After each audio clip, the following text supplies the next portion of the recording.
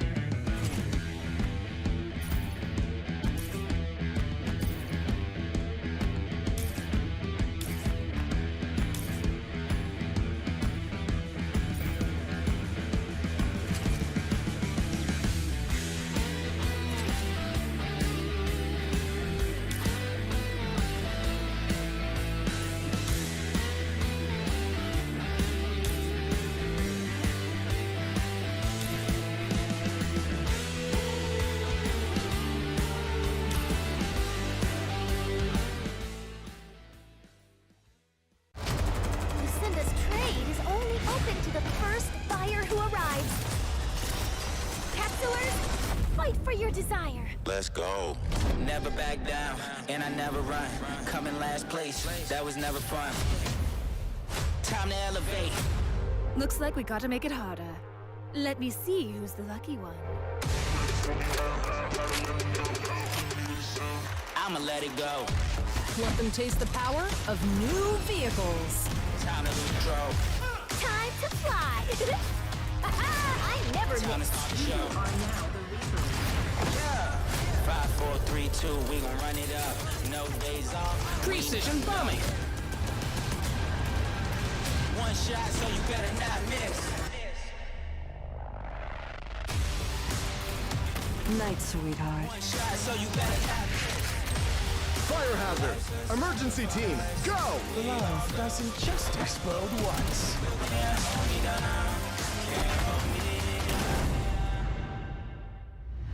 Feel the gravity of fate.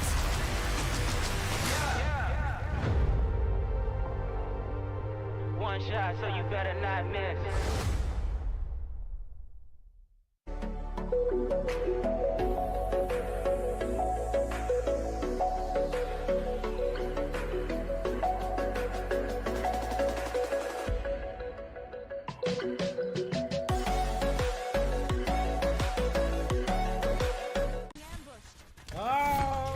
भर दिया गया मेरे को el propulsor. Tutti mortini,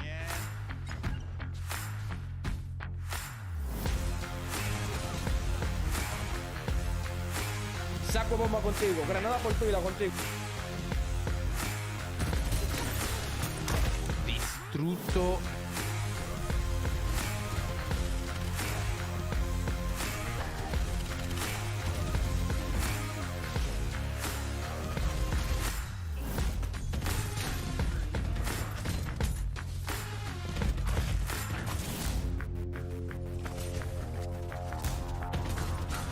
That's all.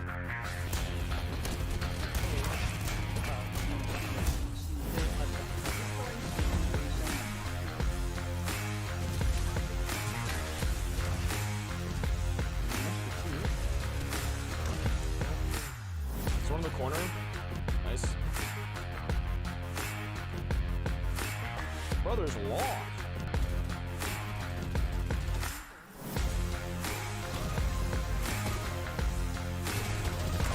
Nice one. Unlimited ammo. Oh, let's go, bro. Let's go, dude. That was sick, dude. I used my unlimited ammo, which is like the perfect squad wiping ability.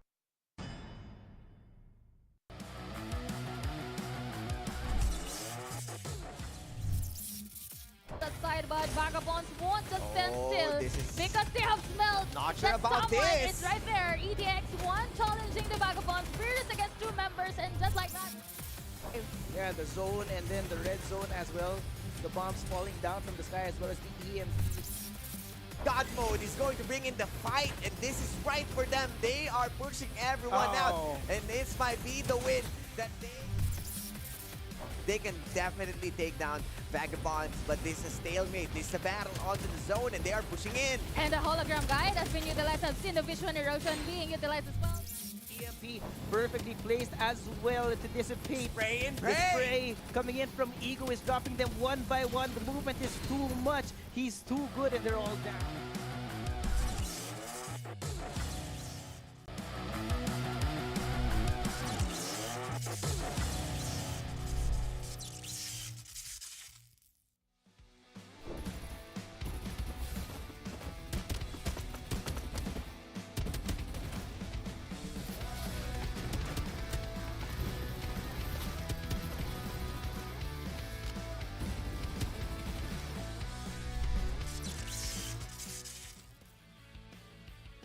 So we discussed our game plan before and after the game to fix every bit of mistakes we did, so we would slowly improve game by game. We are very open with each other and we will tell each other's mistakes or what we lack on the game. And I think that's how we build our chemistry together. For our team lineup, we practiced and picked our heroes in terms of how we played the game individually. By that, we came to a good lineup that resulted to a good chemistry po.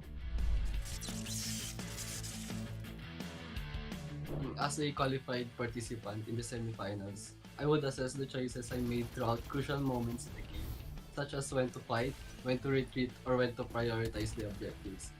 We will ensure that we are well prepared and equipped to perform at our best in the semifinals. We trust each other's capability to wipe a squad and be aggressive. It's basically all about the chemistry between me and my team. Ang pinaka-nagustuhan ko po na feature dito sa Farlight is very unique. Ayun yung dash.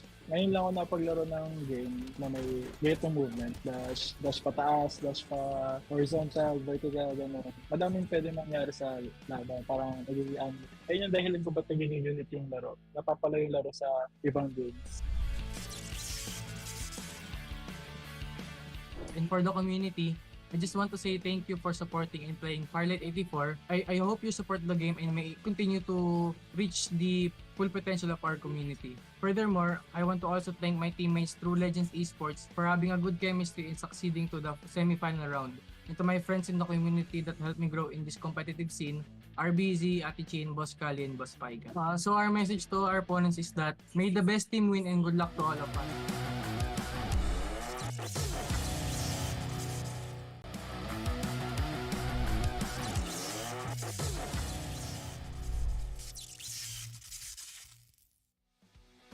Gameplay, Yugi Boy would rush in!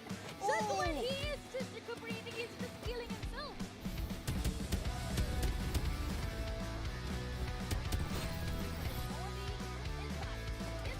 Of the building, but Maggie is not going to At first, we didn't expect to be qualified in the first week because we just created our team 2 days ago before the registration. But we were surprised because we made it in top 15. So after that, we just continued practicing more by playing up games together and warming up before the tournament. And we also made sure that all of us were adjusting our rotation depending on our opponents.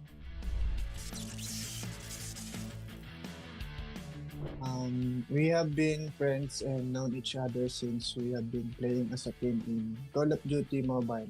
So our closeness and bond are already tight. Our attitudes and skills complement each other, so we're trying to improve and succeed here in the competitive scene in Farlight. We've been playing together for quite some time now, and because of that, we've learned how to communicate pretty well. We call out everything, guns, shields, cooldowns, any info we need to win our engagement. And we also argue a lot after the game, but I don't see that as a bad thing because that builds more chemistry and opens a lot of angle to see our mistakes. I wouldn't say we're that aggressive, but in a game of timing is everything, we wait for the perfect opportunity if we're going to take that fight or not. And we love to third party a lot. It's a high risk, high reward move, yes, but think of the loot we'll have after we win that fight.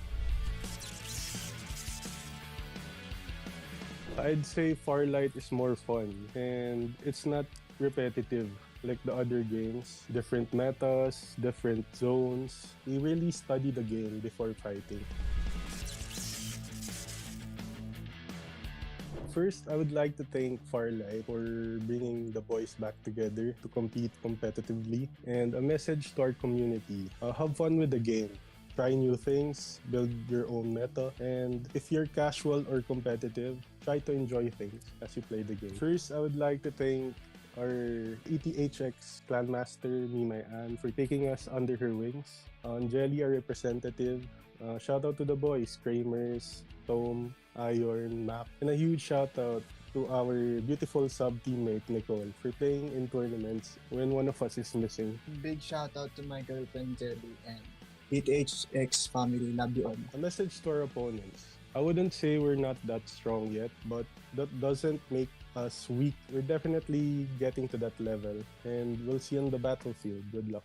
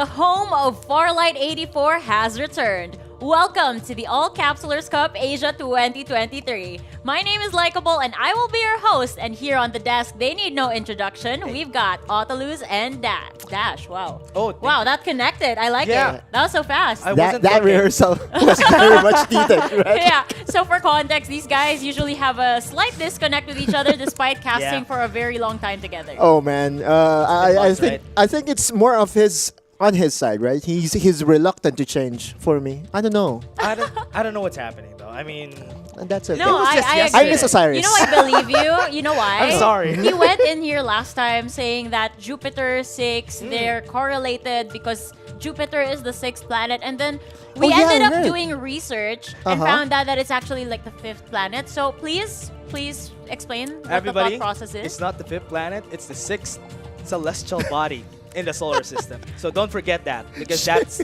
great information. 2 a.m. thoughts. Okay, so how do you count it? Explain it to us. Okay. The sun, then the other planets. then No, you have to enumerate them one by one. Okay. Let's go with the science knowledge is going to get tested right now. It's going to be really helpful, everybody. Okay. Let's go with the sun. Okay. Mercury. Okay. Yeah. Venus. All right. Earth. Okay. Everybody knows Earth, right? Yeah. Mars and Saturn. No, joking. Jupiter, everybody. You almost had us though. Yeah. Good. Elementary Okay. science. So now that everything has been cleared, for example, let's paint a different scenario. Yeah. What if we went into Sunset City and there was absolutely no Jupiter 6s around? Like it didn't exist in the lobby. What would you pick up? Want to go first? That's crazy though. Is there like a replacement gun and I'm going to create something new, invent like Oppenheimer? Maybe later if we have more time to discuss it. But sure. for now, let's go with what we have as a selection. Oh, okay. I would have to stick with my favorites like the Generator, M4, and AK-47 just because, it's kind of similar. No, it's AK-77. AK-77, right? I'm sorry. I'm at the loss. What will I do without the Jupiter 6? That's how His whole branding is revolving around the Jupiter 6. That's how I started here. No, I'm joking, everybody. But also, if ever there's not a Jupiter 6 in there, I would go with the Fnatic maybe. It's the safest option for the early game. But after that, as Autolus said, I want to go with assault rifles. Right. Okay, Fnatic. I'm sensing that you're kind of craving some shotgun action over here. Am I safe to assume that? Yeah, honestly, I have been playing a lot of shotguns. Every game, I have a shotgun in hand and also an AR together with it. That's why I want to see players use their Hound, one-shot somebody, then bam them with an assault rifle. Right. Maybe an AK, maybe an M4, a generator or something. Yeah. And we were playing, and I was asking him about shotguns because he is the first ones amongst the group that really, limit tested those shotguns. You did say that Hound is a better pickup. Now I'm surprised. Why did you go for Fnatic this time? Because in the early game, it's not good. Because if you want to fight in the early game, the Fnatic is way better just because it's an auto shotgun. Faster fight rate. Yeah, it's an auto shotgun. But in bigger fights in where everybody has bigger armor, one shot from the Hound could take off everybody's armor. True. And that's why after, just spam them with the assault rifle, drain them of their health. Yeah, I've experienced instances in where if you are accurate enough with your shotguns and point it towards the head, you can one-tap people. I guess the bigger question over here is if the shotgun is super effective, why haven't these players been picking it up? Let them know that they should pick it up. Okay, I think it's a case of shotguns are strong. It's just that Jupiter 6s are stronger, right? Like those other options, specifically Bar 95 as well, That's right? true. Like Bar 95's accuracy does not need scope in this game. That's true. You can also treat it as like a shotgun. Right? Exactly. And that one tap is what is needed for you to just go for your secondary weapon and go for the kill. Yeah, and to back that up though, I mean, the consistent damage from the Bar 95 is also great because compared to a shotgun needs some pellets to hit in order for it to get like 80 damage, 90 damage. But the Bar 95, you just need to hit one bullet and you get 90 or 80 damage with it. Yeah, and you also have it as like a dual purpose gun because it's not only short range without the scope, but you can also have it long range, obviously, with which actually serves the exact purpose it was made for. So that is something that is a new perspective for us. Maybe the pros are listening right now and they're thinking, okay, you know what? Maybe we please Dash. We'll give him what he wants, either in this day, tomorrow, or on the finals weekend. Yep. Yeah. I wish so. I Yeah. wish so. I would love to see that if ever that happens. But Oh, again, wait, I got you. Yeah. We're gonna show the map Okay, schedule. sure. So Okay. you're gonna Sure. see it. Everybody At least on the schedule side. okay, everybody. Let's go with the event schedule. I'm excited though. I mean, everybody has been having knockouts ever since the start of this tournament. And we're talking about the finals week. Slowly, actually not slowly, but creeping up already, and it's so fast here. We are already on the 4th week, and by next week we are down to the top 60 teams, and where we are in for the chaotic battle to culminate everything. Yeah, I know. It's crazy to think about that we have been here for 4 weeks already. I mean, this is going to be the 4th week specifically. And it's so interesting over here, Autolus, because every single week that these guys play, there's always something new that they're bringing. And it's rarely going back to what was done in the previous week. So, for example, the first week we had a lot of Momoys. Second week, it was a little bit more different. Third week, I can't remember what the meta was last week. Every week it changes. I'm just so confused at this point. But you get my point. Wherein they like to switch it up, and I want to know why. I think it's a little bit of one. We have new teams every week, right? We have fair. a very unique way of qualifying the teams towards the knockout stages. Remember, this is a daily thing. And if you grind your way, then you will have the opportunity to join us here every weekend.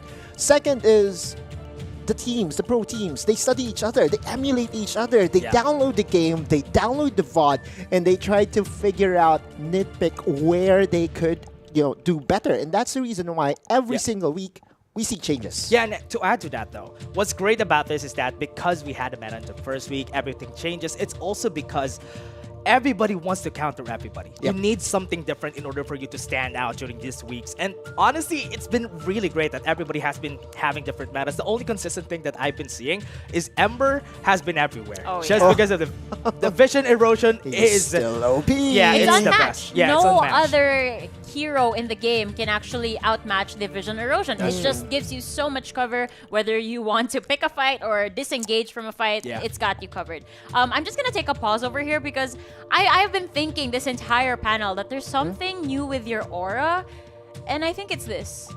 Oh. Yeah, I like your Watchman. What? Okay.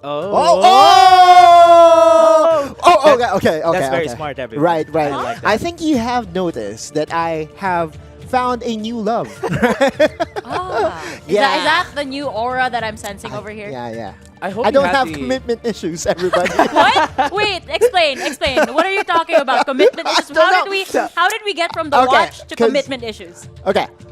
Just a very quick callback or recap. During week number 1, I did say that I'm a Momoy main, and I kind of want to, go and have and embrace Darkseid as my new main. But turns out, after grueling hours of combat in Sunset City, I have found my one true policeman, and that's Watchman. Okay, I'm gonna wait for next week for him to change his mind Yeah, again. if that- I don't trust that it's gonna be 5K points, everybody. 5K points. 6K points, actually. I'll be honest with you, everybody. We've been playing a lot, and he has been playing Watchman every game. He's not stopping with the Watchman, and he had a lot of great strategies whenever he plays Watchman. When he gets hit, the instant reaction of putting out the bunker after it, I was surprised when I saw that. That's a true Watchman main right there. Okay, you know what I need from you guys right now? You guys play regularly, you guys have been grinding hard, and you've been grinding Watchman. Yeah. Okay, I need you guys to join the preliminaries, go to knockouts eventually, so that I can see how you can use Watchman at the professional scene. You know what? I want to. Mhm. And I think I'm equipped. I do have the skills to really reach that far. Yeah. However, I'm already contracted for next week. So I have to give the others the chance. No, that's true. That's true. I mean, yeah. I'll be honest with you. I also am contracted for next week, so I can. Maybe That's some of too our bad. other casters, though, maybe they can join in and That's have a too caster bad. team or something. Okay, and the other thing that I have to mention is that today and tomorrow are going to be the last chance to actually join next That's week true. because that's how the knockout stages work. And we'll see which teams are going to be joining us for the first group of the day. We've got 4 groups today. It's going to be a long day again, boys. But you were talking, Dash, about how much you love seeing these shotguns. Who do you think is going to pick it up? Yeah, I've said it. I mean, this is a lot of teams. A lot of them, we've seen them from the past weeks. So they have the luxury of experimenting. Elite Extreme 1, Nakage, and VB Esports, I would love to see, even Extreme Divinity and True Legends, I would love to see every one of you pick up a shotgun, please. Just today, just on this screen. Yeah, and it doesn't have to have, all members to have the shotguns with them, right? Like just one. Diversity will really come into play as well. And talking about teams that really adapt from one week to another, I just kind of want to highlight SR Nakage. I don't want to jinx them, right? I do have this strange thing in me during week number 1 in where I highlighted a specific team and that team did not really do well. But SR Nakage, I'm pretty confident that whatever I say, they will perform. Still so good. Sure. We'll find out. If it's an uncharacteristic day for SR Nakage, we know who's at fault. He's here. It might be an auto lose for SR Nakage. Let's see. Nice wordplay. I see what you did there. I'm sorry, Majo. Majo is... No, he also needs to apologize to Majo. I'm sorry. I mispronounced his name the last time I cast you did say Maho? Yeah. Oh, man. This guy. I'm sorry, Majo. You had a lot of history, but I'm very sorry. It's fine. We've kind of attained ourselves from that point. Yeah. But we haven't spoken about vehicles. Is there anything new that we noticed with how the vehicle usage is? All I know is that after countless hours of studying the game, we kind of figured out where the vehicles do spawn, where specific vehicles can be spotted, and you know what? I kind of noticed a trend here. Power Tree Station, there's a blazing infantry. Yeah, a lot of times. There's a lot of infantry in Power Tree. Nice word. Please! Nice word. I miss Osiris. I would have catched you there, but I was like, okay, just let him do it. Just let him do it. Wait, so an infantry is a tree made of infants? Baby. No way. I don't want to go into this conversation. Wordplay. Okay. Anyway. To erase that from your memory, ladies and gentlemen, we're giving away 1,000 coins for just tuning in over here at the stream. So if I were you guys, pull out your phones, launch your Farlight, and get ready to redeem via the CD key. The code is showing on your screens right now. Yeah. Should be on the top left-hand side. Week for Asia. Okay, good. So what you do on your mobile phones or mobile devices, you go on the top left, right? Like there should be an icon there that has 3 dashes. Yeah, 3 dashes? 3 dashes, exactly. 1 dash isn't enough. CD key, or just go for CD key and then CD key, just type in Week for Asia. That's it. Easy. There we go. First 1,000 viewers, everybody. You have a lot of chance. You have a lot of time. So, Yeah, because you're early, you get rewarded for having the first slots. Because we slowly build our way up to the number of viewers that we desire. That too. Yeah, because here on the stream... What? Are we getting Watchman skin? Because I don't know. Maybe this week we have new giveaways. Let's see. During the last weeks, we have He's different so skins. excited.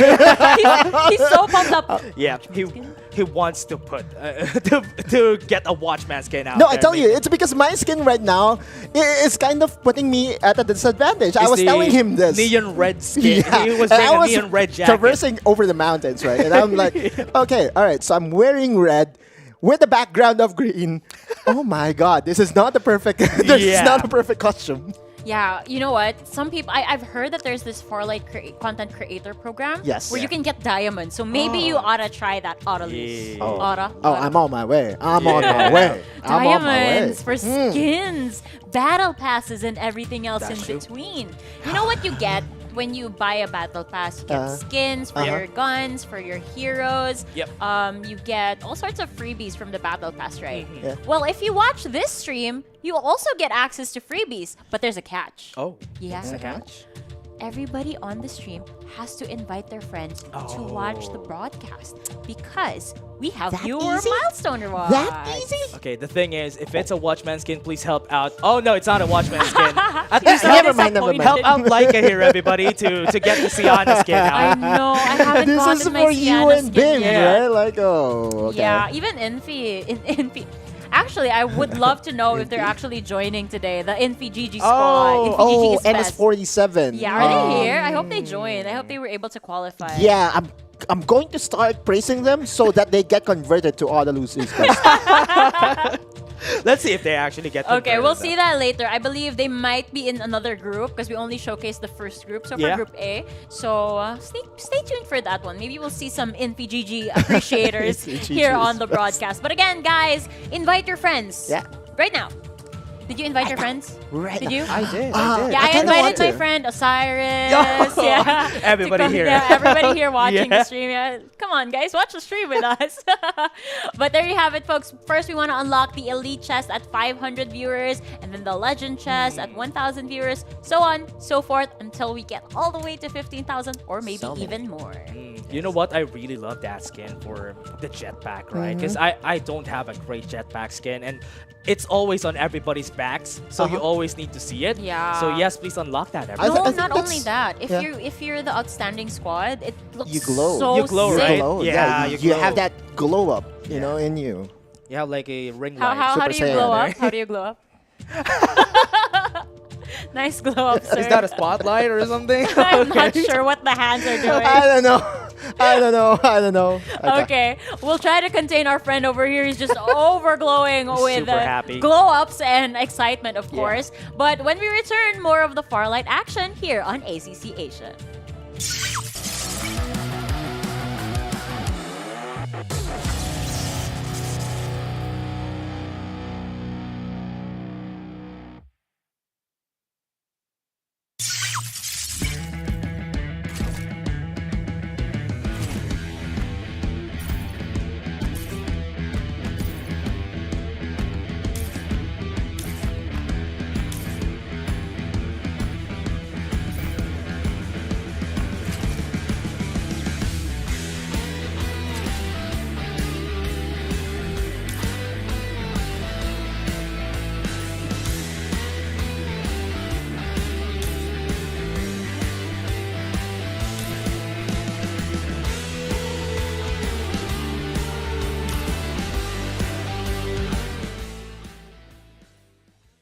Lucinda's trade is only open to the first buyer who arrives.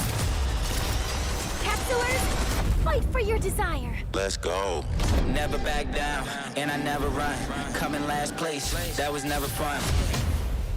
Time to elevate. Looks like we gotta make it harder. Let me see who's the lucky one. I'ma let it go. Let them taste the power of new vehicles. Time to lose control. Time to fly. I never Time to miss. start the show. Yeah. 5, 4, 3, 2, we gon' run it up. No days off. Precision bombing. One shot, so you better not miss. Night, sweetheart. One shot, so you better not miss. Fire hazard. Emergency team, go! Love doesn't just explode once.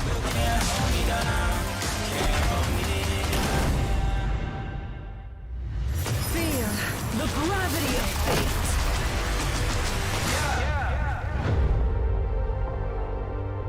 One shot, so you better not miss.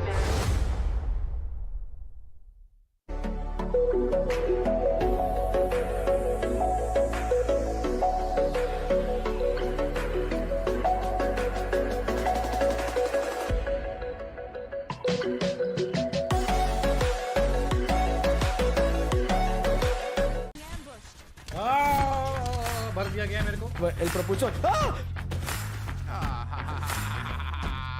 tutti mortini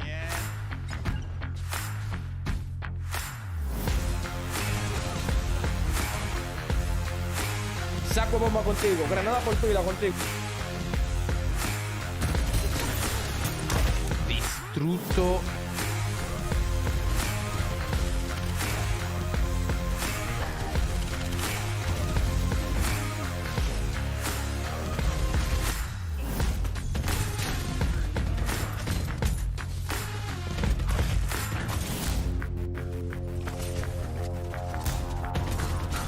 That's all.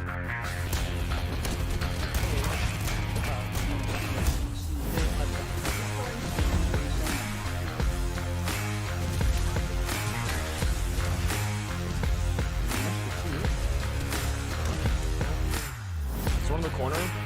Nice. brothers lost.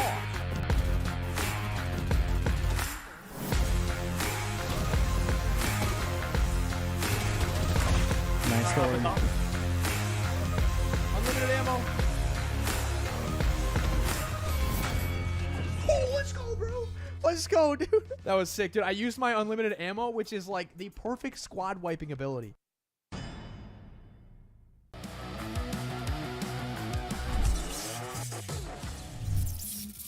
That side, but Vagabonds won't just stand still because they have smelled Not sure that about someone this. is right there. EDX1 challenging the Vagabonds. Fearless against 2 members, and just like that. Yeah, the zone and then the red zone as well. The bombs falling down from the sky as well as the EMP. God mode is going to bring in the fight, and this is right for them. They are pushing everyone out, and this might be the win that they can definitely take down Vagabonds, but this is a stalemate. This is a battle onto the zone, and they are pushing in. And the hologram guide has been utilized. I've seen the vision erosion being utilized as well. EMP perfectly placed as well to dissipate. Spray and The spray coming in from Ego is dropping them one by one. The movement is too much. He's too good and they're all down.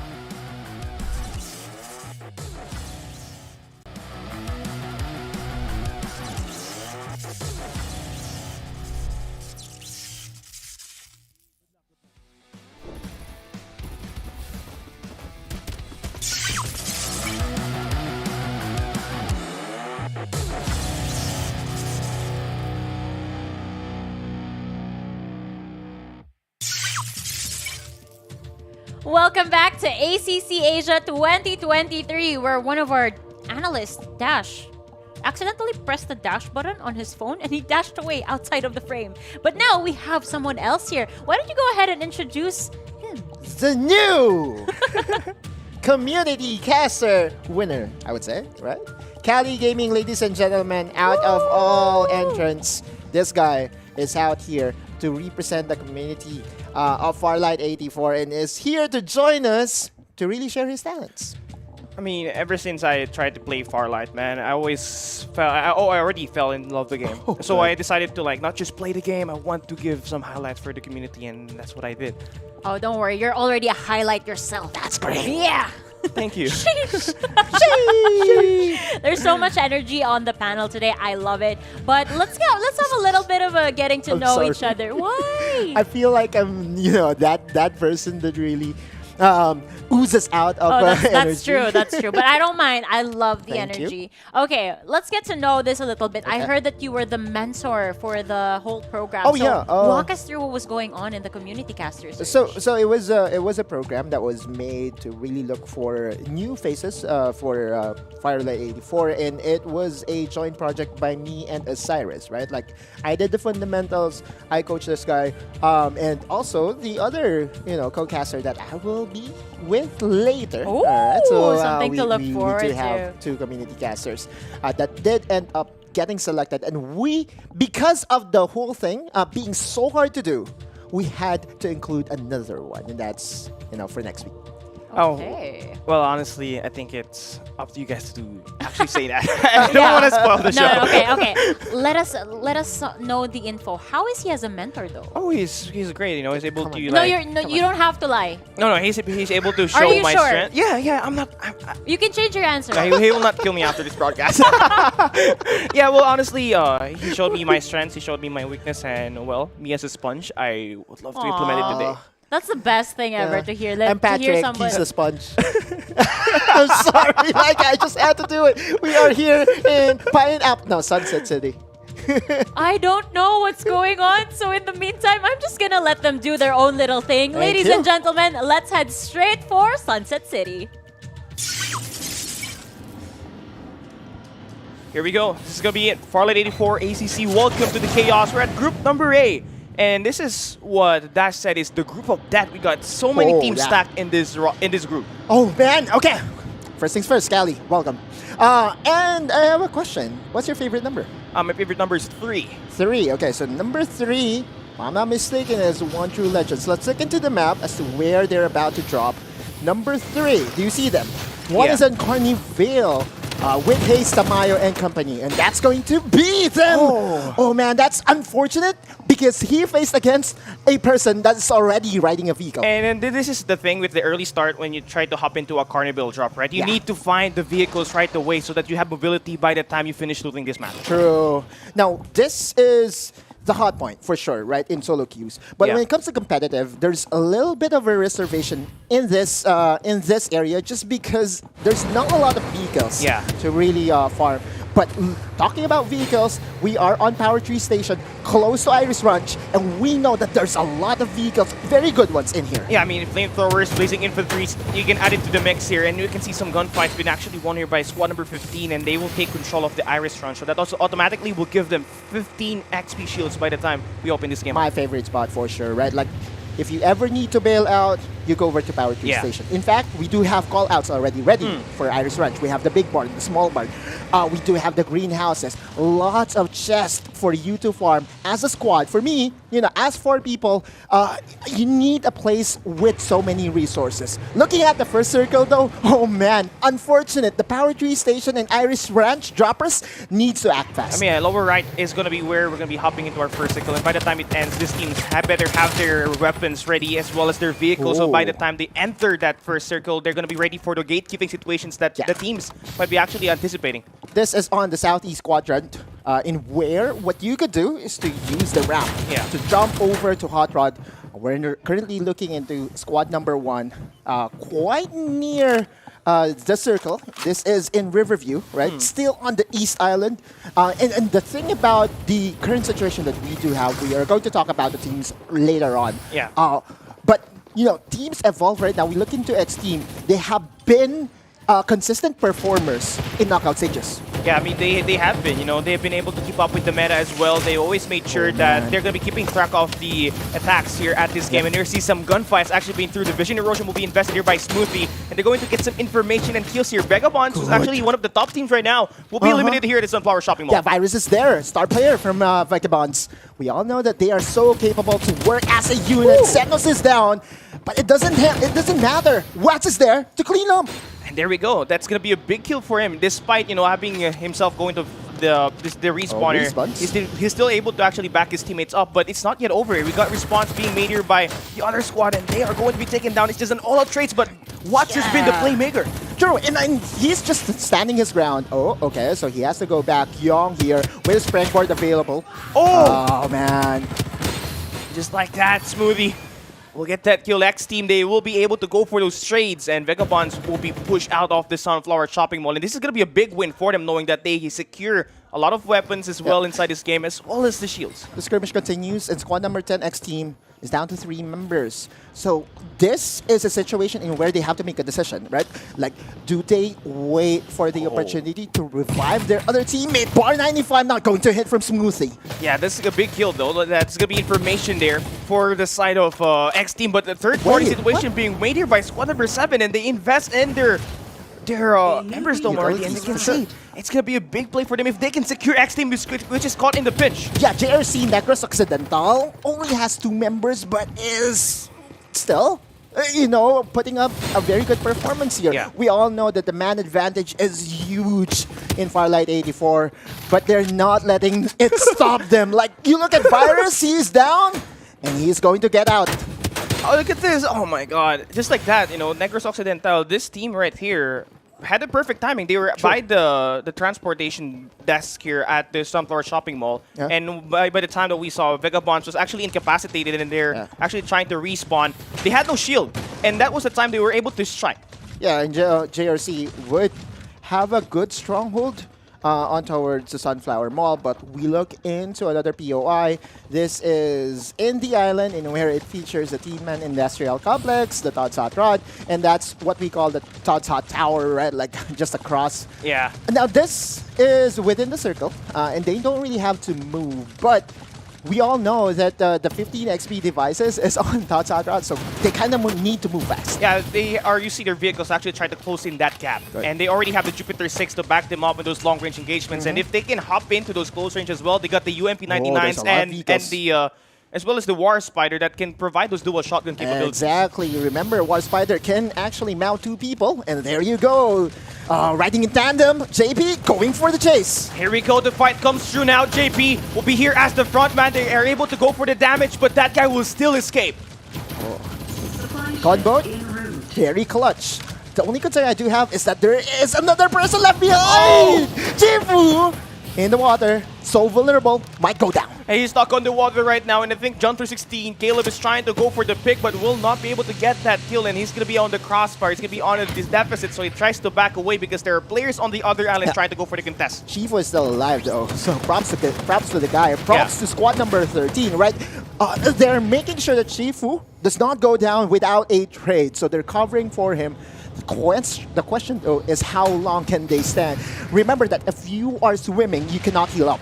Yeah, and you cannot shoot as well. And for John 316, I think it's best for them to actually stay away from the altercation, knowing that there's going to be a pinch situation that will be allocated here by squad number 9 by the Tin Man Industrial, and they're there to actually not just claim those 15 shields, but actually go for the contest as well and take the opportunity. Yeah, this is the thing, right? Like, you don't have to do anything because you are within the circle. Although the first circle doesn't really hurt that much. You know, pro players really wants to at least be on the favorable side of the circle going in. BBC on the Wire Spider might go for an engage against Squad 15. Here we go. This is going to be big, but he's not going to have enough HP to actually stay alive in this competition, so he's just going in for the pressure as a distractor. Squad number 15 are trying to escape, but that hovercraft is not going to work at the moment as BBC just going in for the pressure with the War Spider. He comes in with the shot, and BBC gets it to go. He gets that kill, and he will be able to heal That's a massive play, maximizing the use of War Spider, double shotgun on towards the opponent, clean. Just like that, they're able to go for that kill, and they will be staying inside of the circle. But we're seeing another gunfight here from One True Legends. Imperial Jara gets a kill onto Ichigo, and they'll be able to get 5 kills here as a squad, and they will still stay inside of the circle. Yeah, Hologram Guide on cooldown, so it's safe to say that they wanted to go for the engage and was successful, but the fight continues. And Jupiter 6 here in Jara. The close range and the long range can just beam it. He finds one, gets that kill, and also another duel here at the top of this watchtower. See Jara will be able to team up with his teammates, but you can see now NCG slowly starting to pick up 8 kills. Nakage, we have to point out that Nakage is one of the favorites in this group in every tournament possible, right? Like, they've been winning, they've been performing, and now they have orange armors already with 8 frags. Looks like that their mid-game is already set in stone. They already set. They just have to go inside of that circle, or they could just go for a gatekeeping situation on teams that will be going in for that circle as well. And they already have the best shield in the game. They also have their loots ready up as well. Max armor is going to be very needed, but level 5 is gonna be... It's okay, right? Like, the level 6 armor is a luxury, but on orange armors, that means that you're doing okay with your rotations. You're being gifted XP devices or shield XPs by the dead bodies of your opponent. So Vision Erosion going to get cancelled, Kyle. He's not going to be able to find that kill though, but Dway should be able to try to back away here. Cannot afford to let himself get killed by escaping at the gunboat. And that's the thing with the gunboat, you know, you can traverse the water, but it's getting down. Teaming up is the key here for BGP1, but will still not get that kill. Clutching it out, right? Just around that corner, was able to get that cover as well. Oh man, BGP1 is Vanguard PH, right? Yeah. Not the usual team that we often see here, but talking about teams and talking about the circles, it's slowly circling in. And the best part about this circle being in this area is that it divides 2 islands. Right? And so we might be seeing people just using the ramp to traverse from one point to another. So this is going to be very spicy for sure. And we're still looking at like possibly the top 3 teams in the game here right now: Extreme Divinity, SR Nakage, and Vagabonds. And these teams, they're known to use vehicles to traverse areas and go for the eliminations. And for SR Nakage already, they are here locked in. Going for the engage, Visionary Ocean available. We know how strong it is. EMP Shock as well. Alright, FVK, Nakage, is setting their sights over here in the tower. John 316 standing their ground, but only has purple armors. They are going to be at a disadvantage here. We can see SR Nakage, they already have the information after getting those EMP shocks for the Blazing Infantry to connect, and now they are just waiting for a timing where they could use the skills to actually take John 316. you have to remember, EMP shocks coming from Blazing Infantry gives you information. It gives some shield negating damage that gives you information that there is someone in the area. Alright, FVK, EMP shock, ult use. And they're going to be incapacitating the jetpacks here. They go in for the flood. Alter Ego and FBK combined for 2. And just like that, they're going to be able to get those eliminations easy as pie. Hologram Guide is just too busted with Nakage's pristine shooting. Oh man, it's a nightmare, right? Yeah. Like, just imagine Nakage going in with Hologram Guide.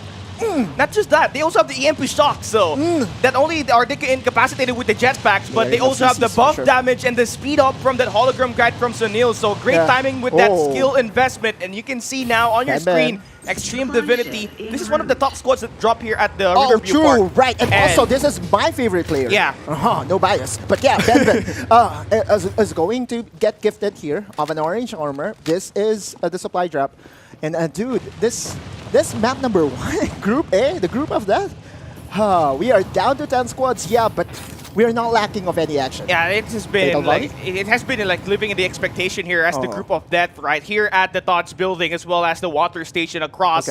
These are 2 teams that are looking to try to secure their survivability locked in, but you can see NCG, they're very aware of the situation that they're in, but the Rocket Tarantula actually going to be in the late game, so that's going to pressure NCG here at the long game. Okay, it's not every time that there's a Rocket Tarantula there, so it's kind of lucky that on the other side, it is being utilized. Alter Ego, by the way, already has level 6 armors.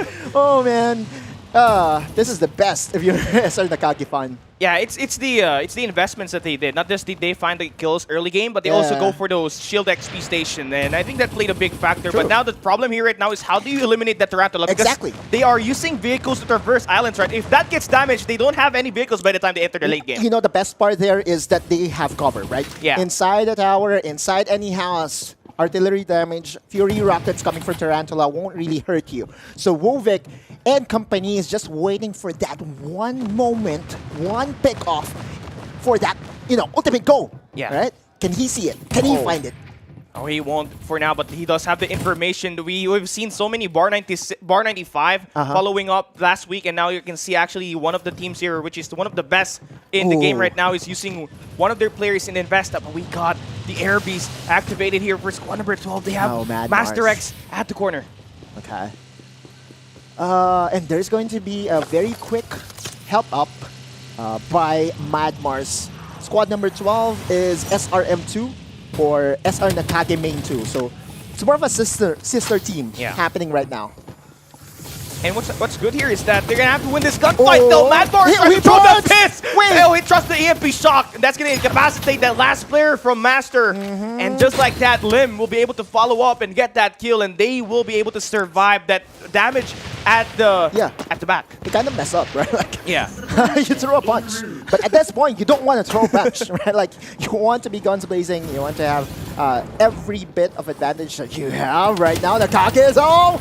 Oh, Wovik, he finds the first one. This has been like a very consistent play for him. They're looking to traverse the waters this time. They take down Shifu and Psycho. Just like that, they will be able to get 17 squad kills here, and Wovik doesn't even have any kill at the moment. Yeah, wait. The Kage just traversed the river and is now on the other side of the island. And is utilizing everything, looting up again. It's not just about the shield XP that we have to talk about here. You look at Wovik, already level 8. Yeah, it's all about the player XPs. Yeah, that growth XPs will increase your damage over time. True. And already level 8, that gives your weapon damage actually a lot more advantage at the late game, where you can just beam these players down on those long-range engagements. And for NCG, they're just sticking to the edge of the circle, playing this one safe, down to the 5 final teams. Yeah, they looked at the circle, and wisely, they thought, hey, you know what? Majority of the circle is on the other island. Yeah. So rather than risking it for the biscuit on the other side, let's just travel right now. Kill whoever comes our way, because they're so stacked right now. And just win from there. Right now, it's safe to say they're the favorites. 17 frags already. Yeah, they're the only team that is actually complete inside of the game right now. Extreme Divinity is down to their last 3 players, and Squad number 9 are down to their last 3 as well. SRM2 are trying to stay alive at the danger zone, and now down to our final 4 teams. And the circle has to be on the other corner, so that's gonna be on the sewage plant. So this team is on the other island at the Tots Hot Rod, has to make a move. I love Bay. Can you do it? Okay, so a little bit of a pause moment, but we'll be back in the game shortly. But I just want to highlight the fact that we are now down to 3 squads. Yeah. With that one squad on the other island, definitely not in a very good position. They're about to die. Yeah, they're about to die. It's either by the danger zone or by the wrath of NCG, who smartly played it right, right? Because they knew that they have the gunfight to lock them up. Their player XPs are very great as well. And the thing with that strategy is that they didn't go for like aggressive plays. They didn't go for those greedy kills. They just went in at the corner because they knew that the circle will be in their favor. Yeah, and this is why I love Nakage, right? Like, recognizing that they have to move fast, recognizing that the circle will be on the other island, they just made a very swift decision. Hey, you know what? We have to find a vehicle, or maybe just jetpack from one point to another. It's a very short distance, and you can actually just spam your jetpacks, especially if you have cooldown devices available. It's just so easy to do. And again, Nakage, it's not just their mechanics, it's not just their team fighting that I'm really lauding right now. It's also their in-game decisions of being able to recognize what to do at any point in the game. Yeah, the game just happens so fast, right? A lot of engagements can just happen in a few seconds. So having this team actually predict where that circle will be in is a big brain play for them, as they do have the odds of winning here on their favor. Team Zillion XE, not really in the best position, but this is a classic duo. SR Nakage against a squad of Extreme Divinity God Modes. Can you do it? Yeah, I mean, the team that they're trying to fight here has a lot of vehicles. So for Shifra God Mode as well as Ben, they can just go for the Blazing Infantries, but right now they're going to be caught into a fight up against the other team on the island. And I think this is going to be the best time for Ben God Mode and his team to actually go for the push, but Majo gets that kill, and the pressure at the river is going to be successful. Vision erosion is there if they ever need to disengage, but look at them, Bulalo swimming, freestyling, but the bullets come into their way! And just like that, they're going to be able to get one team actually down to the ground. It's only down to Bulalo there for squad number 9. But the big players that they have to take down is on the other end. It's going to be Extreme Divinity. Bulalo, though, still surviving, but I don't think he is in a position to even get top 2. Oh, this rat from... I just don't know. I think this is just going to be a classic 1v1 or squad versus squad between Nakage and Extreme Divinity. Yeah, it's just going to be an all-out battle here. But one thing we do note that Extreme Divinity has an air beast, so they can just beam these players on those long-range engagements. And, well, for them, Extreme Divinity is actually trying to close this one up slowly. They're starting, right? Okay, this could be a heal-off. Talking about the shields, we do know that Nakage already has all the stock armors that they need. But I think, the advantage is still on Nakage's side just because of the growth XPs. They will be spotting Bulalo, most likely. Yeah. And Bulalo might just be served for lunch. Oh my god, I love some Bulalo for lunch. There we go. It's Welcome hot to and the ready. time. Welcome to the next lobby. Extreme Divinity will be the last team alive here along with SR Nakage. This is going to be an all-out 4v4. Okay, spray and pray. Activated here by Alter Ego. Okay, instant reload, maximum ammunition, but has a shorter cooldown, especially at level 9. Yeah. So, Air Beast, you're talking about this. Yeah.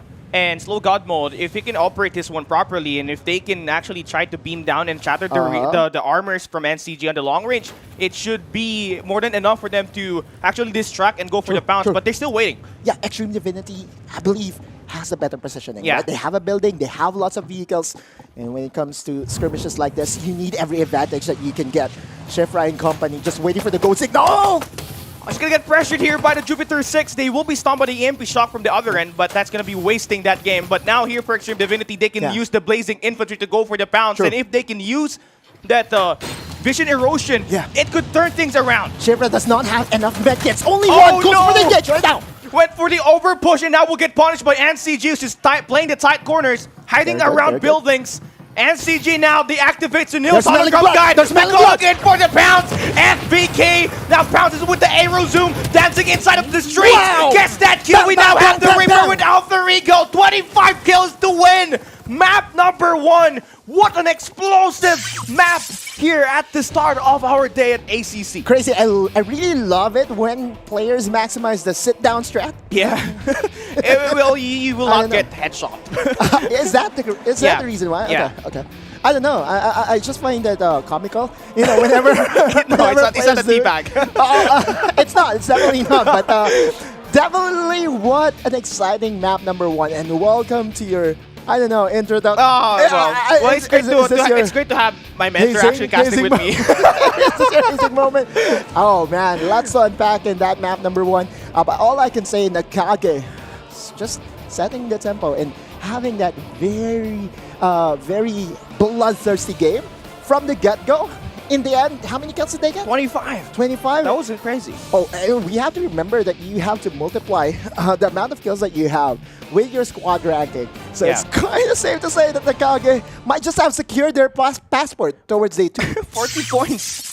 Just this round number 1. Disgusting. Disgusting. And the thing here with them is that they were able to change their pace from the early game to mid game to late game. Right. And we saw by the time they entered that late game, they played it passive, right? Okay. They tried to back away, stay in the circle, and at that late game where they're going up against Extreme Divinity, they were not the ones engaging. They were the ones holding the power positions, and by the time they were able to pick one onto Shifra, they just bounced winning the 4v3. And that's what I was waiting for, right? Like one frag, one pick off is enough for them to say, hey, you know what? It's go time. SR Nakage is going to win everything, and the MVP is Alter Ego with a damage dealt of over 2,500. That's huge. And that's because of the player XP that he had at the game. He's also the Reaper. Can I just say, are you seeing survival duration of 1904 all across the board? That means that no one died. Yeah. That makes it more amazing, right? And the thing here with this SR Nakage squad,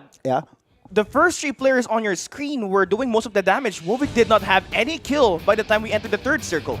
Has a lot of assists though. 9 assists. Yeah, I think it's all from Alter Ego. I think Alter Ego is great at last shots. Movik is me. Movik is me. We're unlucky. We're unlucky at times, but there will be times in where we will be popping off and we'll have, those headshots and to really get those skills. But what a performance by SR Nakage. This is a very stacked group. The 1v1 between them and Extreme Divinity did end up being an advantage for SR Nakage, not just because of their map placements or positioning in the map, but also because of their growth XPs and Shield XPs. Yeah, and it's all about the build-up here, you know, right? You have to have a strong game to actually have a strong late game, but you cannot really just, rely on that. You also have to rely on your quick, your quick decision-making inside of the game, where we saw from NCG actually do it. So let's take a look at our post-game breakdown here. NCG, again, will have 25 kills here at map number 1. We saw Extreme Divinity drop into a place where they're actually taken down by Extreme Asia, but they still survive until the end. Yeah, they just rooted. And again, that's the beauty of respawners, right? Like, if you need to bail out, if you need to reposition, then you will have that option for you. One thing to note as well, squad number 12, the number 4 team right now is the sister team. Since SR Nakage Main 2 is their squad name. Another very high-profile contender here is VBS or VB Esports at number 5, followed by Master X. And again, familiar names all across the board here, Callie. I know that you've been seeing them also on PC, but we are talking about mobile players. And can we just show some appreciation for our mobile players? They're so good. I mean, I tried to play both. I tried to play PC. I tried to play the tablet. I tried to play the phone. And well, I do say that it's easier to play PC, and this mobile squad's just doing all of the tracing here when it comes to like going in for those gunfights. It's just crazy. You know what? I played everything, right? Like I played on PC, mobile as well, and I'm happy to be casting, I guess. That's why we're here at the desk. Our number 15 squad, definitely not something that we expected. One of the highlighted teams, NRX Galatians. Yeah. Not too lucky. As well as X Team. Yeah. Those are the 2 squads that we did highlight that could end up being a contender in this group, but we have to remember we're just on map number 1. Yeah, and everything can still be changed here. You can have a bad start, but you can always have a strong late game. True. And for X Team and NRX9, this will not be the end. They can still turn it around, and we're hopping into map 2 and map number 3. There's still 2 maps that is available to get side again. This guy. Oh man, Community Caster Search, I believe it's a huge success because of you and because of the other casters that we will also be having. Their help is very much needed, and I hope you guys enjoy the debut of Mr. Cali Gaming here in ACC. Yeah, I was actually nervous how to like look at the map because this is my first time actually casting in Land Studio, but props to you, man. You made it easy. You made it easy. You made it easy for me. Thank you. You made it so far. Anyway, guys, we will be throwing into a short break. Do not go anywhere. Once we come back, map number 2 underway.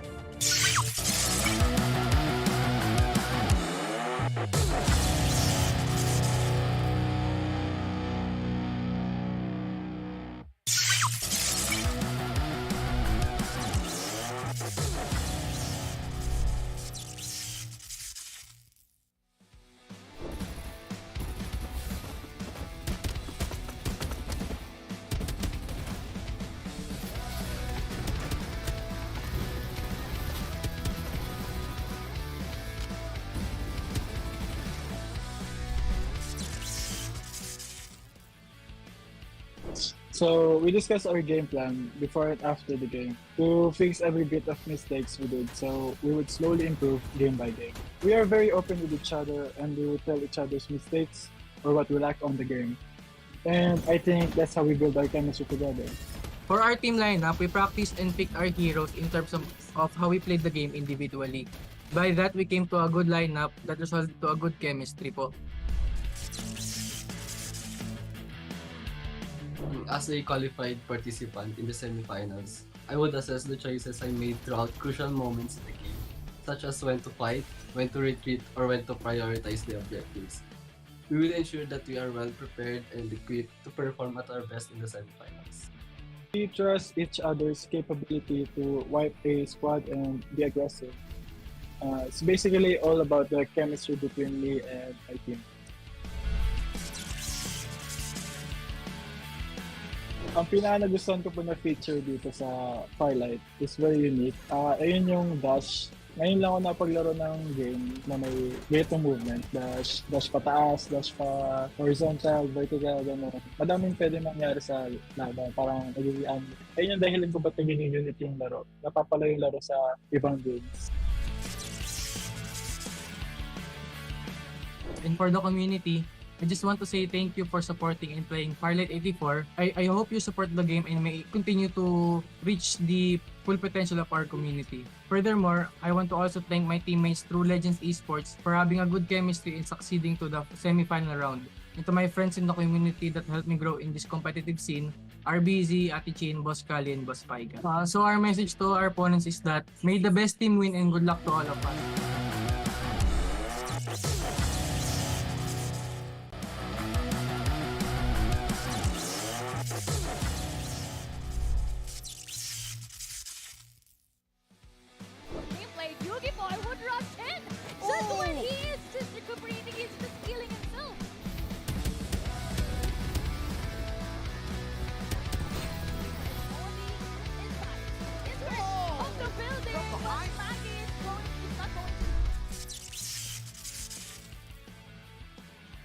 At first, we didn't expect to be qualified in the first week because we just created our team 2 days ago before the registration. But we were surprised because we made it in top 15. So after that, we just continued practicing more by playing up games together and warming up before the tournament. And we also made sure that all of us were adjusting our rotation depending on our opponents.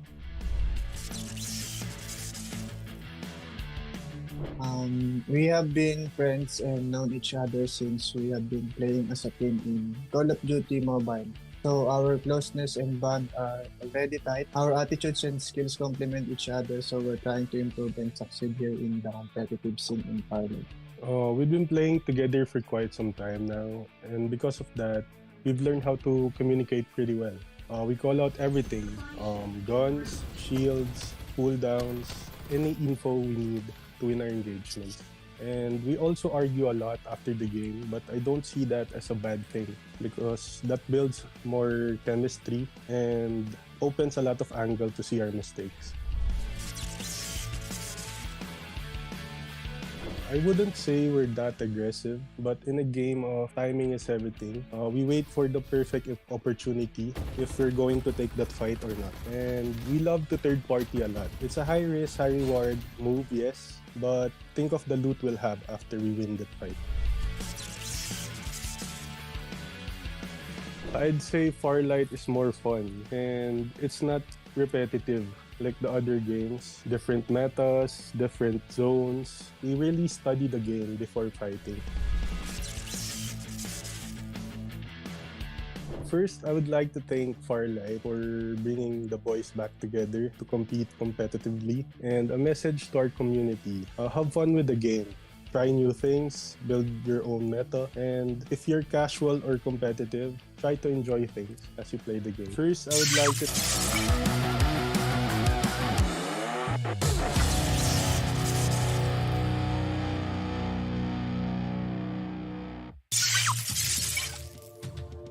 The All-Capsulers Cup Asia 2023 is back, and what a cast, you guys. What a debut cast for you, Callie. That was amazing energy right there. Yeah. Yeah, but by the time like the teams actually put in a lot of passion in the game, I felt it as well. So I just like bounced in the effort.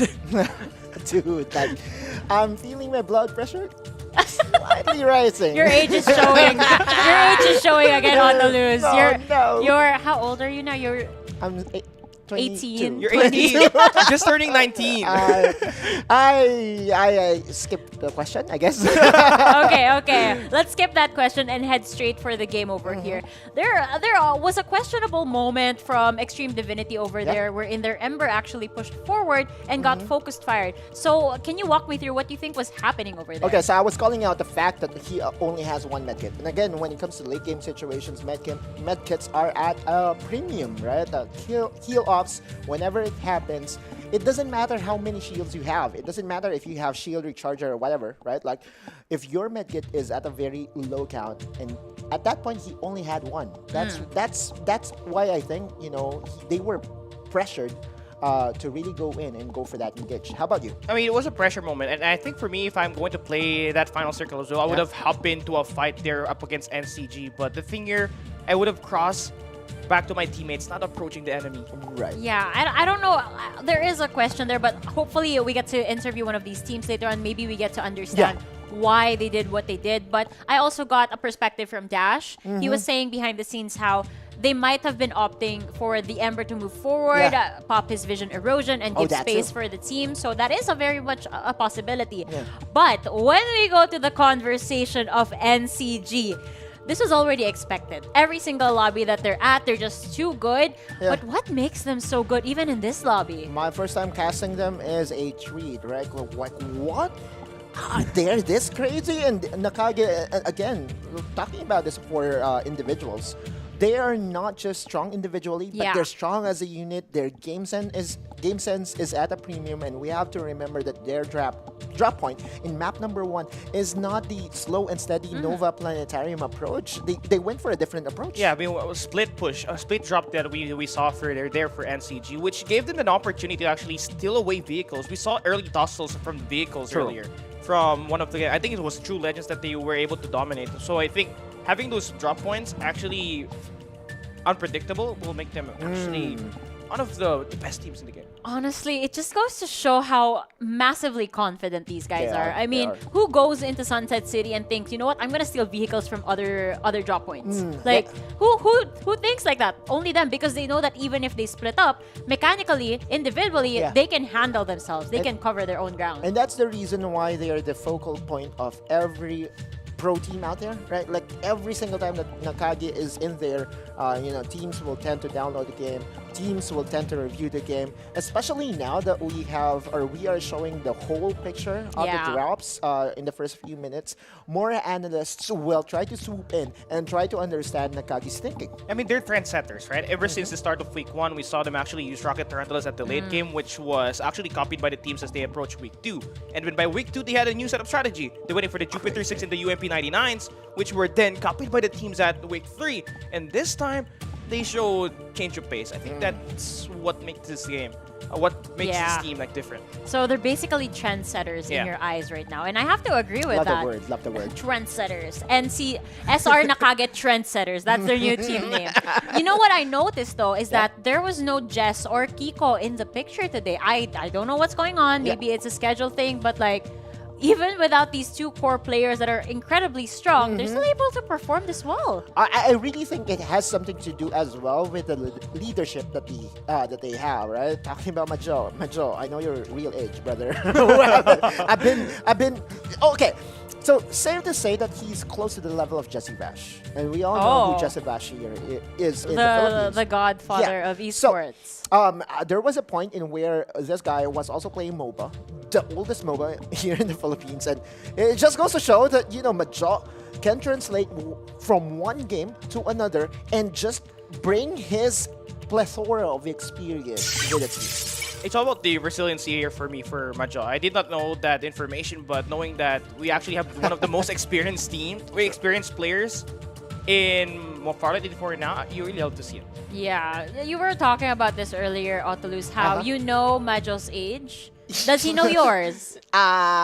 We have common friends. and our friends are in the same circle. Okay, good to know. Okay, we're seeing some vehicle plays over here. Yeah, was there a specific moment where you thought like, okay, this is really cool. This is like, how should I describe it? Just that moment robotic was so cool. chaos, I guess. Robotic chaos, I guess. Yeah, I mean BBC again maximizing the War Spider. Because if it was me, I would just eject from the get-go and would try to use my guns. But what he did is to, just maximize the War Spider and whittle down the wasteland hovercraft. And that to me is a revelation and something new that I learned today.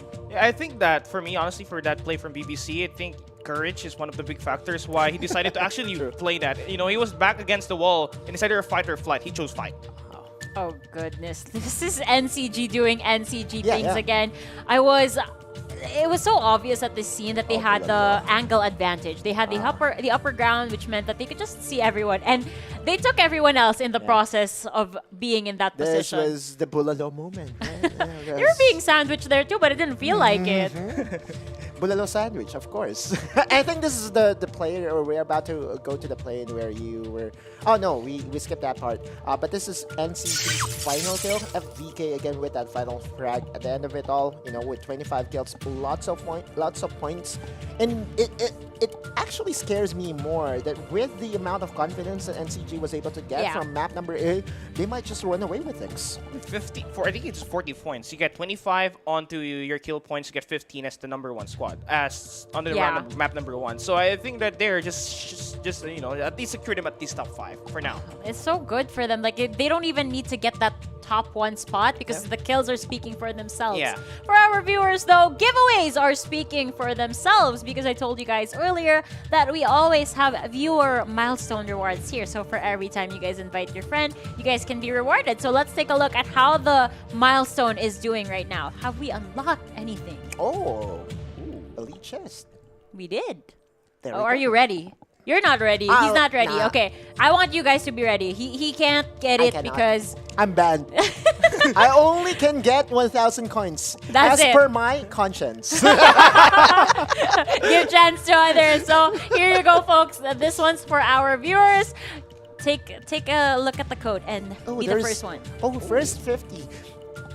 You Okay, get first it? 50. Elite plan. You get it. Okay, I don't want to. He's thinking in his head, maybe I can still make it.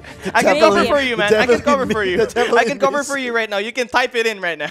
You have to remember, you're up against 500 people claiming yeah, for the sure. code. Okay, never mind. At least 500 people. I'm pretty sure there's more. But that's crazy. I hope you guys get the elite chest with the code Elite Clan. And I hope you guys get something really good. I just realized I haven't asked you who your main is. I know that you're a Watchman. No. I am a Cypher main. Ah! Yeah. All right. With him being a Cypher main, I'm going to throw the EMP bomb to Sunset City. Let's go, boys.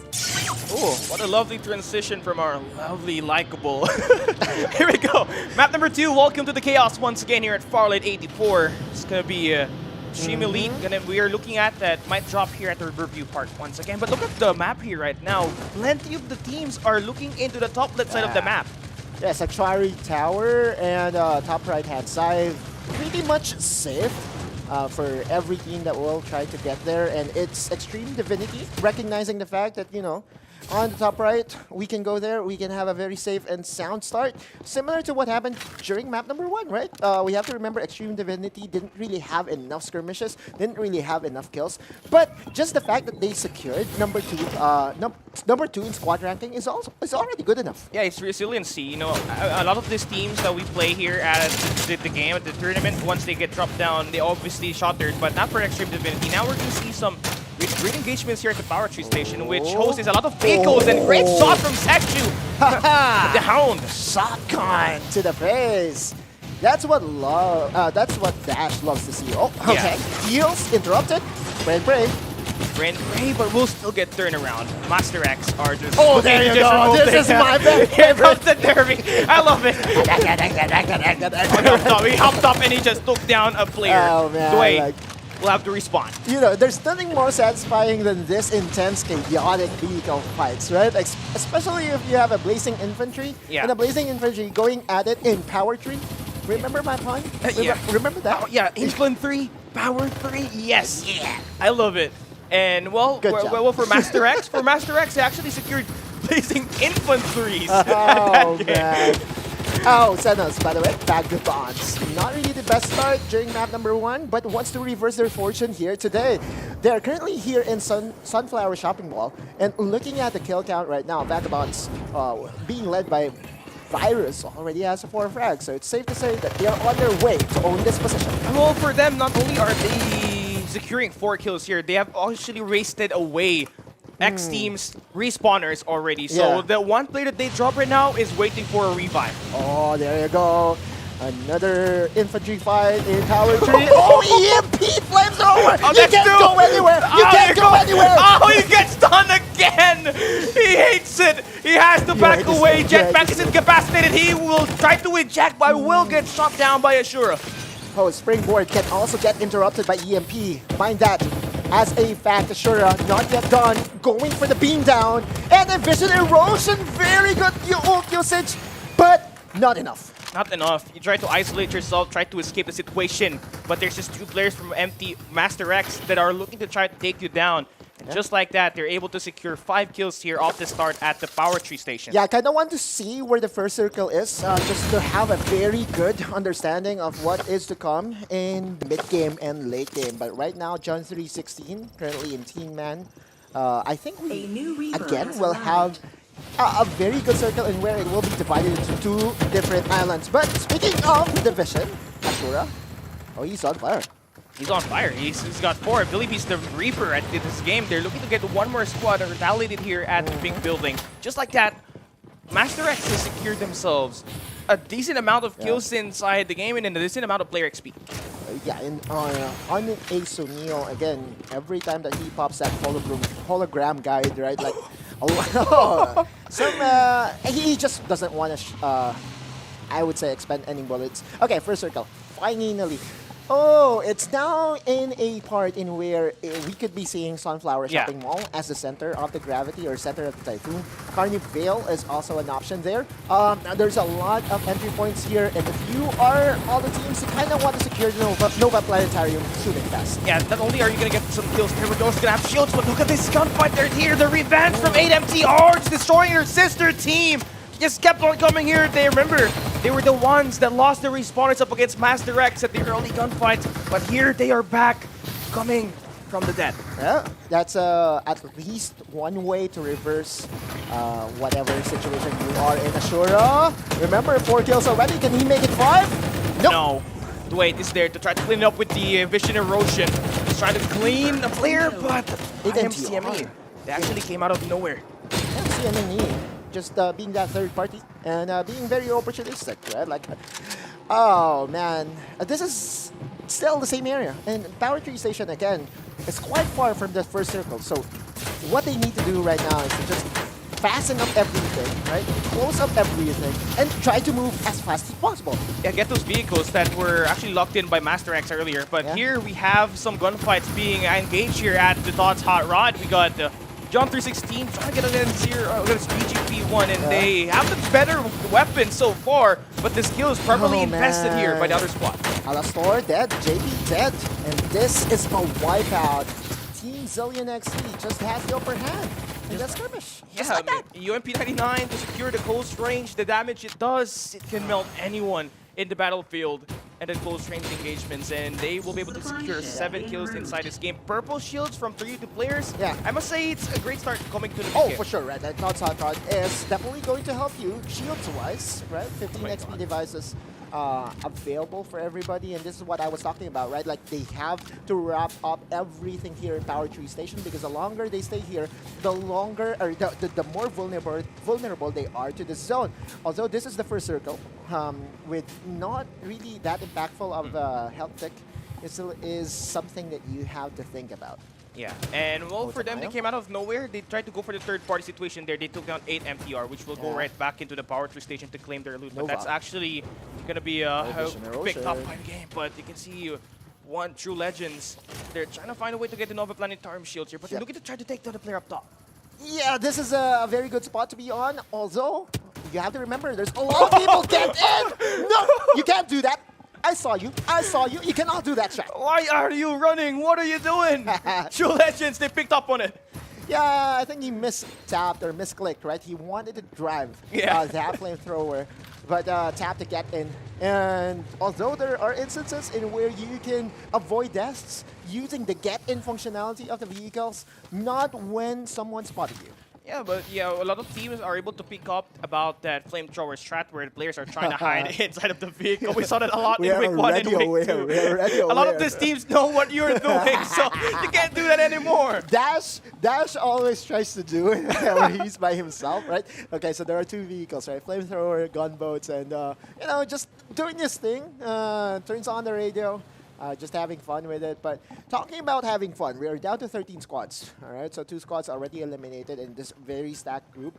But the circle is slowly closing in. We have to remember, once the respawner disables, the health ticks exponentiates, right? It just increases, and it's becoming a lot more harder for you to traverse from long range distance. Yeah, and well, here we have it. It seems like our circle is going to get defined, and some of these teams are trying to find a way to enter that circle. And for Team ZillionX, they tried to secure 10 kills already inside the game, but there's a lot of activities here by the south. I'm trying to find Nakage though, squad number 4. We haven't seen them yet. They were at the top earlier, top left. They were able to take down 8 MTR at there you go. train. There you go. And company. This is going to be a skirmish between Extreme Divinity.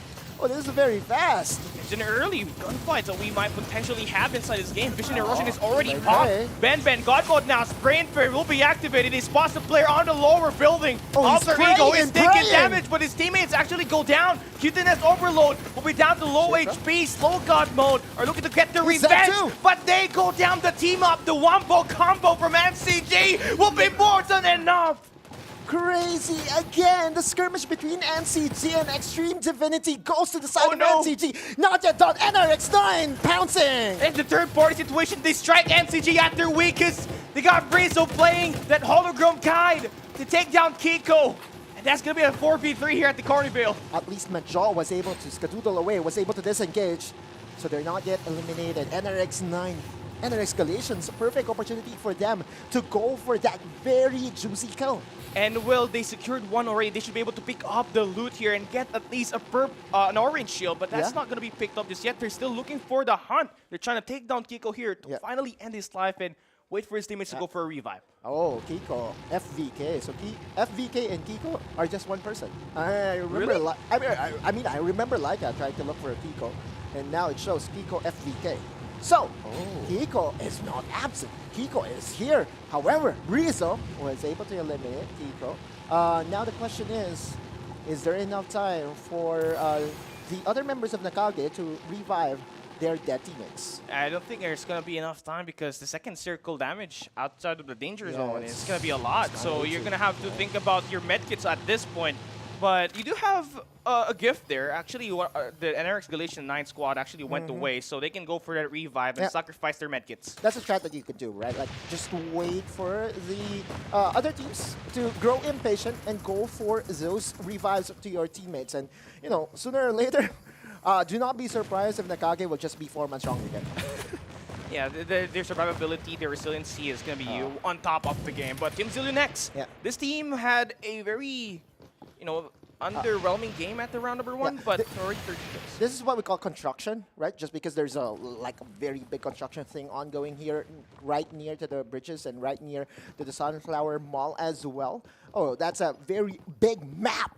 And thank you, observers, for pointing out where we are here. And there's also a very, I would say, very condensed area here. You would see squad number 1 just waiting to pounce as well. A lot of skulls, a lot of dead bodies in this area as well. So it's safe to say there's a lot of skirmish that did happen here. Team Zillion, with already 13 frags, may have just come out on top. Yeah, they do, but they have to be aware of the situation they're in. They're caught into a pinch where, Extreme Elite Asia is trying to find a way to get those kills. But we see that sniper trying to get the hit onto Macro, but will not get that second bullet to connect.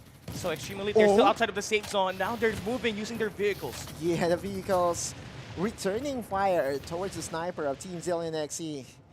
He kind of needs to get back, especially knowing that the armors of XEA or Elite Extreme is already at orange, right? Sooner or later they might just go for the engage, and they could be in a very big world of hurt. Yeah, so honestly, they just have to back it down. You can see them actually not going in for the engage. I think that's a very smart way for them. They're still inside of the circle. They do not just have the favorable spawn by the time the third circle opens up. But for now, the attention will be here for squad 13 and Team Zillion X. And you know what? The beauty of the construction is that you can just disengage towards the other side of Sunflower Mall if needed. If things go dark, if things go gray, there are a lot of options for you in this point of interest or in this place of interest. But they have to be mindful of squad number 13. That's Vanguard PH. They're just waiting across the street. Yeah, they have the height advantage. They're using that watch out at the orange building to actually scout where these players would be at inside and outside. So right now, you do not want to go for those contests and actually get damaged because you have to, at this point, you have to worry about your medkits and your shield restorers as well.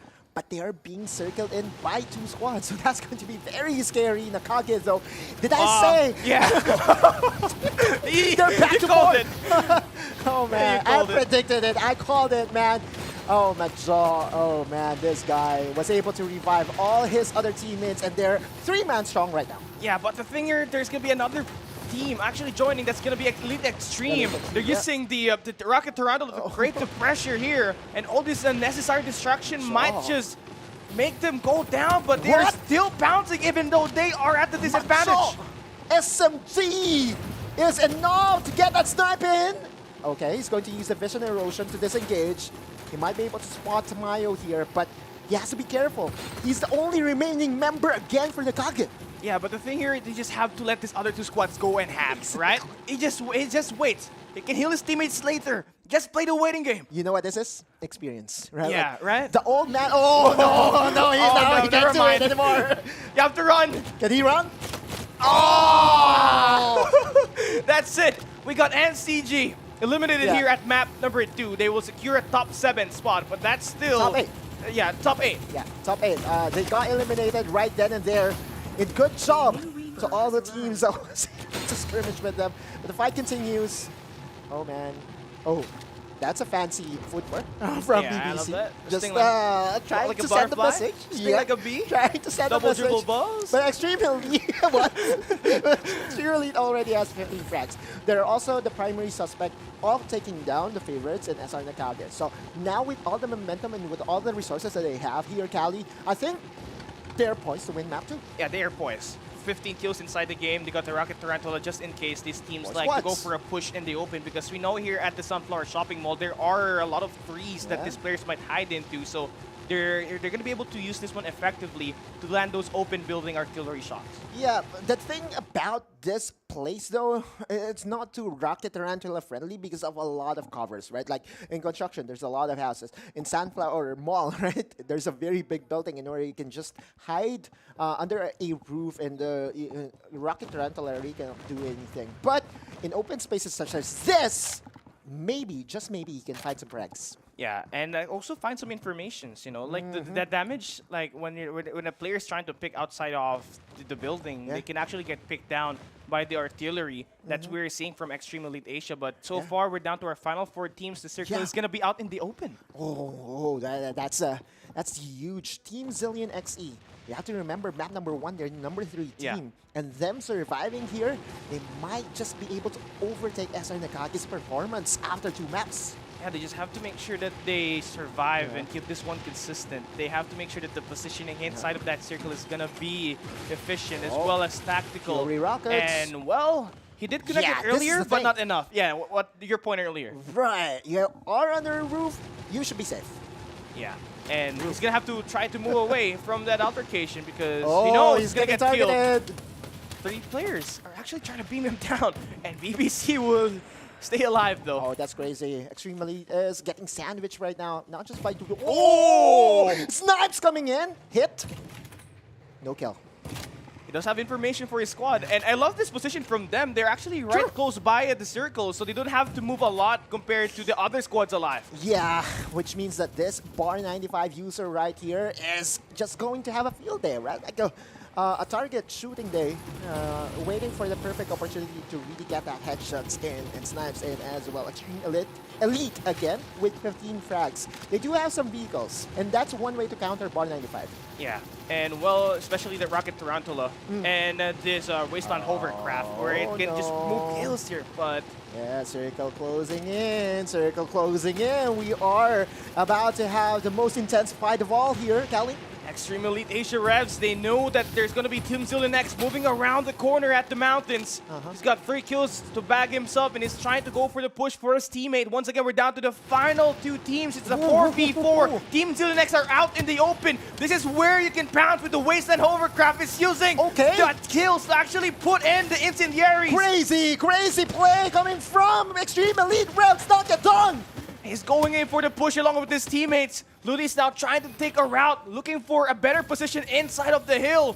Team Zillion X, they're keeping themselves passive here, but you can see Revs trying to push for his teammate being the front runner, able to damage Icon. Okay, not enough. A good idea. Forced to back away. He's targeting the vehicles. He's waiting for it to explode. And we have to remember, explosion does enough damage. A lot of damage, honestly. And for Extreme Elite now, this is the time for them to pounce. They got 2 players back against the wall. BBC and Revs, along with Mac Pro, they invest the vehicles. Vision Erosion will be activated here. This is the chance for them to actually kill I Love Bea. Will be eliminated. Revs finds a kill on to Bulala. BBC will be shot down though from the side of XEA, but they did it! Lodi to secure 20 kills. Yeah, like that. Okay, so one thing there, Callie, I was surprised that he used the EMP bomb on the left-hand side, but he was just scouting if there was anyone there, right? Yeah. Crazy. Crazy play. Extreme Elite, #1 team of map number 2. And they're the ones that eliminated NCG at the Carnival. About to send a it's one way to send a message, Callie. Yeah, they're not just they're not just in for the mid game. They're here for the late game as well. After a solid game, they're gonna have momentum moving on to map number 3. You know what the biggest takeaway that I have here in map number 8 is that the hovercraft usage of our teams here in map number 4 is a revelation. Like, I will have to study as to how effective or how I would be able to use it in my games, because the way pro players does it, it's as if it's an S tier vehicle. Yeah. It's crazy. They stick the grenades on the ground so that when their players are gonna be nearby, the explosion damage that it can affect is gonna be like affecting this team, and that right there gives them information as well. Yeah, because oftentimes we see the blazing infantry, we see the flamethrower, and now hovercraft also being an option for our pro players is a delight to see. We love our vehicles here in Farlight 84, right? Tarantula getting countered right now, just being under the roof is one way to do it, right? Like you just have to stand your ground, use your windows to your advantage, and again, Elite Extreme 1 getting that #1 squad ranking in map number 2. Also netting 20 kills. Yeah, very solid spot for them, and we might just be able to actually see a new trend being set here by Elite Extreme as they are able to use that Wasteland Hovercraft. And take a look at our post-game breakdown here and see who's the MVP. It's gonna be BBC with 5 kills and 9 assists. This guy is godly. Oh yeah, massive BBC. Okay, all right, let's go. MVP for Elite Extreme 1 with a it's more of a balanced effort, right? Like Yeah. you look at the damage dealt here by BBC and company, 1779. It's not too far from the least damaging member in Mac Pro. I guess it's safe to say that all of them were able to really help out each other in all those sticky situations. And if you look at their, again, survival duration, I always look into that stat as well, because that also goes to show that no one died. Yeah, and having your 4 members actually alive inside of the game gives you more chance to cover entries and positions on the map. And I love the thing that I love with them as well is that the damage dealt, it's actually distributed. It's a collective gameplay. But the assist, everyone was able to assist each other. 10 just for revs. Oh yeah, 10 assists. And again, kill participation, you might not be able to get those kills. And although it's not yet showing, the assist count, it's not yet showing in the PR games right now. I believe it's already under development, and I think it's already applied in the test server. We're looking at the post-game stats, and the first team, or squad number 1, or the podium finishers are Elite Extreme 1, and that's the number 1 squad. And then we have Team Zillion XE going for the 2nd place. The 3rd place is John 316. And again, it's notable that the podium finishers that we have had on map number 1, SR Nakage and Extreme Divinity, is not part of the top 4. Maybe not even top 7, right? Yeah, so not even top 7. Crazy. But the thing here is the consistency for Team Zillion X. They placed 3rd at map number 1, but they made sure that they placed 2nd here. So over time, they're getting improvements, and not to mention their kills as well could rival Elite Extreme. Yeah, I'm trying to stray away from Team Zillion for one good reason, because I kind of hyped them during week number 1 and then it didn't really pan out so well, right? Oh man, that's history for me. But anyway, we'll look into the other squads here, and squad number 6 takes up the number 4 spot alongside True Legends PH at number 5. NRX Galatians at number 6, and number 7 will be Vanguard PH. We'll look into the bottom of the standings, and again, we were highlighting the fact that Nakage was eliminated at number 8. We look at their arch rivals, Extreme Divinity. We have to remember Nakage was the one who eliminated Extreme Divinity. Former number 2, now number 11. Massive. The performance was like night and day, right? True. For Extreme Divinity, and it's all because I think they lost the vehicle tassels off the start at the Riverview Park, where they love dropping, and I think that was Elite Extreme was able to win that early their vehicle fight, and that's why they did not have any advantage here at the start. But we take a look at the squad number 15, 8MTR. X Team is surprisingly underperforming here today. Yeah, not really the best day.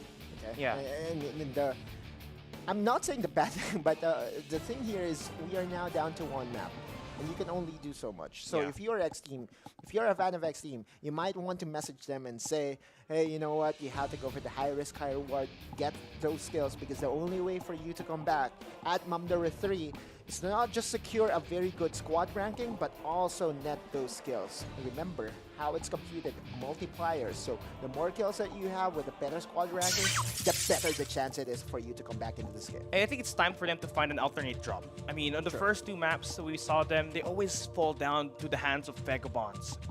And I don't like that play. So something has to change here for them to actually turn it around at map number 3.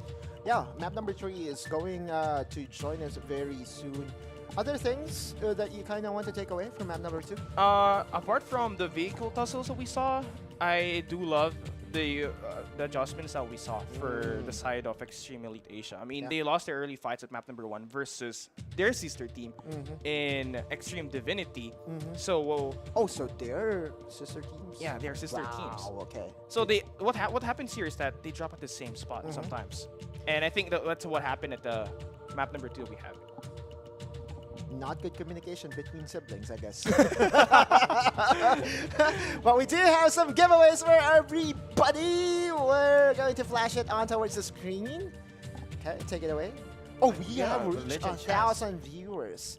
And so I'm going to give you guys enough seconds for you to open up your Farlight 84 on whatever device that is, be it PC or your mobile, before we flash the code. Are you guys ready? Okay, if you are ready, here's the code. Bam! Where's the code? 3, 2, there 1. you go. There. For the first 10 claimers. Oh Legend yeah, clan. that's the thing, right? Like only 10 claimers will be able to get this chest. And I often see in the comment section, code invalid. It was valid. It was valid, but someone's quicker than you. You have to, for activate, you have to redeem it faster. So before you even try to hop into our broadcast, you just make sure that your game is open so that by the time you see the code, just type it in. Exactly, right? Like, it also has some copy-paste functionality Yeah. to it. I don't know how you would be able to copy it on your screen, but you know what we could do right now? We can throw it to a break so that we can start map number 3 very, very soon. So guys, do not go anywhere. We'll be right back. Autolus and Cali at your service.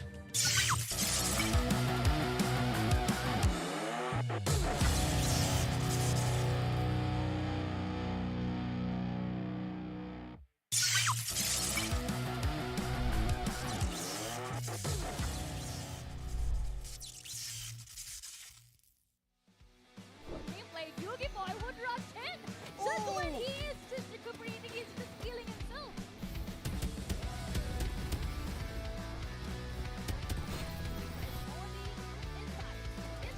Of the building, but Maggie is going, he's not going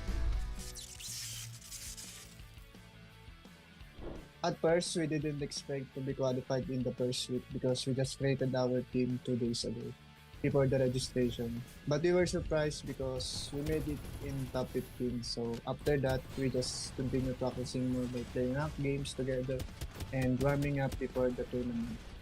And we also made sure that all of us were adjusting our rotation depending on our opponents.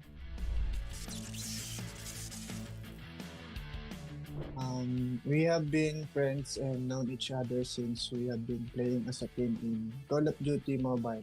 So our closeness and bond are already tight. Our attitudes and skills complement each other, so we're trying to improve and succeed here in the competitive scene in Farlight. We've been playing together for quite some time now, and because of that, we've learned how to communicate pretty well. We call out everything, guns, shields, cooldowns, any info we need to win our engagement. And we also argue a lot after the game, but I don't see that as a bad thing because that builds more chemistry and opens a lot of angle to see our mistakes.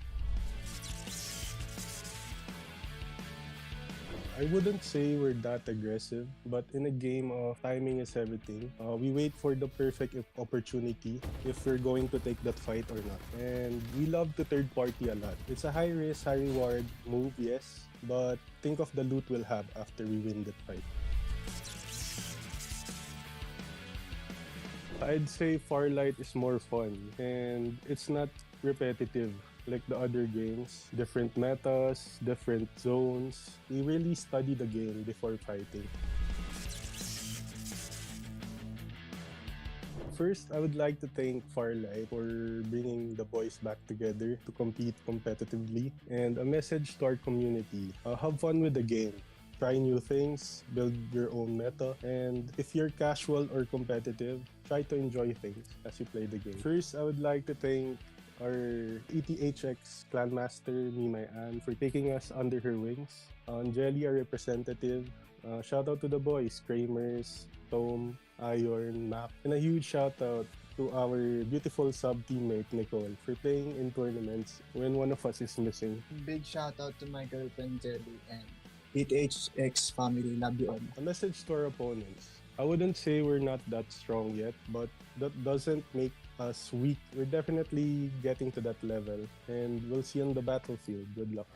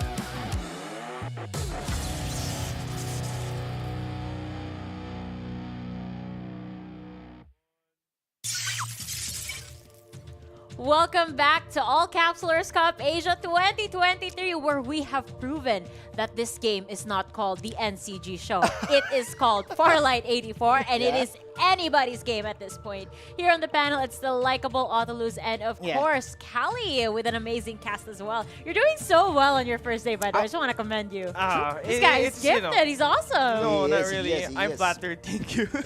Don't give yourself some credit, man. You deserve it. You're doing really, really well. And since you're doing really well, I'll throw the first question to you.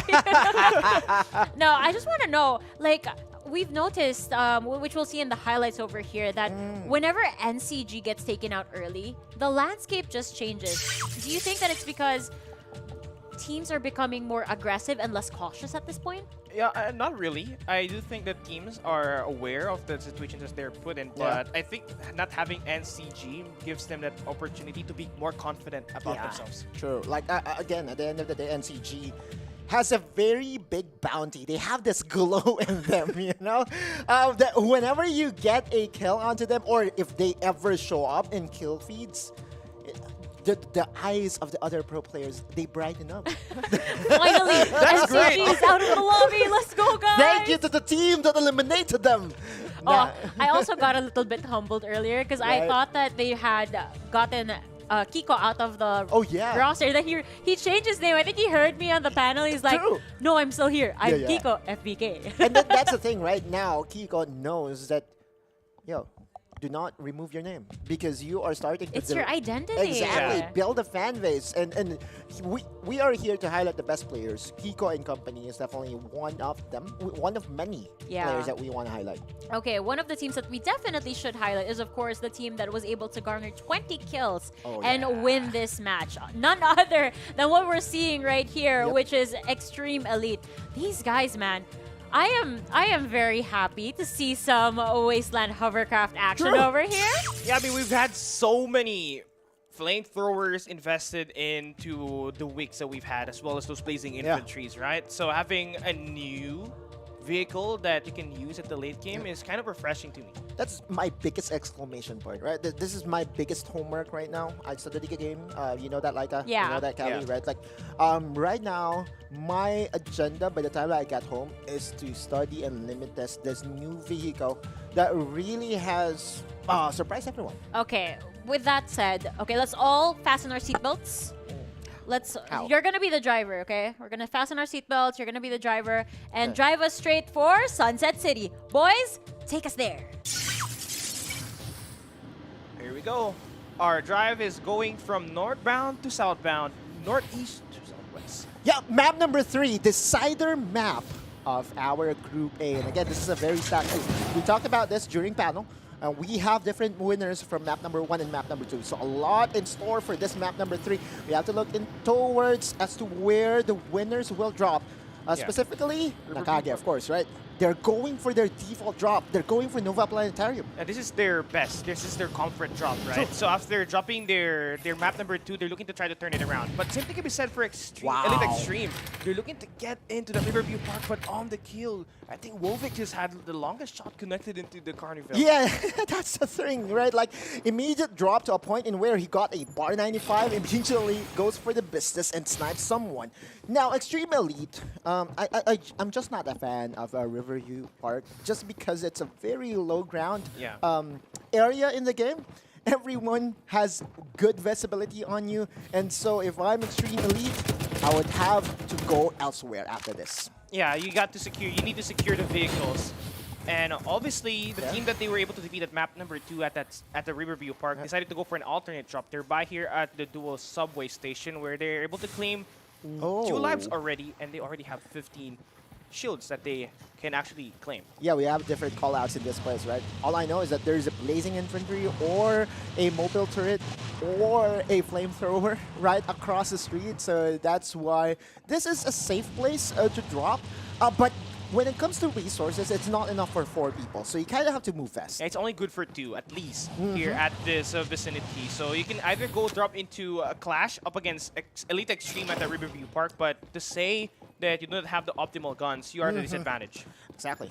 You kind of want to have that advantage, not just shields wise, but also guns, and of course attachments as well. You know, attachments, we haven't had the opportunity to really discuss about attachments, but man oh man, they can really decide who is going to win out, win team fights. And we're looking into the Sunflower Shopping Mall. Huge shout out to Bibimbap. This is his, or sorry, her favorite drop. Our most sweaty caster of all, for a good reason. And this is one way to do it. You definitely just want to hug one side. By hugging one side, you are able to show or back up your teammate. We'll look into, of course, the lower thirds right now. Top 3 teams are the podium finishers from the previous map. I mean, a little extreme with 20, but I did not expect Team Zilenex to be just 1 kill behind up against our #1 squad. But again, they still have to make sure that they climb to #1 here. At this map #3 so far, we do have the same drop here between X Team and Vagabonds for like the past 3 maps already. Yeah. And X Team, they better learn about the situations that they're in. Divulge. Yeah, Divulge, again, one of the best scouting skill in the game, because it not just gives you positioning of your opponent, it also gives you information such as shields and levels. Hybrid NCG and X Team just standing their ground on the right side. Sunflower Mall. Yeah, but the hologram guide for me by X Team invested is premature. It's a cleanse. It's cleanse, right? You just kind of want to make sure that the stealth will be negated. It's one way to use hologram guide, right? You have to remember that debuffs gets cleansed when you use HG or hologram guide. And, well, that should be more than enough for them to actually go for a relocation. But so far for Vagabonds, you can see the setup. There's one player at the top, one player holding down the bridge, and there's a guy holding down the bottom. And this is going to be a flank that could potentially be initiated. This was what you were saying, right? No hologram guide available for Virus. But they are on a better position. Footsteps for sure is really getting into the minds of everyone in Sunflower Mall, because that's the thing here in Farlight 84. You don't know where the footsteps are coming from. Is it above? Is it below? Yeah, you have to guess. You have to guess. And that's where the scout actually comes in. Yeah. But, you know, this is where now we see some important gunfights needs to be won. John 316, who placed third earlier now, has to go up against squad number 13. They get shot down by Wayne. Hot Rod ultimate invested as well. Alistair! Alright, Jupiter 6 moment, and it's just going to be a very good disengage with the EMP bomb invested as well.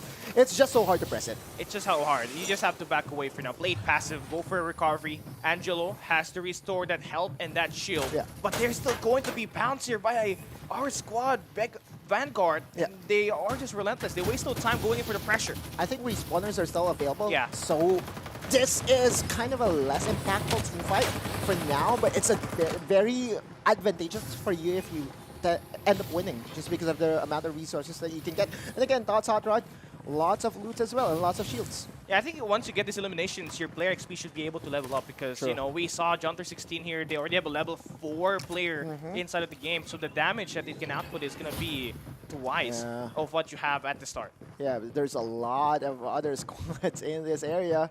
Are you ready for a party? Because squad number 11 is just about to show up. That is 8 Master, or Master 8. Well, here we go. Oh, we got gunfights there. Now we got gunfights at the Sunflower Shopping Mall, and this 20th game is about to go in. Vagabonds wants gonna be here alone with the Young. He tries to back away, stops the bleeding. They're stuck, and they haven't found any resources to really upgrade their armors and weaponry. And that's the thing, right? The longer that you stay in one place, the more opportunities you lose when it comes to upgrading your stuff. And for Vagabonds here, they know that they have everything in their favor right now. Vision Erosion will be invested, but not enough to go and find the kill. They can still incapacitate the players that's going to be here for X Team. Right? But yeah, the visual with the impact of the Vision Erosion really is making... It needs a nerf. It needs a nerf. I dare say it right now. And Smoothie NCG, talk about nerfing a person. This person is not to get nerfed anytime soon. Look at them killing players with a porcupine. As a member, Ramos also goes down, and Blue and company. The standstill, the duel still continues. Vagabonds, can they do it? They do. They took down Smoothie on the bridge. They have one player down on all fours at the top, and I think that's gonna be Finally. Finally. Finally. But the thing here, Yes, That squad kill number right 4 there. is closing in. Yeah, number And 4 is that's closing SR in. Nakage. If you... Oh, no. Oh no! Oh no, the horror story continues. SR Nakage with purple armors. X Team, what are you going to do? As well as Vagabonds, right? Like the Reapers. The Freddy X. Yeah. The Freddy Mercury. Freddie Mercury. That's a singer. I'm sorry. It's a singer. Never mind. But yeah. Jason and Freddie. I was about to say whatever. I'm sorry, direct. But here we go. NCG, they know that there's some players inside of the Sunflower shopping mall, and they knew that they were able to stun the skills. It's okay. It's okay. Mama. Alright, good catch. Okay, so Nakage again, the team that got the number one spot from map number 8, is closely moving in. They know that there are people in the area, and they just kind of want to clean up the place, get all those chests, get all those shield XP devices, and I won't be surprised if they go for the kill. I won't be surprised as well if they already have that orange shield activated, but so far here for squad number 12, they're getting taken out by True Legends, and Lim down to his low HP will not be able to recover, and Tamayo therefore to secure. This squad has 10 kills in the game already. I think they're going to be the first team to secure a double-digit kill at map number 3. Yeah, True Legends PH not on the podium finishes during map number 1 and map number 2. Has a very good start here. Being able to eliminate as well the sister team of SR Nakage. We're now down to 11 squads, just like that.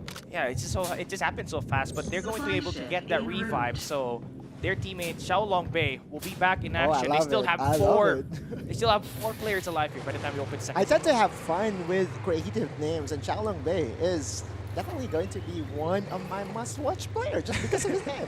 Oh, okay. So finally, we get to see the circle, and the circle is going to close in right around Nova Planetarium. Oh, crazy, because this is a very open area. Yeah. Right. We have to remember there's not a lot of buildings around Nova Planetarium. So whoever gets their squad first into Nova Planetarium should have enough advantage come late game. But the question is, it's still very risky. You can still get attacked from all angles. Yeah, you're going to be pinched here in the south or in the northbound as well. But you can see NCG, I think they have spotted some players here by the lakeside. And now they activate the Vision Erosion to actually isolate Vagabonds Blue, which is one of the top teams right now in the game. There you go. Vagabonds, you can run, but you cannot hide. Blue exploded! And boom! Oppenheimer! I love it. I love it. Oppenheimer! Oh, yeah. Give me the Elmo meme. Because that's what happened there. Nakage, again, getting a kill. That's only their 3rd kill, but already has orange armors. That just goes to show that their strat to go for Nova Planetarium and go for a very good rotation is helping them right here, right now. Yeah, and those kills are just the first of what's more to come, right? Because this team, they always have like a slow start, but by the time they enter the second circle, that's where they pop off. But gunfights here being made by True Legends PH and Elite Extreme. These 2 squads are fighting for a position, both of them at least securing 10 kills inside the game. Oh man, I'm sorry, but Elite Extreme is also going on a rampage here. We have to remember map number 2, they were the kings. Yeah. So this could be a continuation. Hopefully, just hopefully, right? We get to see a duel between Elite Extreme and SR Nakage. I'm not trying to play favorites here, but looking at what is at stake, right? Like there's a lot of storyline that will join us if that will ever happen. Zone is closing in. Nova Planetarium, as we did say, is going to be a very hot spot. Yeah. But its teams are actually trying to go for a gatekeep situation. Elite Extreme are finding players that could potentially hide in those buildings, and that's where the scout could potentially happen and work through. But Rovik, does he spot that player? So I'm going to just let you in on some callouts that we do. This is Mansion. Okay, this is the mansion, right? You have a swimming pool that does not have any water in it, and you would see calm inside. Right around the middle is the heart-shaped island. So that's our call-outs, and I know that Osiris is ready in content to really explain those call-outs for POIs that doesn't have a name. But back to the game, 10 squads remaining, and squad number 9 with 9 frags already. I mean, very, very resilient squad we have here. I mean, number 3 spot at map number 1, number 2 at map number 2, and the only thing that's missing is the number 1 placement. Oh, definitely, right? Like Team Zillion, the most consistent team from map number 1 and map number 2, still alive, and is also netting a decent amount of kills. Fatal Valley coming from Alter Ego. This is what you could do, right? You cannot do it on in a situation in where, you know, the opponent can just gun you down because you cannot do anything with it. But if you are on a standstill similar to what he's doing right now. Alter Ego just snipes, tries to get information, and will try to use the ult to its maximum advantage. Team Zillion XE, by the way, is already circling down the supply drop that is about to join the Sunset City. And they're gonna be hopping into the A next to get 10 more shield XP. Right, so, sure. right, they will be able to be closing in to that orange shields that they are absolutely aiming for, but there's a guy behind. Yeah. War Spider Bulalo. Like that? I don't like that. Anyways, squad number 9. We got Team Zillion XE going here into the Nova Annex, just getting more XPs, and again, Wasteland, Hovercraft, once again, we have to remember its impact during map number 2 was just too severe. So, is it going to be a repeat performance for that vehicle? Is it really going to be our most watched vehicle after this map? We don't know yet, but we're about to find out. I think so. I mean, this is the vehicle that actually eliminated them out of contention for the #1 spot when we saw Elite Extreme actually take them down using this Wasteland Hovercraft all by itself. Yeah. And, well, they do have a good position inside of the circle, but you have to make sure you secure that guy at the back who's just lurking. True. This vehicle, by the way, also can jump from, from places, and that's the reason why you're seeing Bulalo having higher ground on the roof, but is inviting a lot of unwanted attention as well. We are seeing some vehicles getting gunned down. Oh, Shalong Bay is around in Nova Planetarium, and I see that some action is happening right now with Nakage having a very good sniping spot. Yeah, I think it's another vehicle that they were able to explode. That's 2 blazing infantry I can see at the long distance. All right, Rovik and company, and there you go, the getaway car. Huge shout out to the Swifties out there. Rovik and company on that pink car. That's a skin, by the way, on a flamethrower. I love it. It's, It gives you, the Miami Vice thing. Yeah, it also gives you the Barbie. Barbie? Oh, sure, right, okay. Bro, I'm a big Barbie fan. But hey, we're going in here. Are you? Probably into the gunfight. Seems like Team Zillion X will be caught into a situation where they have to face NCG early. NCG just using the cars as the cover. It can do you favorable, or it can do you good, but not for long, right? They are about to explode very soon. Vision Erosion going to be invested by Macho. But he gets taken down, and that Bulalo on the bounce activates his own Vision Erosion. But the kickback coming in from Keiko gets 1 kill there. Kuda will be eliminated, and Team Zillion X falls down 1 by 1. But it's all down to Keiko to create a play here along with Wolvik as they're the last two players alive. But no! Beya! I love Beya. Gets the upper hand. All members of Nakage down but not yet out. Wolvik! Rhino!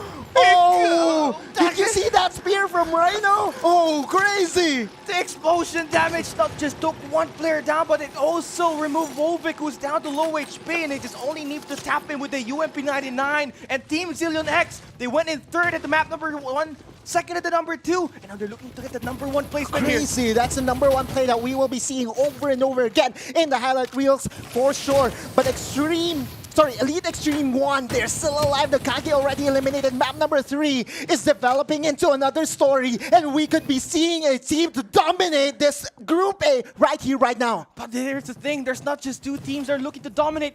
True Legends PH, they have been consistent here at map #3, and they're trying to fight for a position here at the Nova Planetarium, but that circle is gonna be far away at the Adex, and you gotta make a move, but you have to take these players down right beside. Right, and this is going to be so scary. Both Elite Extreme 1 and True Legends PH, they're very stacked in resources and armors.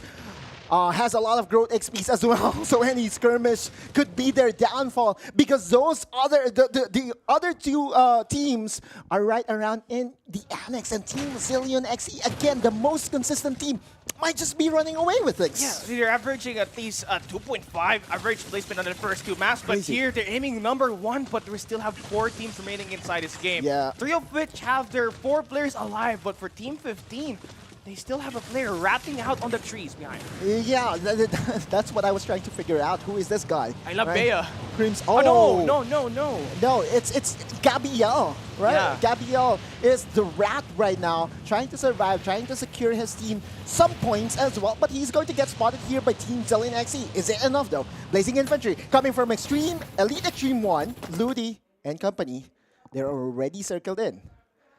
But they're they not can do it. Yeah, but they're not on the high ground though. It's still Team Zillion that could go for the finishing blow, but they're gonna be flanked here from behind by the other squad, so they gotta make these eliminations quick.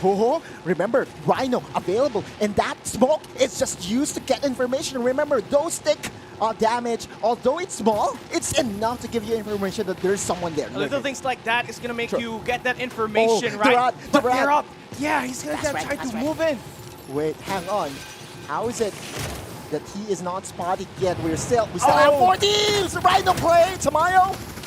That's another Rhino play here for Bea. He finds one, but will get kicked back by his teammate. Good there for the frontman. That should buy him some time to actually go for the recovery. Good is lurking around the vision erosion. He takes down Isla. Bea, finally we're down. We still have 4 squads. We still have 4 squads. The rat is still alive. And the possession right now is reversed. Team Zillion XC can just get flagged on by Elite Extreme 1. Yeah, Macro is here at the top. He finds those information. They hop in with the EMP shock now. They're just waiting for these players to show themselves. BBC there to create the play.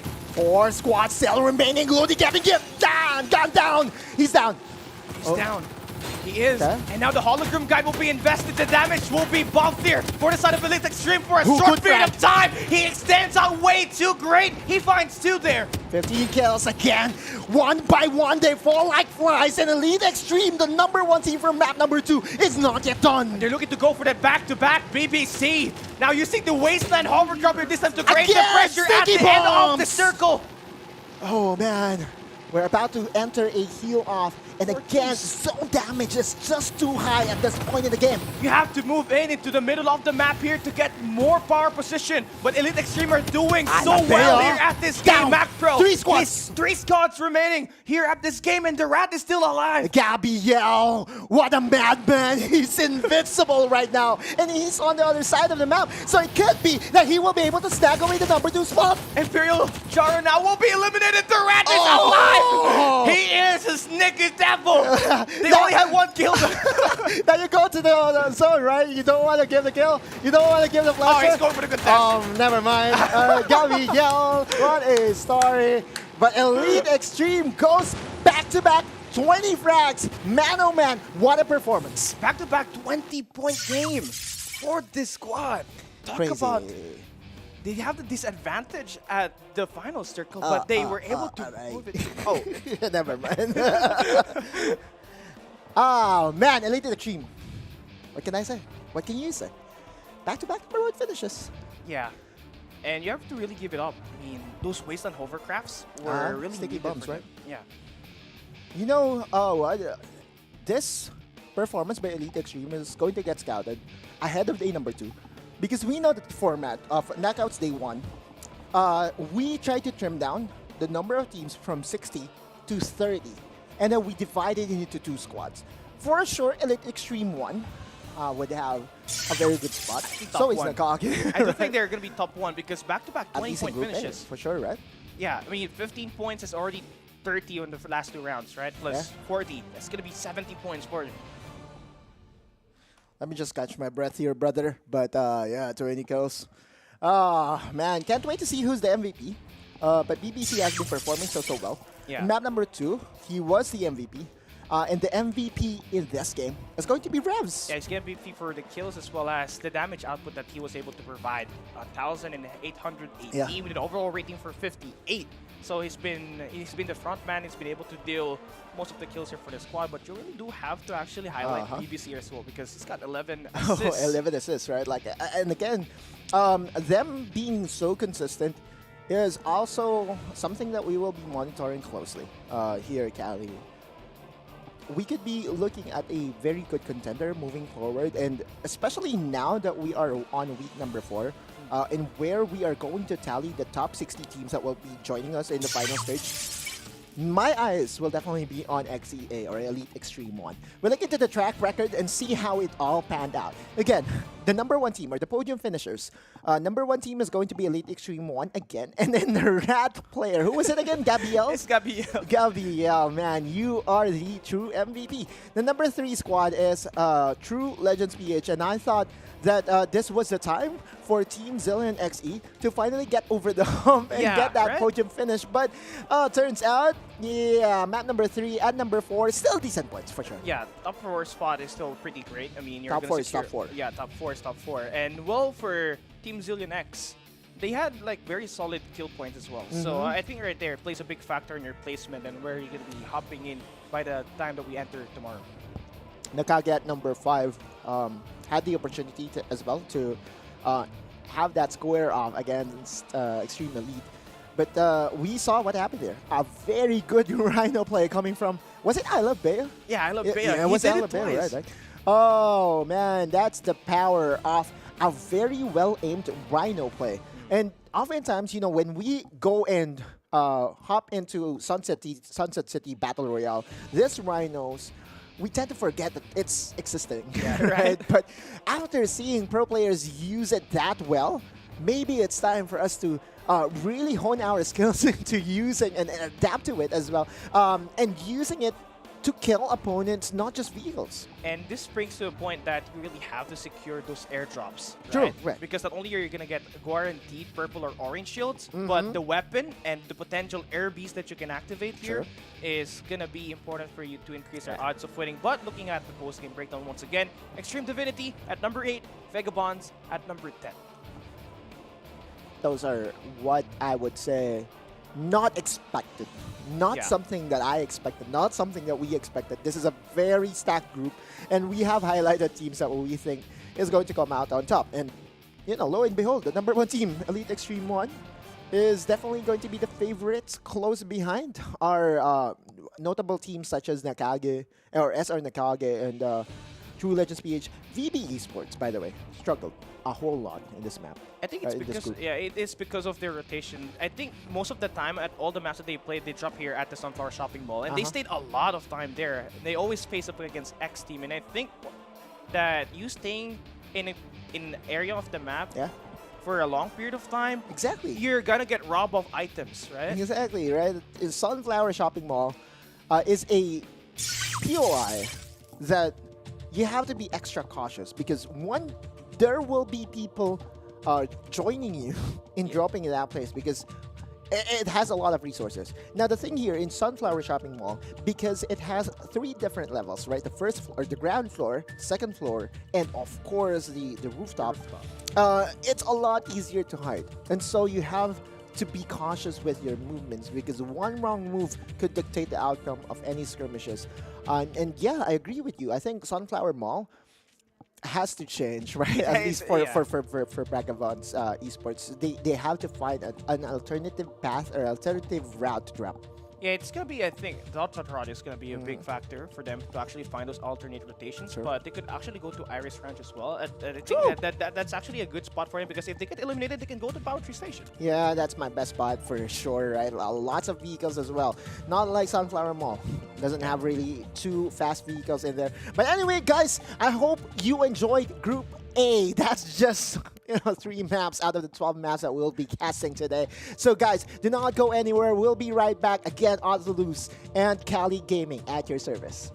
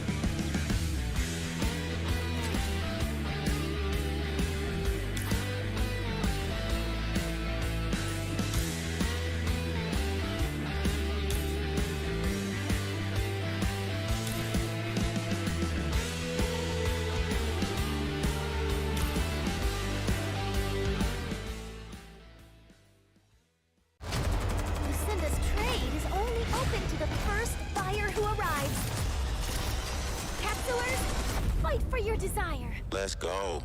Never back down, and I never run. Coming last place, that was never fun. Time to elevate. Looks like we gotta make it harder. Let me see who's the lucky one. I'ma let it go. Let them taste the power of new vehicles. Time to lose control. Time to fly. I never Time to miss. start the show. Yeah. 5, 4, 3, 2, we gon' run it up. No days off. Precision bombing. One shot, so you better not miss. Night, sweetheart. One shot, so you better not miss. Fire hazard. Emergency team, go! Love doesn't just explode once.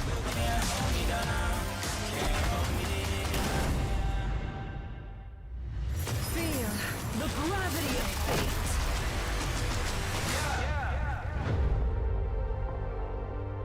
One shot, so you better not miss.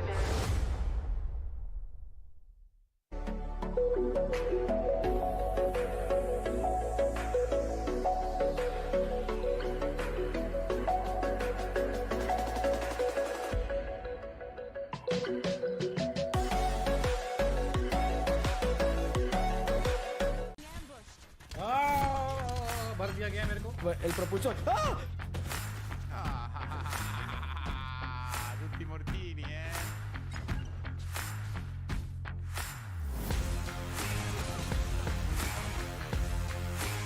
Saco bomba contigo. Granada por pila contigo. Distrutto.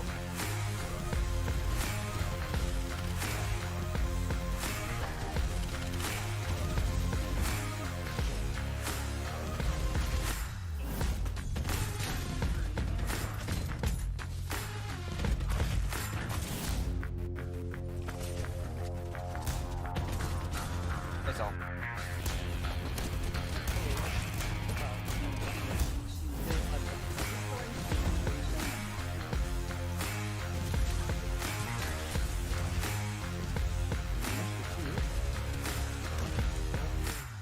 It's one in the corner. Nice. Brother's lost.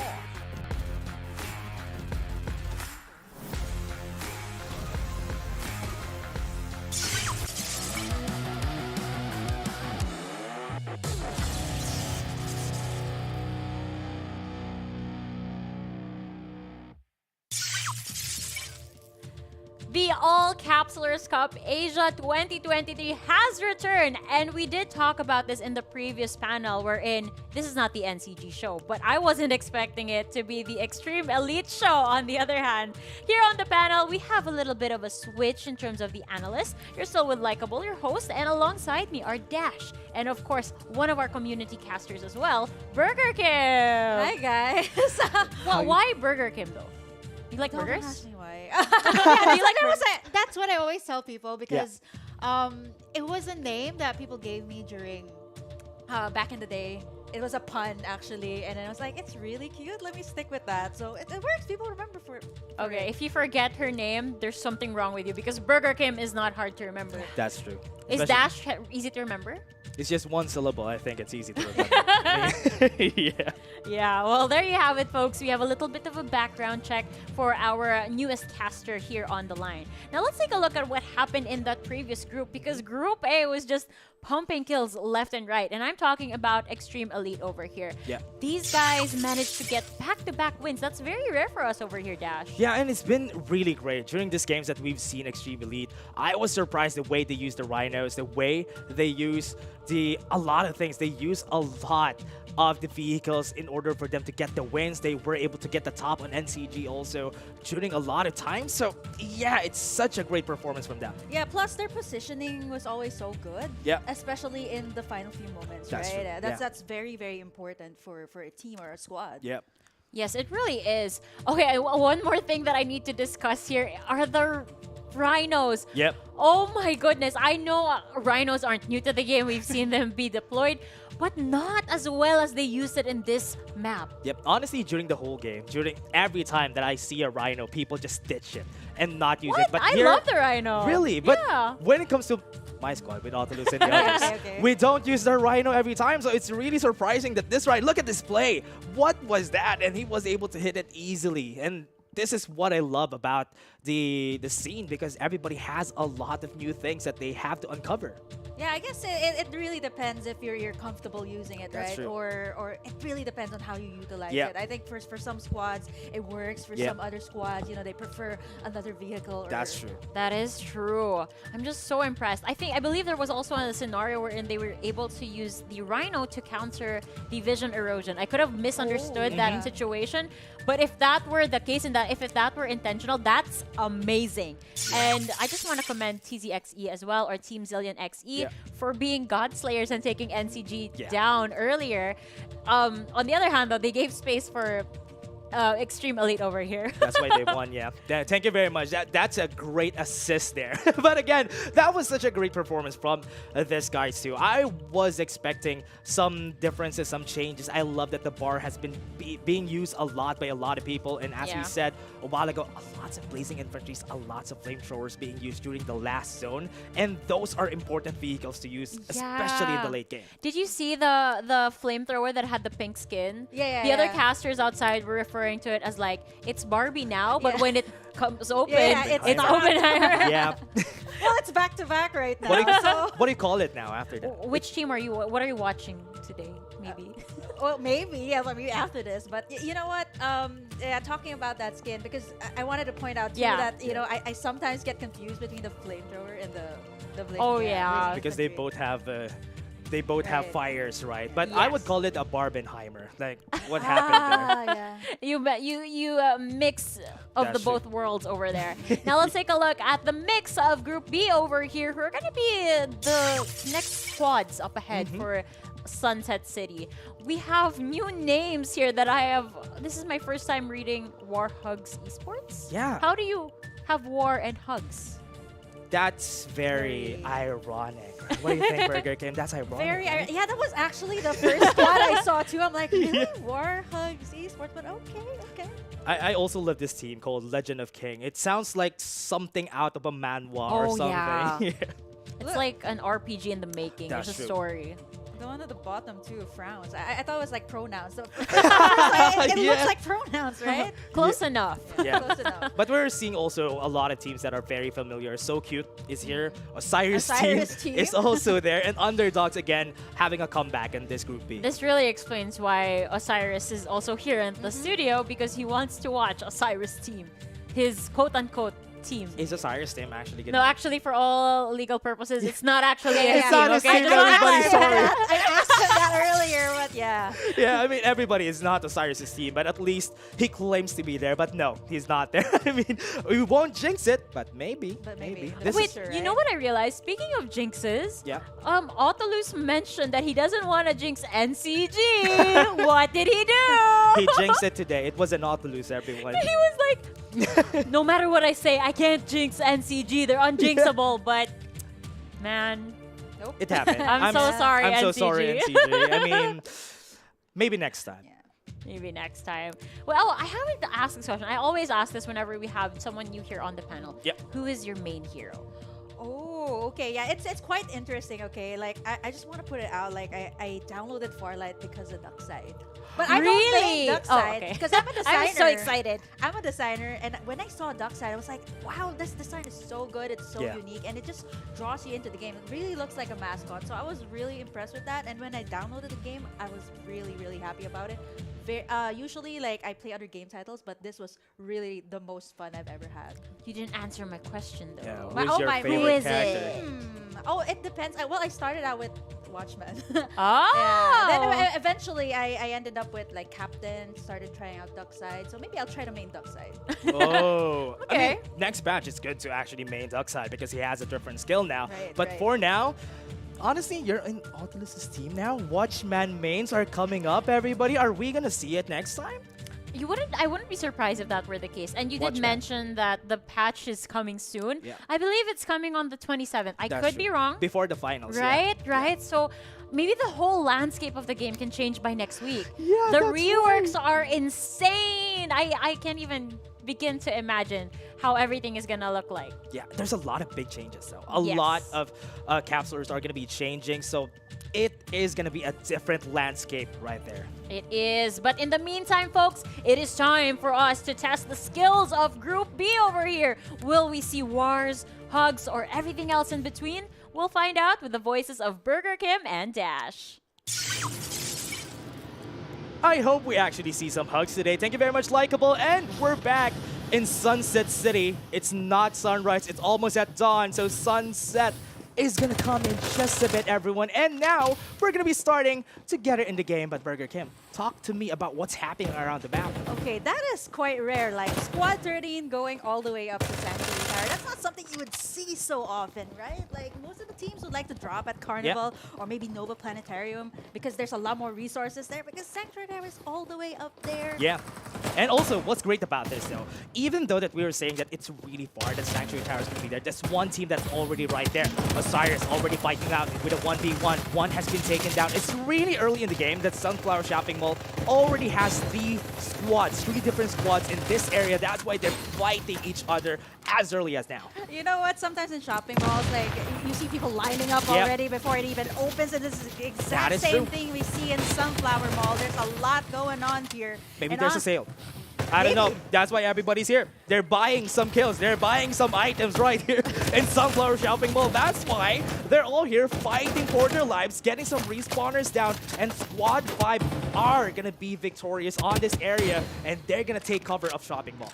Yeah, plus here's the thing too, like most of the time these are like highly like contested areas as well, like Sunflower Mall, even like Nova Planetarium as well as Carnival. So most of the time you would see a lot of skirmishes just like this. Yeah, and again, another skirmish happening, and Gabrielle just took them down as easily as now, and Squad 5 is just taking over the other members that we have right here in the tournament. And this is going to be it. Sunflower Shopping Mall, easy rotations around the map. That's why people really love going here, going to Todd's Hot Rod, getting some shield XPs after.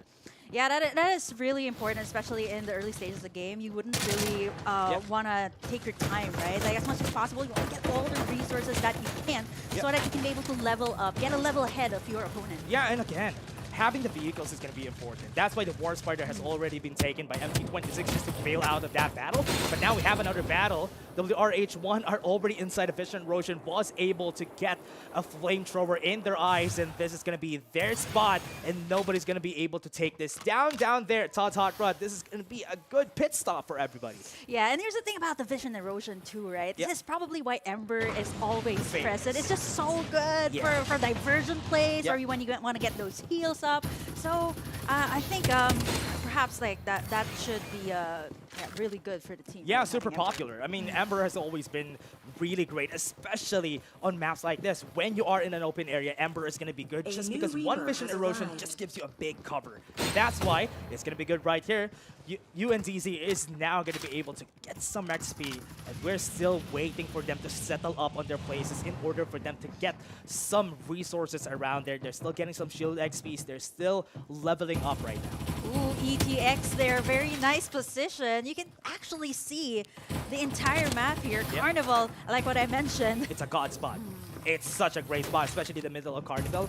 That's why everybody wants to go here, because they have all vision around the map. And now Squad 11 is being met by Squad 7. They're just poking each other out. They're waiting for a chance for them to actually peek out. But until now, they're still going for a defensive position. Ooh, I just noticed this IGN Yugi boy. Yeah, I've seen an interview with this guy. I mean, he had history on esports already, so that's why I want to see this. The aggression, the confidence coming from them. EMP downwards. They were able to run away, and this is the time for Creamers to actually go in. They have the ultimate hologram guy. They're going to be chasing him down. Guns blazing, and they want to go for some kills, but the EMP is helping them out, just flushing out the angles right here. Look at Creamers. With a Vision Erosion, he's not going to see anything. He needs to run away. He's now shrouded in darkness, but he needs to go, and he's just shielding out, using it against the enemy, and maybe go back.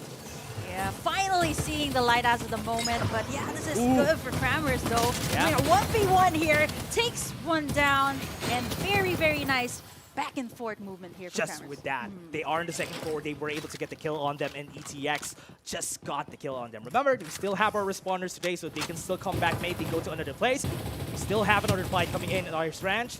6MTR are looking to push back 209G. And now they're looking for it. They're trying for a chance. They don't have a lot of armors down on Zekrom. He needs to be careful. He falls down. This is going to be their chance. 209G, are they going to help their teammate? No, they're just recharging. This is the time for 6MTR to just go against them. And they are pushing for more. But right now, they still don't have a lot of covers, though. So they are now falling down like flies. One more has fallen. And 209G are looking for their spot in Greenhouse. But they're not seeing anybody just yet. Everybody's falling back. They still have their respawners. So they're still fighting right now in the Iris Ranch. Ooh, here's the thing about Iris Ranch too, right? There's a lot of space, but it can get really tight here. God Spice, even 1v1 duel here. Gonna see it, and he is gonna be able to get the takedown. Never mind, he misses the reload. Was perfectly timed, and 6MTR at least covers his backs, and God Spice falls, and they're gonna be waiting. That is just a takedown again. 6MTR to 09G are still at each other's throats. Wow, these squads just using the Iris Ranch to their advantage, and you might never know. Enemies just around the corner. Yeah, jumping around Zekrom. Oh no, finishes it off. And 6MTR is still very healthy, but we now have So Cute on our screens, everybody. We're now back at Sunflower Shopping Mall, and the discounters are just going down and down. VOX5 is gonna fall, and they're looking for more division erosion. They're not looking at anything except for themselves, because right now, So Cute is just dominating the battlefield, and this is their own mall. They are having all these resources down, and they have a big card to use, because right now VOX5 are looking to get some kills, but they got the vision down on So Cute. They want to get more. The vision is there. They're reloading, moving. Oh no, he's left alone. He's not seen by anybody, and that's gonna be the kill. So Cute, too late to the party, and this is gonna be their chance to save their teammate. They still have violent armors. It's not gonna be helpful. Control is gonna fall, and VOX5 just took down the members right there of So Cute. Wow, caught off guard. I think he wanted to revive the teammate and fortunately get more items, but yeah, you guys were cornered right there. Yeah, So Cute being down early in this tournament is just really bad. They still have one member alive, so this is going to be a chance for the other teams to step up. So this is now one of the favorites down. They still at least have nobody yet alive. VOX5 are looking to just cover up the zone, slowly go at it, then try to go for some fights, but they're a bit too late compared to the other squads. Yeah, the circle's closing in over towards like 10-man industrial. That's as well a as lot of Todd's Hot people. Rod. It's such a tight spot. There's also a riverside there, so there's a lot more things that you can do with the high ground as well. Yeah, especially that they have the high grounds there. They have the warehouses now. They're going to go for the fight. XU gets the kill. Early on, they have the EMP. They're now stopped on their tracks. They're rooted down to the core. They have the vision erosion, but it's not going to be helpful. XU, one is down, and their team is out.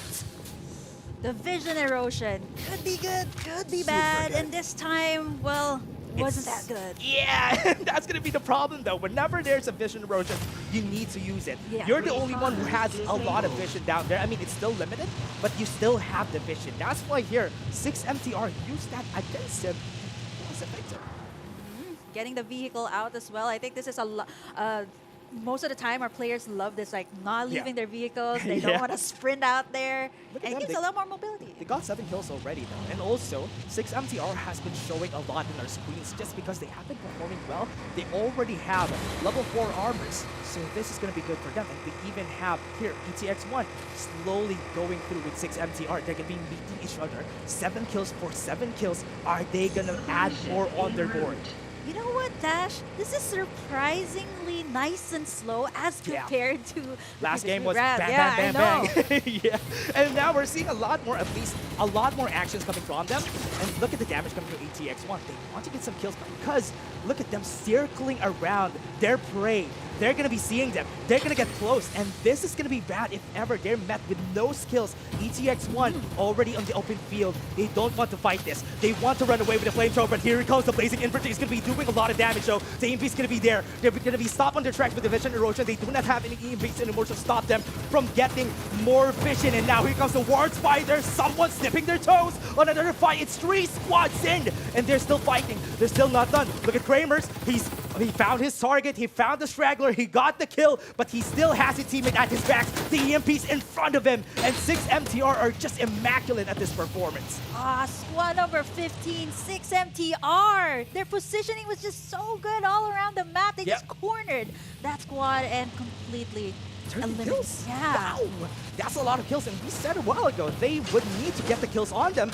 Now UNDZ are going to be met lacking, and they're going to be seeing it with a vision erosion. Not a lot of damage coming to Blazing Infantry, and now Zekrom is going to be running away from that vision erosion. He needs some space for himself, but they're slowly taking down UNDZ one by one. They're down there right at the rivers. Their bodies are going to be flown through that river. The waves are crashing, and they fall to the hands of 6MTR.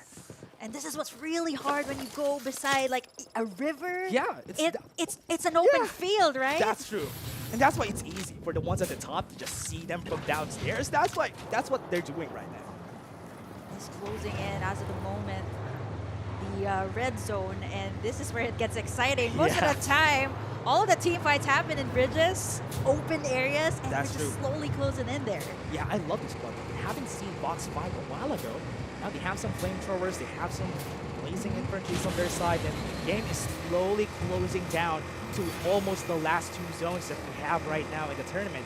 And now, tell me about this. What do you think about Ember? This game, Ember has been performing so well. Yeah, a lot of Embers doing really well, and I think if they land that vision erosion at the right time and at the right moment when the team needs it. I mean, I've had games where an Ember just popped in that vision erosion and healed everyone up. I mean, it could be like that, right? The decision making, I think, for Ember is really important. And that's what's really great whenever you have like this, the vision erosion though. They don't see anybody, and that's why it was easy for Zone 1 to just get the kill on them. One has been taken down though, but they can still revive them as long as they have this vision erosion. They still have some space. It gives them a lot more time to reconvene and think about what they have to do next. That's true. And now, with this, Zone 1 are being met by 6MTR. They've met them together. They both have a lot of kills right now. And 6MTR with the EMP, they're not going to be stopped. They're rooted down to the core. How are they going to run away? One is being a bit sneaky to their side, but now let's take a look at that. Back to Zone 1. Someone is healing on the top side. 2 people have been down already, and they're chasing them. They want to go upstairs. They don't have any more of that vertical dashes. He's now seen. Here it comes. Goreng is going to be chased down by the members of 6MTR. 2 members are still alive. Casey is nowhere to be found right now, but Goreng is having a great time. He's hiding it at the top side. He's now the one left alone. Here comes the smoke, and here comes the fray. Bullets blazing, and he's going to fall in just a bit, but he was able to run away, buy some time. But no, he's not going to survive this. Not anytime soon. He was able to armor swap for just a bit there, but 6MTR still remains with 20 kills on the board, and they're still at the top right now. But Vox 5, wait, looking for another kill here. They got one. The squad is down by Vox 5. Ooh, I want to go a little bit back into that. Like Zonal 1, they were in that tower, and they had a pretty good angle of where the other squad was coming from, right? But unfortunately, when you get cornered in a tight spot, you don't have that much vision. There's only so much you can do. Super hard, actually. When you have the EMP there, they cannot move. That's why they can't even dash away from there. They were met with members, and now because they are separated a while ago, they just got killed easily. Yeah, and as of this moment, all of the teams, once again, using the vehicles to escape out of this red zone. Yep. It's going to be really difficult as well since it's the riverside too. That's a lot of damage already. You have to get out of that. Yeah. Now they need to run away. Now what's good about this though, Burger Kim, is that Vox 5, they are positioned here. But the problem when you're positioned here, far away from the next zone, the circle is going to pull back really fast against you. Again, 6MTR found the last member of Zone 1. Casey was the last member standing. 6MTR found the straggler, and now Zone 1 is down. Quite unfortunate for Zone 1 as well. I really like their position here. I mean, I'm a sniper. I like looking from afar. I like having vision. That's good. But, yeah. Do you like the Bar 95 though? Or do you like the Stellar Win? What do you like? What's the better choose for you? A one shot or like a lot of shots in? You know, I want to take my shot. I mean, you know, you'll never know, right? You just need to take your shot. Yeah, and what's great about that though, I mean, a lot of players have been playing the Bar 95. They like the one shot angle though. Once you take that shot, you're done. It's either you're dead or it's either you're alive. So now with 6MTR already with 21 kills, this is enough security for them to get a lot of points during this game. Even if they die here, they still have a lot of points. So with that, that's enough. But again, it's 6MTR we're talking about, so they're gonna double down. They would want to win this game. Ooh, there's a lot of 4, 4, terrain 4. that they have to work around with here. Squad 2, 10. And is that squad 15? Yeah. Yeah, a lot of terrain, lots of good hiding spots, but again, it's such an open field, right? Like, there's just a lot you can do, Yeah. and if you're uncovered, it's really going to be difficult. A lot of vehicles still alive on the side of the 6 MTR. That's a big advantage for them, so they can move around the zone, and that's what they're doing right now. They're moving around, they're slowly just circling around their prey, just like sharks. They're like sharks, they're just circling around their prey, they're looking for it. They found one. Okay, you're gonna be dead in just a bit, because here they come right now. 6 MTR are just looking at it. One target, that's like target shooting for everybody, and they got the kill down. One more squad, or rather 3 squads still, but one has been taken down. It was a 4 versus 4 versus 4, but now it's just 3 more on that one squad. It's so dangerous when you go up the water and you're That's true. completely uncovered, and that's exactly what happened. And for squad number 15, 6 MTR, they just used it to their advantage. Yeah, now with this, the advantage that they got right there, 6 MTR is just confident. They have higher levels, they have higher armors. That's why they're this confident in fighting. But remember, Fox 5 is still alive, and they're going to be taking down CPTI. Now they can third party. 6 MTR has a chance to third party this, but TikTok was able to get 1 kill already. 1 is down. CPTI is just slowly crumbling down the numbers. But Fox 5 needs to be aware of this, because somebody might sneak for kills later on. There's a lot of ground here. There's a couple of shields as well, and a couple of buildings. But this is the area wherein you need to use a lot of vehicles. Yeah. Look at this, though. Look at how steep that curve is. Look at the vehicle just falling down. They Just might actually because of slide that. down. The Yeah. world's not flat, guys. Yes, that's true. We have gravity, everybody. Just look at that. I mean, a while ago I talked about the Jupiter 6, but everybody, we still have gravity right here in this game. But now, we're going to go back at it. 6 MTR fighting with Vox. They're just getting rambled down by Vox 5. They still have a lot of guns, or rather, a lot of vehicles on their side. 16 kills versus the more numbers of kills. 21 on the side of 6 MTR. Who's going to be taking the last prize? There's a lot of vehicles, which means that they have to dish out damage first towards That's the true. vehicles before they do that 1v1, and that's what we're seeing right now. They're just going round and round, Yeah. right? But what's great about this, Vox 5 knows the assignment. They need to take down the vehicles as fast as they can. So Right. that 6 MTR doesn't have a lot of leeway to move around the map. But look at CPTI. They have one member, Dot, is there just ratting around right here. But I think right now, 6 MTR, no, they're not aware. I thought they were aware that they're here. Vox 5 right now is in the steep curve of that mountain. And that's the only one keeping them alive, is that this mountain is keeping both of the teams away from each other. It's both their advantage and disadvantage later on, but CPTI, look at him! What? Oh no, he has been knocked down! Oh, there you go. That's a good thing. Too At close least- for comfort. At least they got the top 3 though. That's good for them. And now CPTI, they are going to be looking for more. 6 MTR versus Fox 5. The last 2 squads. The 2 squads who had a loss, or rather, the most amount of kills this game. But now they have the disadvantage though. Fox 5 is way too close to the zone, so they need to use their vehicles in their favor. They're eventually going to converge over towards that riverside later on, and That's it's true. they're just Super right steep. between this mountain. Yeah, it's super steep. It's going to be hard though, Burning Kim. This is going to be their last fight. But looking at what 6 MTR is doing is that they're trying to take down the vehicles as fast as they can so that they won't be able to move really effectively. Look at the rhinos being used just for them to push back, and no, Fox 5 knows. Now, the zone is going to close down in 5 seconds, and that's the time when they're going to fight. Oh man, just look at this, the silence right before the storm, and then right beside it. The pressure. Yeah, again, I love how you pointed out that Yeah. mountain earlier on. Yeah, look right? at that, right? It's super tall. How are you going to cross that? Now, Yeah, Fox someone 5 has is to going to go in. initiate first. They have the Rhino, though. They're really close right here, and they're getting a lot of damage. The EMP is going to come out. I love you see it's already out of armors. They have the Vision Erosion, but it was canceled by the EMP.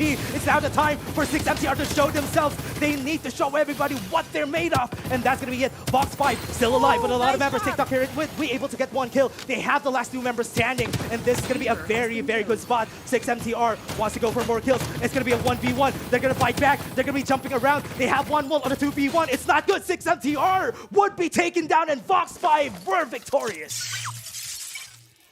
Man, oh man! Just as we mentioned it, right? right in between, the silence just killed it, and right after that, everyone just went in for the chaos. What's great about the EMP though is that they took off the Elmers of Right, Vox 5 right. really early on, pushed them out of their vehicles, but Vox 5 knew the assignment. Even though that happened, they kept their composure inside the vision erosion. That's why they won. Yeah, exactly right. At those moments, you need to keep calm, right? That's You true. don't really want to do anything that crazy That's just true. yet. And yeah, they just did that. They took their time. They were waiting for the zone to close in. Then they made their position made known for the members of Vox 5. That's why after that they went in with their vehicles. We have at least extra armor whenever we are in the vehicles. That's why they just went in after. Again, that was such an intense match for all of our teams today. Let's take a look at the post game. Yeah. How? Ooh, Vox VOF 5. But remember, 6MTR has a lot more kills than them.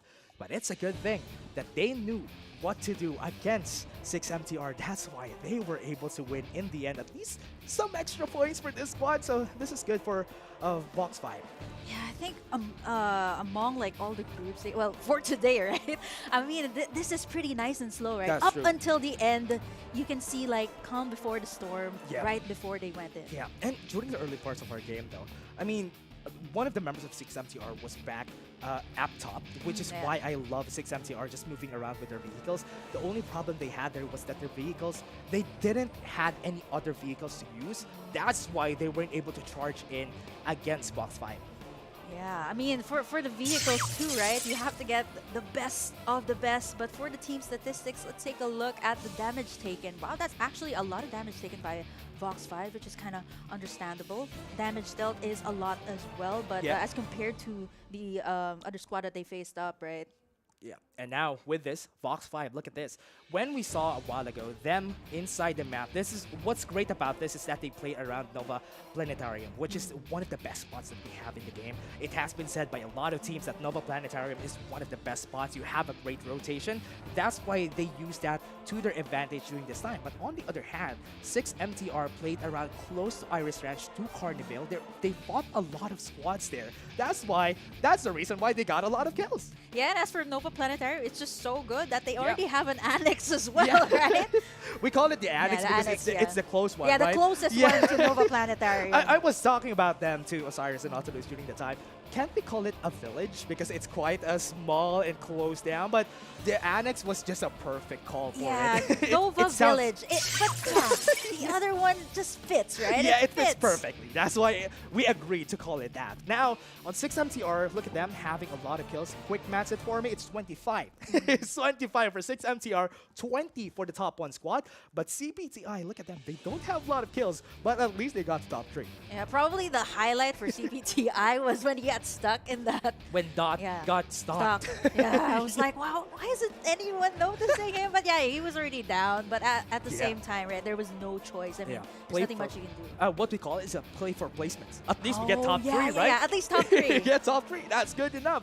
I mean, whenever this happens, I'm always happy because the one doing it has a lot of confidence. I'm not gonna die here. I'm not gonna move. I'm part of this building. I'm just, I'm just a furniture. I'm right gonna here. camouflage right here Yeah. and pretend that you guys don't see me at all. Yeah, it's a good thing that they had the scan there from the side of 6MTR. That's why they knew, Right, okay, right. there's somebody here. Okay.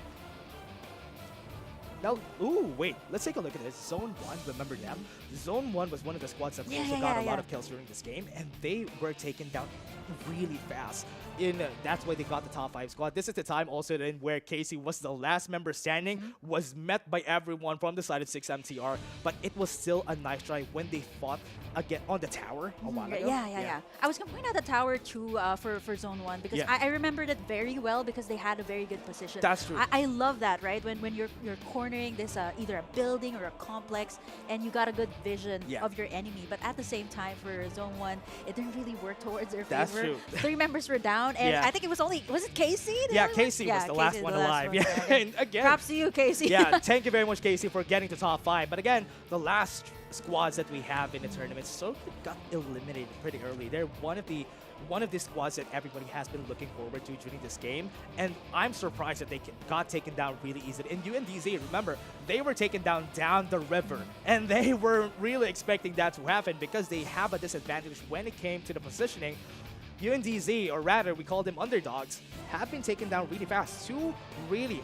Three of the most popular teams that we have in Group B have been taken down really fast during this game. Yeah, quite surprising too, right? Yeah. Since those were the teams that were highlighted. But unfortunately, you know, it is the chaos. Yeah. You can never predict what happens. Yeah, and again, the chaos is just there for everybody. And again, we had the Chaos Survivors right here on this game. Vox was able to get the win during that game. But again, everybody, that was just our game for today. We still have 2 more maps after this. Again, Group B just was really great today. We're just going to be taking a short break. My name is Dash, and I was here with Burger Kim. See you guys in just a bit.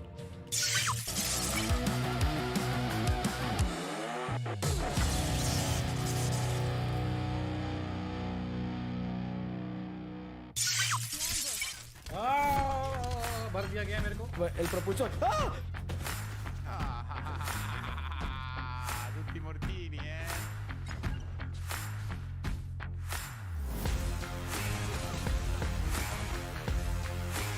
Saco bomba contigo, granada por tu vida contigo. Distrutto.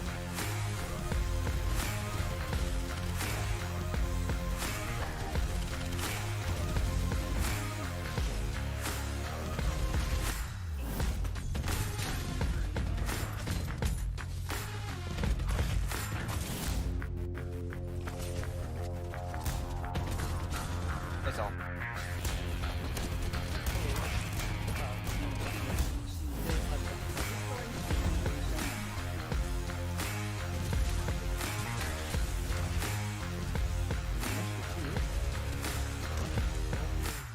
It's one in the corner.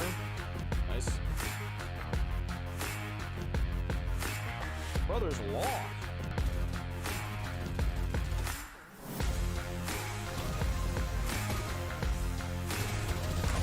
Nice one. Unlimited ammo. Oh, let's go, bro. Let's go, dude. That was sick, dude. I used my unlimited ammo, which is like the perfect squad wiping ability.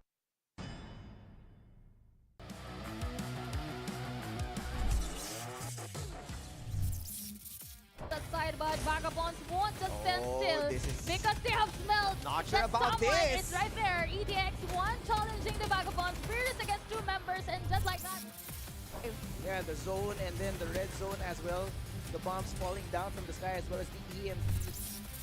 God mode is going to bring in the fight, and this is right for them. They are pushing everyone out, and this might be the win that they can definitely take down Vagabonds, but this is a stalemate. This is a battle onto the zone, and they are pushing in. And the hologram guide has been utilized. I've seen the vision erosion being utilized as well.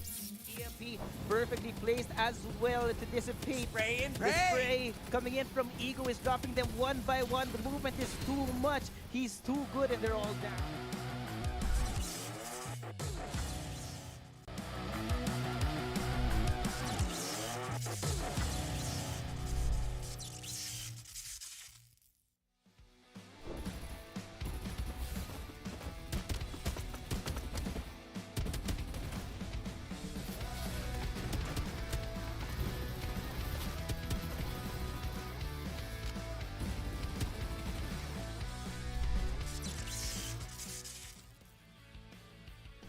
So we discussed our game plan before and after the game to fix every bit of mistakes we did, so we would slowly improve game by game. We are very open with each other and we will tell each other's mistakes or what we lack on the game. And I think that's how we build our chemistry together. For our team lineup, we practiced and picked our heroes in terms of how we played the game individually. By that, we came to a good lineup that resulted to a good chemistry po. As a qualified participant in the semifinals, I would assess the choices I made throughout crucial moments in the game, such as when to fight, when to retreat, or when to prioritize the objectives. We will ensure that we are well prepared and equipped to perform at our best in the semifinals. We trust each other's capability to wipe a squad and be aggressive. It's basically all about the chemistry between me and my team.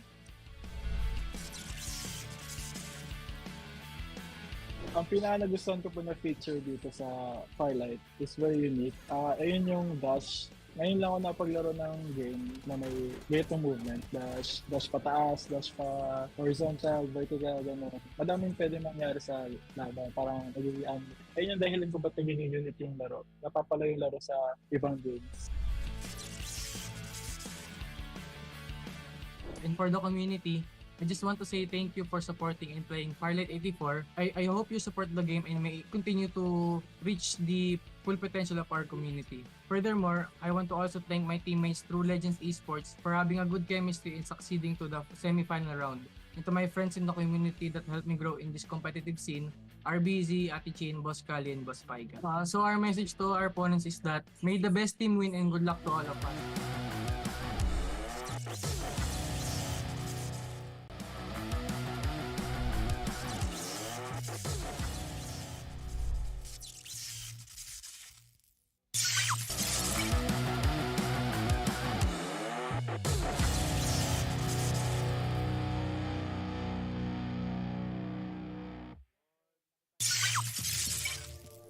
Welcome back to All-Capsulers Cup Asia 2023. Here on the desk, it's still Likeable, your host, and alongside me, of course, are Dash and Burger Kim. So, how was your debut cast over here? Well, I was shaken. Still shaken, but it was, you can feel it, right? You can feel the chaos while you're casting, and honestly, you'll never know until you're there. Yeah. Welcome to the chaos. Yeah, that's true. That's all we like Thank to say you. here. Everybody's jumping around. Everybody's just hitting everybody. Let's take a look at the highlights first, everyone, because this is honestly the reason why this game is so fun, because there's a lot of things going on. Oh god, we'll see in the highlights in just a bit. I mean, Vox Populi Live, I believe that's how you pronounce it. Correct me if I'm wrong, guys.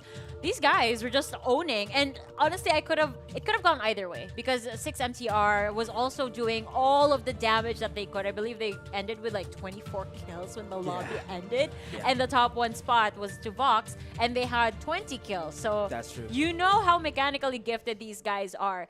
But you know what, Dash? What I realized from this lobby, it felt like an episode of Crash Gear at one point. All right, there was a lot of vehicles during this game, and especially during the last zones. It was just sad that during the last, it was probably the last episode of Crush Gear already. That's why the Crush Gears have been taken down, and it's just back to just gunning everybody. Yeah, talk about throwback, right? I was like, did I hear that right?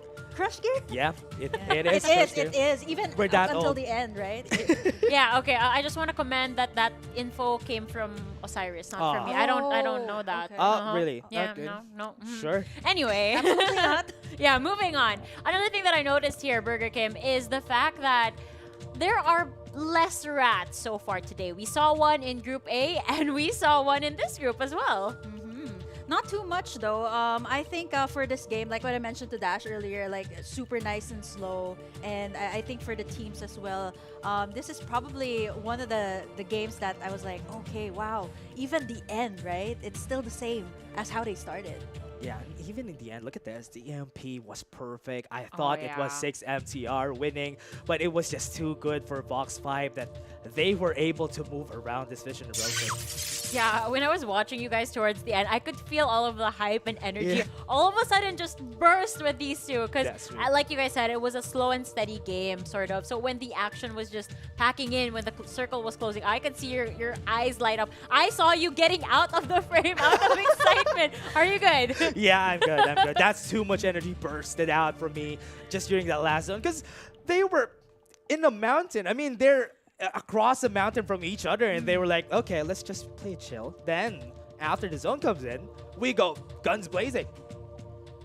I don't know how casters do it, not gonna lie. Because when I watch you guys, I would get tongue-tied doing what you guys do, especially when it's so chaotic the way that match ended. I don't know how you guys keep up, but you guys are awesome. And for our viewers, you guys are awesome too, which is why we have rewards set in place for you guys. We have our viewer rewards milestone. And let's take a look if there's anything that we might be able to unlock once again. Oh. Nope, not quite yet. Oh, not Not yet quite there. I'm Yeah. surprised that we don't have the rocket trail just yet, because during the past weeks, everybody call your friends, because we need to get that Siana skin for Yeah, Likeable here. Yeah, I really want that Siana You skin. too? That's Okay. the first thing I noticed, Let's actually. get that.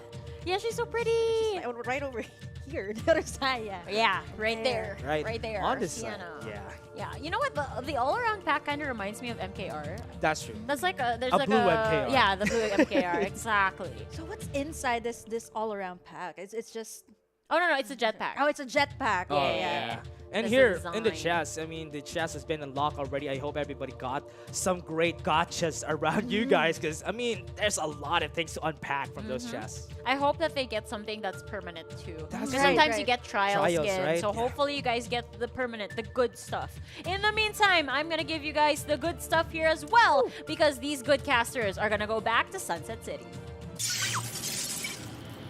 And we're back to Sunset City, everyone. And Burger Kim is here to get it with me again. This is going to be a different start for everyone. It's almost close to where everybody started during the last game. Actually, once again, it's still the same thing. Not a lot of squads going over towards the north side, but it looks like Vox 5 actually going to go over to Sanctuary Tower. Yeah, and early on, look at Fox 5 having a really great time because nobody dropped here during the last game. So might as well just take the opportunity to just chill out at the top side. Yeah, you know, usually it's not advisable to go there, right? Yeah. But, you know, you can try the rat technique if That's ever true. you're in Sanctuary Tower. Yeah, but it's Fox 5 we're talking about, though. Fox 5 is one of the squads that had a lot of kills during our last game, was also the top one during our last game. So what they want to do, we got a lot of kills during the last game, might as well just chill out this game. Wow, level 2 shields already for squad number 11. I mean, for me, I usually just start out with level 1. I mean, Yeah. how do these squads do it? Yeah, I mean, they got some chests here, which is what's great about Noble Planetarium. They Right. have a lot of chests, a lot of growth XPs in order for them to easily get some XPs around, easily just move around the map. So now, with this, MT26 needs to put themselves out there and get some kills early on because there is almost 3 squads already on Noble Planetarium. Close to Noble Annex, there's Fox 5 too. Oh, they're far away from each other. Okay, so That's it's 2-2. split. Oh, 2-2. that's cool. That's nice. At least you get some control all around the map, but circle seems like it's going up top. That's really smart, though. I mean, they have respawners, remember. Because they have respawners, even if they die early, that's going to be good. But now, EMP is already started. They are not going to go. God's Spies have been down to no armors right now. But even with the EMP, MT26 is keeping their composure. No recons just yet are going to see them. But here comes the Hologram Guide. They have a lot of damage. They're going to go in. They already are on high armors. Onto the side of 209 and MT26 are looking to get some kills early on. And this is going to be it. They got one down. And God's Spies with 209. But MT26 still not on the top side. Wow, squad number 11 actually, they had a pretty good vision of the entire the other squad, but seems like another skirmish happening here. Still not over. Yeah, still not done. They're still continuing right now with the fight. They're going to be meeting each other. MT26 one is down to C. Is down for the count. God Spies is looking for more. They don't have any more vision of the other members. I think they already bailed out from this spot, but now they got God Spies still alive and strong. They're being met by the members right now of 209 just coming back from the dead. And now they are like lit up. Necromancer is alive and everybody's gonna go up. God Spies. I was gonna say Baby Spies, but yeah, God Spies is doing wonders here for team. Yeah, now they're gonna go for a fight so cute. It's now gonna run away from the Division Erosion. They don't want to go for more. They have the revives coming up right here in Carnival. Everybody's favorite spot. But no, it's not the favorite of the other teams because right now they're being kept at the building. They're inside and they're not having enough information right there. They're going to be met with 2 squads. There's still 2 alive. And now with N1G, Squad 13, everybody's here, kept in check. They don't need to look at anybody or more because Squad 6 is the only one alive here. Oh, Squad 13 has a good grasp of this this building actually, but oh, ETX all alone there. Still got the shields up though. Yuki boy. Oh, this is going to be their time to put their trap cards out. But now N1G was at least able to get some kills, and they want to see whoever is in the God spot there, trying to get some info. Slowly going towards ETX1. One has been left alone. He's the only one standing. Is going to jump out. Supremo has met his demise, but at least he was saved by his teammates. And now this is the chance for N1G to just take cover on Carnival. Oh, ETX. Kane's the only one left there. Fortunately, able to escape the building in the nick of time too. War Spider. Really helpful, especially on this situation. That's why we have been saying a lot. The vehicles are really helpful. You need to reposition. And now, with the changes on the next patch, I would really love to see an MKR being used to reposition on a lot of our squads. And this is the thing about Carnival as well, right? There's a number of vehicles here, Yeah. plus a lot of good resources. And by the time you get out of this place, you just got a lot more weapons, a lot more levels ahead over the other players. It's like a lot of caves, right? It's like a cave. Go to this house, go to that house. There's a lot of things to unpack on Carnival. That's why it's a really fun place. That's why everybody loves this. You have a carousel there. You have a lot of rides going around. That's why everybody loves this. They remind them of the time that they were kids going to the theme park. Reminded of their childhood. And once again here, for squad number 13, they're still going to be staying at this building. I think just to get a good idea of where the other squads are. It's really going to be difficult if you go out. It's such an open field here for Carnival. And, you know, if it's not time to have fun yet, don't go out. That's true. That's true. The rides aren't up yet. The carousel is not moving around, but here it comes. So Cute has already planted themselves in that pink building. That's why they're now going to go. Shields are being picked up here by Supremo, and that's something that he has been doing. He's the most mobile. Oh, yeah. Timing. Have it. Hologram Grind was used a while ago, but it was not helpful. So Cute is running away. Control is now on the second floor of this building. He's going to be met with Hachiko. He's going to be seeing him. He's trying to get some medkits out. They're hearing each other using the medkit. So this is going to be hard, because right now, Hachiko needs to get on high HP. But the problem here is they don't have the same armors as what So Cute has. Yeah, that's going to be a real problem. Like, he's the only one alone here. Hachiko gonna pick up that level 2 armor still. Needs to survive. Yep. Yeah, Hachiko's the only one left here. Needs to survive though, because if Hachiko falls down, the team's gonna be taken off. 6MTR. Oh no, they might meet their demise. UNDZ might want some revenge against this squad, but 6MTR still has a lot of vehicles coming in from them. They still have 2 members still alive, and now they want to get some kills. UNDZ wants to get their revenge, and they're looking for a lot more. 2 people are alive versus 1, and he's running away with that vehicle, and this is gonna be it. Thune was able to get on a safe spot, and UNDZ, they can revive their teammates now. Man, and that's good too that they were able to get the shields down, but look at this! Vehicle once away, gonna drive all the way out! Oh no! What? Still able to survive. Yeah, was able to run away, but Zekrom is already here. Now they want to go back, they want to go with the respawners, but UNDZ has been able to get themselves a base around here. So what they want to do is just take down all the stragglers coming from 6MTR. Wow, and that's how fast Vox 5 is back on the field, right? Yeah. Like they were scattered around the map earlier, like it was something that we pointed out early on, and now they're all together. Not so sure if they have vehicles with them, but I believe they do. Yeah. Now Asu needs to run away, because remember, Vox 5 wants to see, oh no, 6MTR has met their match, and it comes Vox 5. They want to get some kills here, but no, it's gonna be the problem. They got the kill. Now with Vox 5 alive, this is going to be real hard for 6MTR, because most of their teammates are already down for the count, and they're just looking for stragglers around them, and the red zone is already here, making it super hard for them. And this is how Vox 5 played it really well too, right? Yeah. You can see it from the shield, you can see it from the resources that they've taken. Despite the fact that they didn't land in the same place, they were still able to make it work. And now it's only TikTok Loki that has the level 3 shield. Yeah, it's a good thing that they have the level 4 shields here of most of their teammates, and this is going to be giving them a lot of advantage. So even if they're super low in level, as long as they get the shield XPs, it also comes down to where they landed. That's why they were able to get a lot of shielding. Yeah, from the Sanctuary Tower, right? Yep. For 2 members, and it's good that they were able to converge at this point. And once again, Vox 5 going to be utilizing those vehicles. Yeah. This is the best one that UNDZ can get as well. Yeah, UNDZ. There's some stealth. Yeah, 4 kills on this squad, really a characteristic from what we've seen from them during the last game. So what they're looking for. It's also the problem is there's still a lot of squads alive. That's why they don't really have a lot of kills just yet. This is a lot quieter than the quiet game that we had last game. Yeah, I think for both of us, right? Game number 1 and this game, it's nice and slow, which is how, you know, someone who's just starting out wants to play it. Yeah, you want a lot of chaos, right? That's why everybody wants to do this right now. But one good thing about this is that people are really just using a lot of vehicle Right, skills that's what I here, noticed too. some expressions on their skill and how they use all of their vehicles. What they have is just what they have. Everybody wants a blazing infantry or flamethrower, but Fox 5 already starting a fight with a vision rush into the EMP. Oh no, this is gonna be bad for the squad. YouTube is down, and now with Fox 5 already having two blazing, or rather, no, not yet. They're chasing down the last two members standing on their side, though.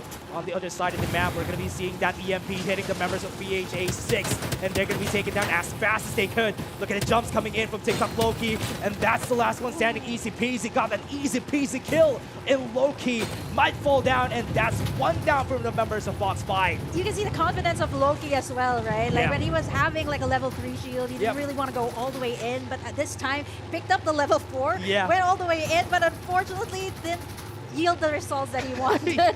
He could get revived though, which is the Yeah, good yeah. thing here. But Fox 5 doesn't want to go away from this spot because remember, there's a rocket tarantula from the side of WRH1 that wants to take them down. Look at that, slowly just pulling them back with this artillery, but they're preparing to run away from this spot.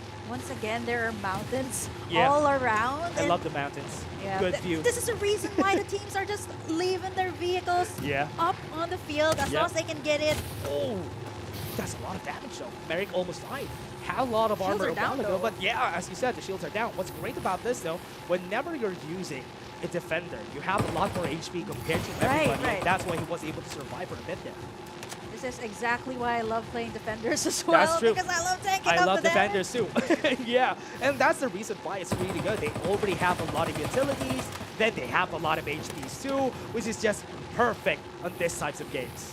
Oh, but Fox 5 though is also taking a couple of damage. Yeah, The shields aren't down just yet, but pressure, for though. WRH1, they're Yeah. trying to get their vehicles down this hill, but it's quite steep, you know. You don't want They to call crash this and burn. They call this the arachnophobia, just because of the rocket tarantula just giving them some trauma on the side of there Fox seems 5. to be a lot, right? The Yeah. War Spider, the Rocket Tarantula, there's a bunch of them here in this Yeah. game, but War Spider would have to be the best, the most mobile, I guess. Yeah, has the jump, can move around really fast. But now look at WRH1. Look at how they position themselves right now. What they want to do right now is just to pressure Fox 5. As long as you keep them on this place, they won't be able to farm a lot of kills. That is also a good strategy just to stop them from getting more and more points. Plus their vehicles are already very intimidating. You got Yeah. a flamethrower, you got a tarantula, you got a war spider. What's there to fear, right? Yeah. Honestly, with this squad, especially with the flamethrower, it makes it easier for them to move around. But So Cute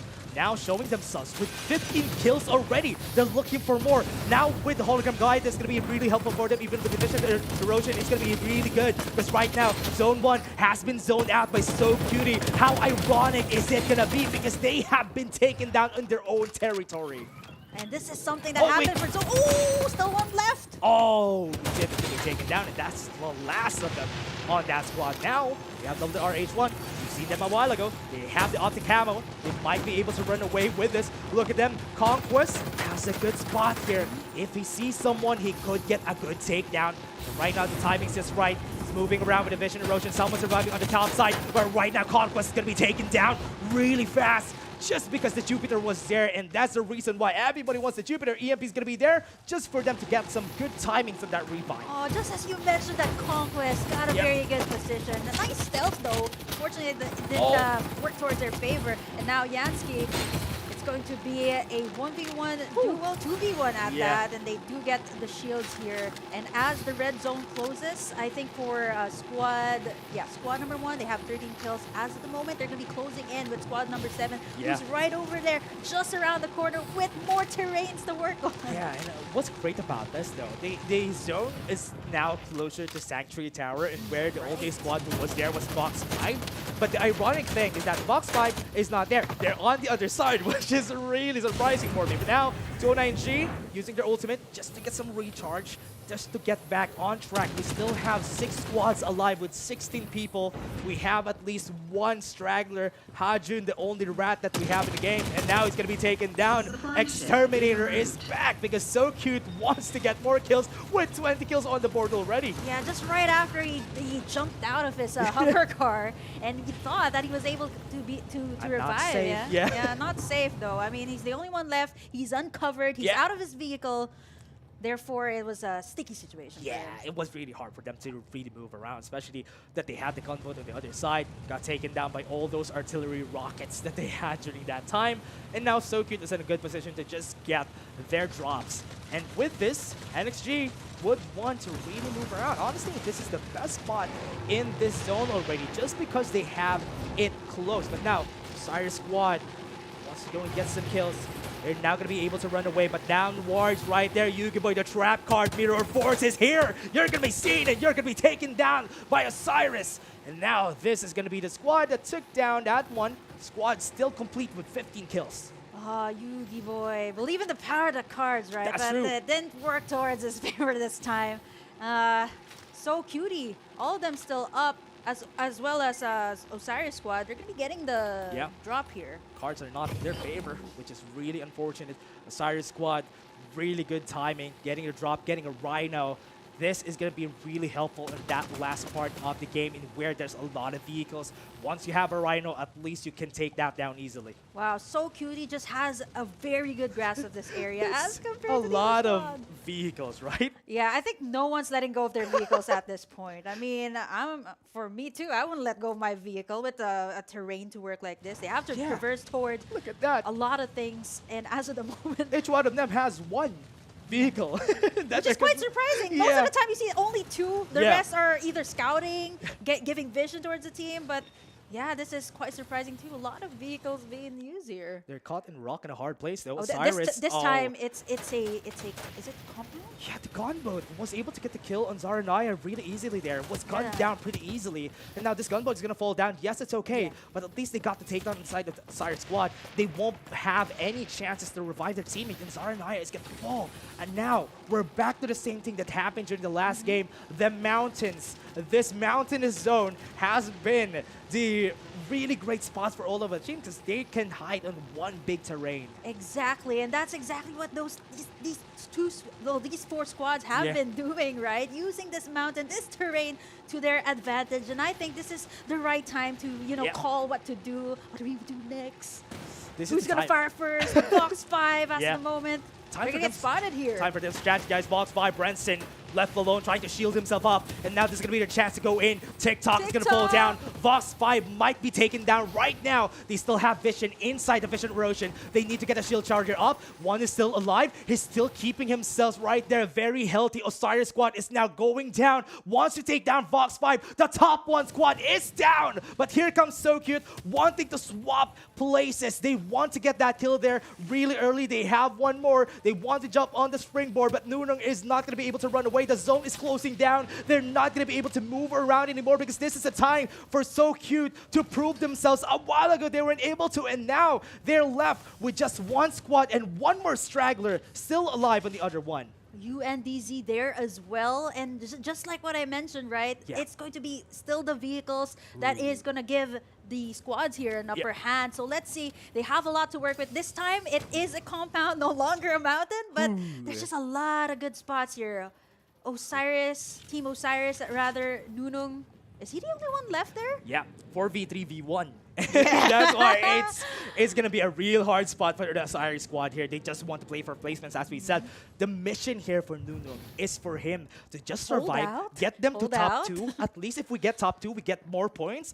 And now, looking at what So Cute is doing, UNDZ is their target. They don't know where Nunung is. That's why what they're doing is really great here.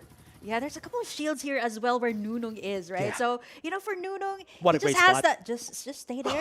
Just stay right put. Wait for UNDZ and So Cutie to just go at each other. And then right after that, all you need to do is duel either which squad is left, right? Yeah, I mean, if it comes down to a 1v4, at least we're top 2, right? Right. At least we're top 2. And if you manage to do a 1v4, that's going to be great. But and here's what's happening, though. UNDZ, Asu now left alone. Rhino was able to hit him. They got the kill on one. This might be the chance for UNDZ, though. They might turn things around. So this is their time. They're using the med kits. Get them back on a 3v2. Might be possible for them to win. They need to use the Fatal Volley right here from Asu. Because he still has the Rhino, it would be really helpful for them to win. But now they're using the smokes. They're pushing them back. They've seen Nunung. Nunung, the mission is yours. It's impossible for him to be met here. They don't know if that's Nunung or that's another squad. He was able to run away. That's a great spot. Oh man, Nunong is just working his way around this area. What is this? Everybody's moving around. Everybody's not killing each other. And now, with the Osiris squad, Nunong, oh no, with B on top. They don't know that he's there, but Ace is going to be met. He's seen down towards that stairs, and he is going to be seen a lot more. Look at the timing right here. B wants to go back. Ace is going to be met, and they have the vision erosion just yet. They're clouded in darkness. They're not going to be seeing anything. And now So Cute wants to go in with the hologram guide. It might be really helpful. It's a 3v3v1. One is still alive. It's still a chance for Nunong to prove himself. Right now on the back. They want to get some kills. So Cute is just taking down everybody. And UNDZ is left alone. They have won. Asus the last one. Is he gonna get an ace against the members of So Cute? They're running around. They got the kill and they got the win. So Cute gets a 25 kill win on this fight. Wow, and just when we thought, right, for Nunong, the only one left, 3v3v1. Yeah. How crazy can that get? Close. Very close for Nunong. And I think for a time, there was like a couple of minutes, he was just sitting right there until he got spotted, right? Yeah. There's no choice. He got a vehicle, was able to, you know, get the spot that he wants, but eventually, I mean, come on, it's a 3v. Great movement, right? Yeah. I mean, I was rooting for Nunong this whole time because it's a 4v3v1 turn 3v3v1. But So Cute is just so good at performing that game, using the vision erosion against at the right time. Yeah, using the vision erosion just caught them off guard, but So Cute was the one who benefited from that vision erosion. Sometimes, you know, like what we mentioned, right? Vision erosion can go both ways. Can go towards your favor, can go towards the enemy's favor, but this time it was used really well, and that's exactly why So Cute was able to get this one. 25 kills from So Cute. A while ago, we've seen 6 MTR getting a 25 kills top as well. 2. But here, So Cute, 25 kill top 1. And that's much more valuable. It's very tight too that they were fighting in that compound as well, right? So there's just a lot of space to work with. That's exactly why when the red zone was shrinking, everyone just had to meet in the middle, and you know there's really not much terrain that they have to work around with, so the vehicles had to be left out. Yeah, great performance from Control, getting an MVP during this game. 2-8 damage, you don't usually do that. And he was able to just, he didn't even survive for so long. He died really early, but still was MVP during this game. CTRL, if I'm not mistaken, he's the MKR, right? Yeah. Yeah, MKR, and that's definitely what you need to do, right? Unlimited ammo as well. Once you're up, but at the same time, right, it's kind of understandable why he is the one that has the most damage in this entire game, and he's the one who did provide So Cutie with that extra firepower whenever they went in the final few clashes. What's really interesting here, though, is that they drop right here close to Carnival to Motel. That's why I was surprised that they got a lot of resources here. They didn't even move really close. 3 on Carnival, then they have 1 on Motel, got a lot of shields. That's why they were able to farm out early on the shields on their side. But UNDZ and Osiris squad also is on the other side. I'm really surprised that Fox 5 wasn't able to get the right positioning, even though that they were on Sanctuary Tower a while ago. Yeah, they were split up all across the map, right? And I was expecting that they'd probably corner the other areas, right, and get more Stay resources. here. But they finished top 4. Yep. So quite surprising. I didn't really notice Osiris. I'm so sorry, Osiris. But, you know, I didn't really notice the squad up until it came to the point where it was only like Nunong left, and I was like, oh no. Like at least they got Honestly, top 3. Yeah, honestly, a great performance here from the Osiris squad. Look at them getting a lot of kills during that game. Even though they ratted themselves out in the last game, it was still great because they were able to get top 3 at least, and UNDZ was able to get top 2 in the end there. I was surprised that they weren't able to position themselves way better because UNDZ got 1 kill early on, and that made it a 3v3. Could have been their win.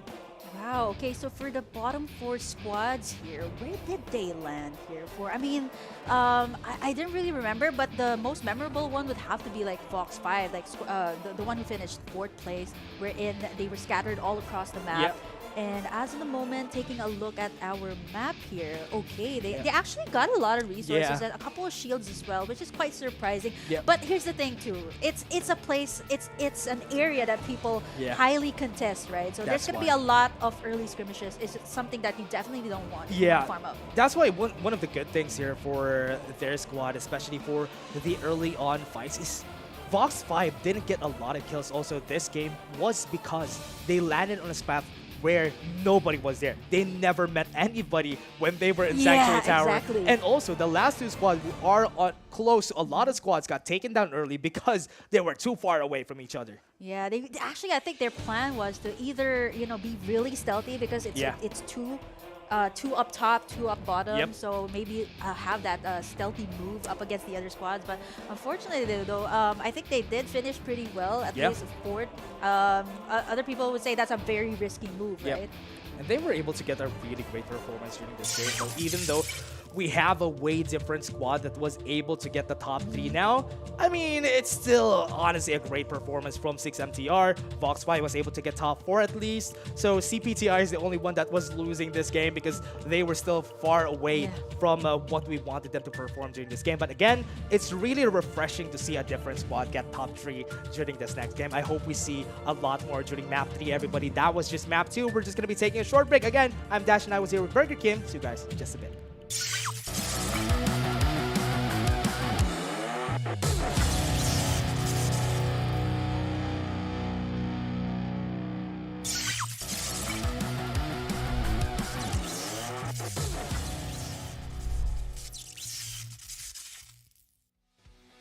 Gameplay, Yugi Boy would run 10. Just when he is just recuperating, he's just healing himself.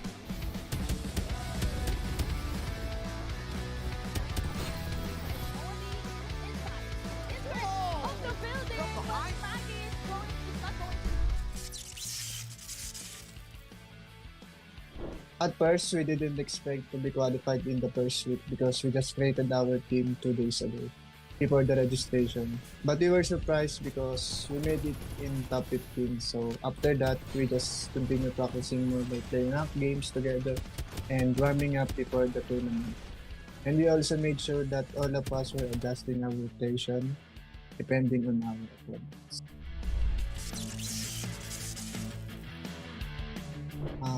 We have been friends and known each other since we have been playing as a team in Call of Duty Mobile. So our closeness and bond are already tight. Our attitudes and skills complement each other, so we're trying to improve and succeed here in the competitive scene in Farlight.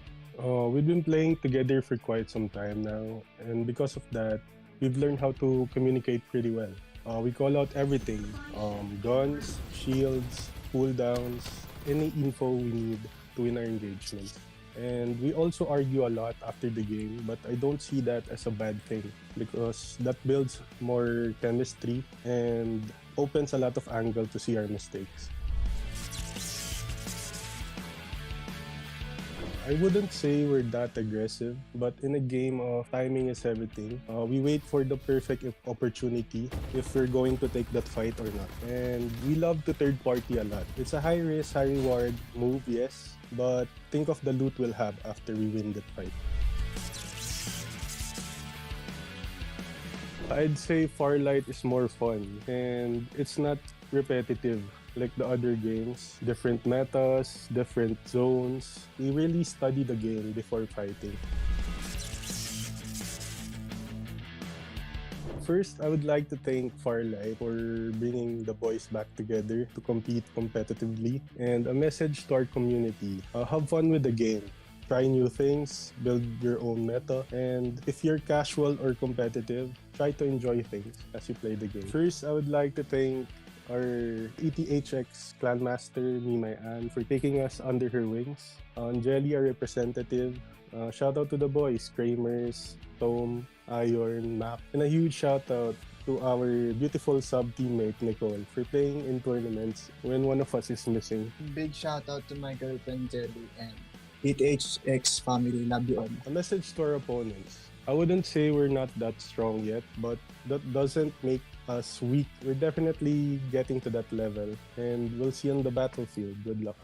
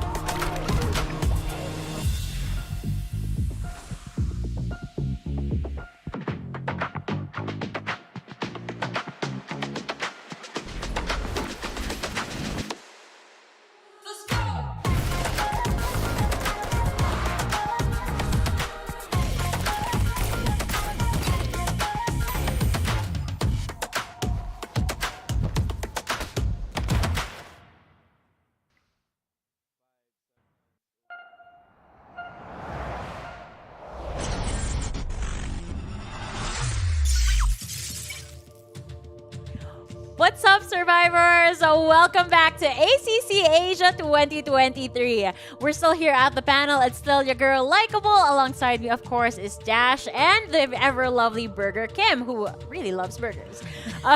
We just saw how So Cute was able to dominate that map. And I want to talk about this. You guys said in the first map that it was like a slow and steady type of game. Did it still feel that way moving on to their second map?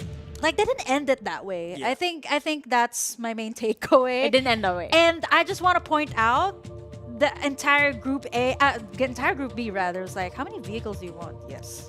Yes. Yes. Well, let's play the highlights so that we can see and try to count how many vehicles there were in this game. Oh man, I mean, if we talk about Control as well, or CTRL, did I spell that right? Yeah, CTRL. yeah. Thank you for the validation. 12 kills. It's very rare on this type of tournament setting to reach double digits with the kills. I mean, we see NCG, sometimes they hit those double digits too, but it's very rare. So for Control to actually reach that, that's so impressive. Yeah, honestly, it's really great to see that. Because during this game, the mission of So Cute was just to get a lot of kills, to top what they did on the side of 6MTR and Vox 5 during the last game. And they were able to shut them down early on, which is what is surprising for me. They were gunning for that top spot, and because they got a lot of kills, they got a lot of levels too. Yeah, despite the fact too that Vox 5 was able to get a couple of resources, they were scattered around the map actually, and we were expecting that they did converge eventually, but at the same time, it still wasn't enough. Yeah. Oh, that is the unfortunate thing indeed. And speaking of not being enough, underdogs, I was really looking forward to this team. I've seen them week after week, and they're relatively strong. They have high kills every single time.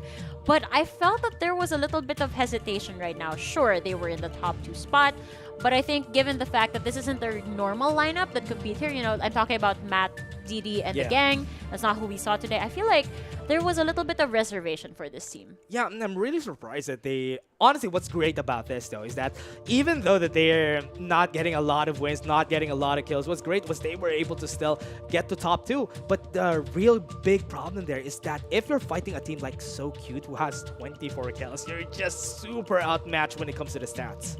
I didn't even notice that they got 24 kills until he pointed it out. I was like, whoa, okay, that amount of kills, it's crazy. Oh man, these guys are something else. I feel like there will be a little bit of adjustments. I mean, I also want to talk about Team Osiris over here. These guys are kind of on and off with the weeks. They have the really, really on weeks where they're so online. They're outperforming the rest of the lobby. And then come knockouts too, every Sunday, they're not as strong.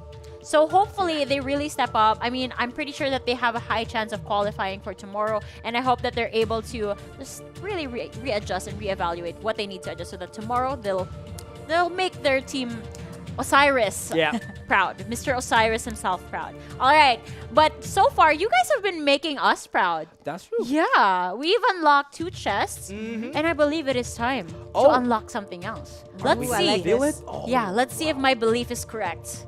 Oh, 2,000! Awesome. That's a lot of people. Thank you for inviting you, everybody. We guys. already have the rocket shells, and we're gonna be seeing a lot more. Everybody, we have a lot of missions there, so we still are looking for a 15K today. Get We it can to reach 15K. that. Yeah, we're going on a trip in our favorite rocket trail. Here's the code for you. Here it comes. Wait. Here is the code. Okay, there you Soar go. the sky. Soar the sky. Okay. That looks beautiful. Only 5 people can claim it. Yeah. Oh god, skill diff. If you get it, then you're really good at typing. You're so fast. Yeah, super fast, right? Like right when we were pointing at it, you already knew what was gonna be there. But yeah, just 5. I wish there was more. I know, right? They probably have a second monitor watching the stream. Then they have their client on. Then soar the sky just for us to get the jetpack. Oh my goodness. I really... Okay, if I see somebody in my lobby using that jetpack trail, I'm gonna run. I'm gonna run because I know that this is a mechanically gifted person. Fast. Very, very fast typer. So with that said, let's see what the other mechanically gifted players have to offer as we move on to map number 3 for Group B. Thank you very much, Likeable. And now we have a different spot. Everybody, look at this. This is going to be good. another different drop from our last game. Oh, this is a very different movement from what we've seen, right? And earlier on in map number 2, I think the entire Sunset City was utilized. But I think at this time, once again, hot drops, Carnival, Nova Planetarium. But surprisingly, this time, there's a number of squads up top. Yeah, what's great about this is that the capsules really move towards the Sanctuary Tower, which makes it a favorable spot compared to what it was a while ago. So now, the only thing surprising for me is one CLD going to Sunflower Shopping Mall, because that's really far, but they're going to be met with Osiris right there with Yansky also on Todd's Hot Rod alone. Ooh, Team Osiris, right? They want to siege those 2 bridges. They've got a good grasp of that area just in case that Squad 5 or the other squad would want to converge there. Yeah, they would really want to get an easy, at least get some shield XPs, run towards Todd's Hot Rod later on. But what they are going to be met with is that there's a person, or rather, there's a squad at Tin Man Plex. Oh, Nuno, the last one, the last one standing last time for Team Osiris. And this time, they're going to be taking as much as they can here. Not as much, but, you know, best that they can get as a man on a mission this game. So let's see if ever Nuno would be able to do the same thing like what he did during the last time. So Osiris squad, what do they need to do here? Because with what we're seeing from them, they're just getting a lot of resources, and also this has been a good hotspot motel. Everybody has been going there just for them to get the shield XP early on. But So Cute is going to be met with 2 other squads right here on Carnival. Oh, another hot point, Carnival. But Nova Planetarium, that's, is that I Love You See? Yeah, I Love You See. With Vox 5 already getting that early kill. Early on, that's a good start for them, getting some XPs, getting some 2 kills, putting themselves on the board. But now let's take a look at the map overall. We're seeing a lot of deaths happening right there at Sanctuary Tower. Quite surprising, too. That's not the usual spot that people land. I think 3 squads there, but here as well. CPTI, Dot actually, the only one left, gets taken down here by the members of Squad 15. Yeah, what's really great about this spot, Power Tree Station, is that there's a lot of chests. Oh, yeah. Wrangling around on this spot of the map. Because here, Power Tree Station, there's a lot of chests, there's a lot of blazing infantries. That's why sometimes it's a very favorable spot. The only disadvantage there is that they don't have shield XPs. Can I just say that that is a spot to play hide and seek in real life? That's true. Because there's a lot of good spots there, even here in Carnival. But I think it's just a little bit more open here in Carnival. And yeah, so cutie there. Ooh. Getting spotted by ENG1, Supremo 66 going around the corner. And once again, 4 squads all the way here in Carnival. There is the smoke bomb. Oh man. Not efficient. Not going to see them each other yet. Oh, now they go down to the bottom floor. Got the kill early on. N1G, that is a good spot to be in, but Squad 7 is here to take them down. Well, I actually thought So Cutie would have a better grasp of that area since they were the ones that fired the shots first, right? You get a little bit of vision on where your enemy squad is, but unfortunately for ENG1, they played it so well. Yeah, Supremo's going to be down. He needs to respawn after this. Here comes the Rocket Tarantulas. The damage are just piling up on them. Now, ETX1, what are they going to do? Are they going to push forward, or are they going to be leaving N1G on this building? Squad number 7, I think they're going to be trying to escape Carnival real soon, but hold that thought, they're actually going to get shot. Kane there, really low, no shields. Yep. Now's the moment he needs to be careful because Hachiko is just right there in the corner, uses the vision erosion, and goes all the way out. Yeah, and again, they're being shackled by the MP. What's really great about this is that they are going to try to revive themselves, get some shield chargers in because the EMPs are just going to be falling down. Vision erosion was used a while ago, but the Rocket Tarantula coming from Kramers are still going at it. You know, it's very risky to come here at Carnival because, yes, there is a lot of resources, but at the same time, there's a bunch of people that want it too. It's not just the Sunflower Shopping Mall that has discounts, guys. Even at Carnival, you want all these squads have a bunch of cards as well. Oh, yeah. Now they're lost in the abyss. Here it comes. They're not seeing anything except for the Rocket Tarantula damage. Kramers was able to get the takedown on the members of N1G. Early on, they want to get some kills and they want more. They're pushing forward. The members of Squad 7 are already on top of it because everybody has been taken down. Oh, it's good that Kramers actually got the Tarantula as well, just in case Squad 11 actually gets taken down. Yeah, MT26, look at this. What they want to do here is just to stay really still because Squad 15 is already here. 6MTR got a lot of kills a while ago. Here comes the hologram guide. They have the vision erosion. They're not going to see anybody except for themselves. And now with the EMP, they're rooted in place. The shackles are just keeping them down, rooted right there in their spot. 6MTR has the blazing infantry. They need to run away, but no, they're doubling down. Their bullets are really going to their side, and MT26 are still right here to keep them down. With a vision erosion, they're not seeing anything. They need to run away. They need to charge their shields. 6MTR are falling down like flies, and MT26 might be the victors of this spot, and that's going to be the kill. 6MTR is going to be down in the dumps because they're going to be taken down by MT26. Oh, just in the nick of time, right? The vision erosion, and right after it cleared out, they seen the light of day. It was just MT26 that got the better positioning. Fire's burning. They still have the blazing infantry. They are just going to go at it.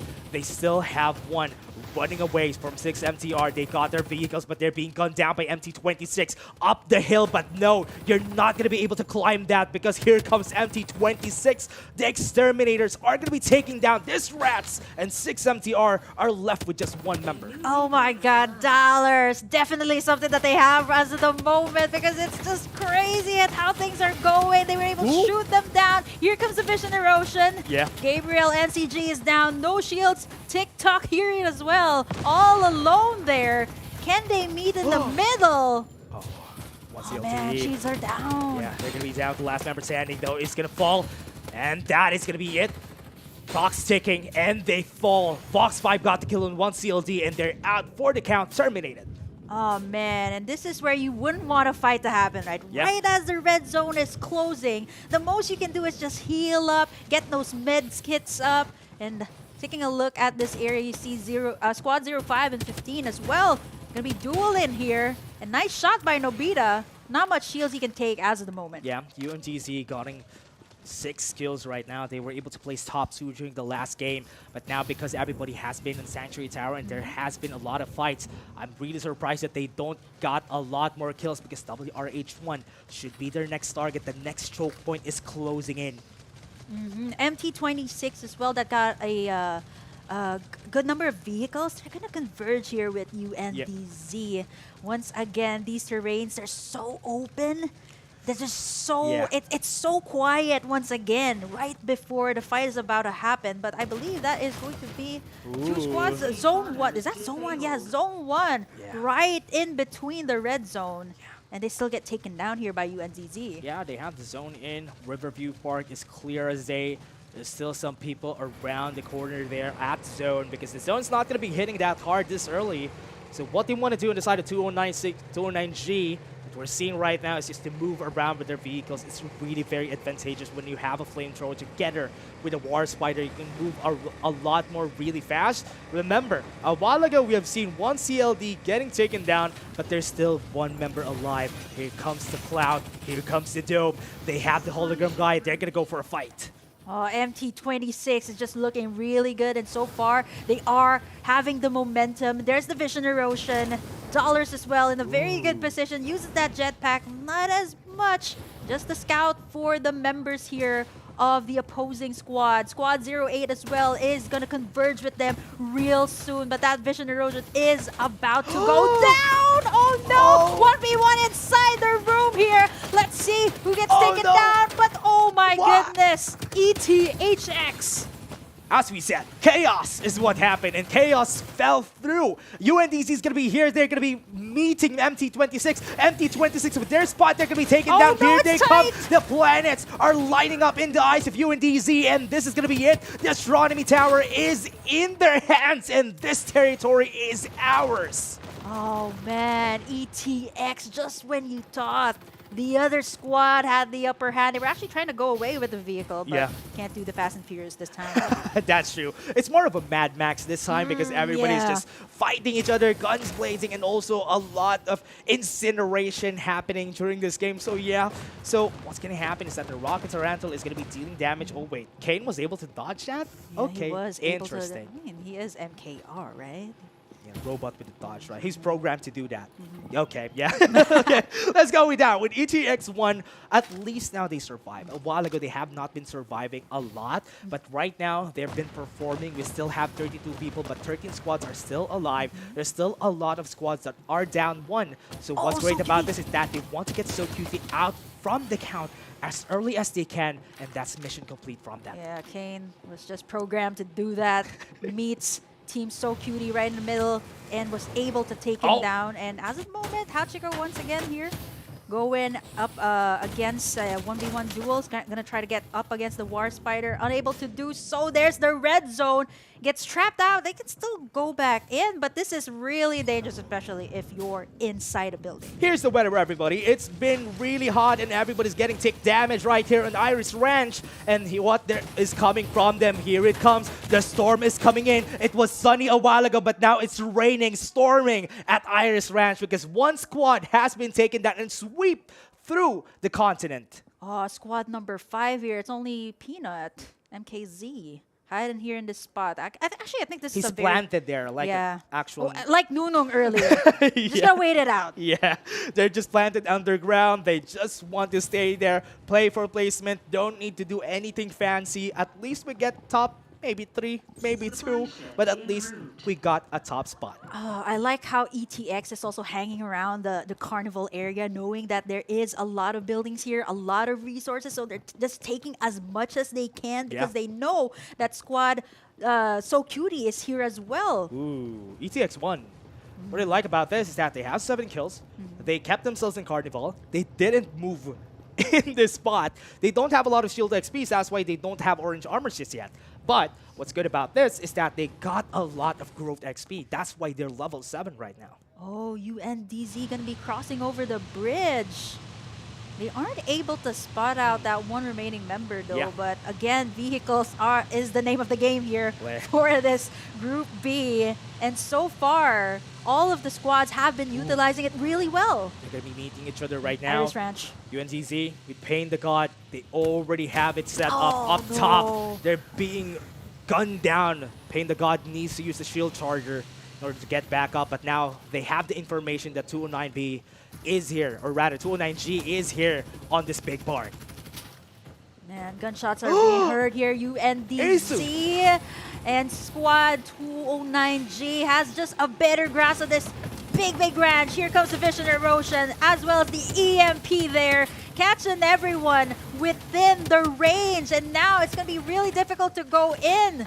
Yeah. Squad 2OG. Yeah, still got it covered. Good reaction though. UNDZ with 1 down. The Beta is going to be the last one standing, and 209G was able to just take them all down. And they got some red armors. They can still revive their teammates, and that's the good thing here. Getting a better position is the reason why they won that fight. Oh, ETX as well. They're looking very good in the map, but once again, Vox 5, I think all of them are up, alive, and kicking here.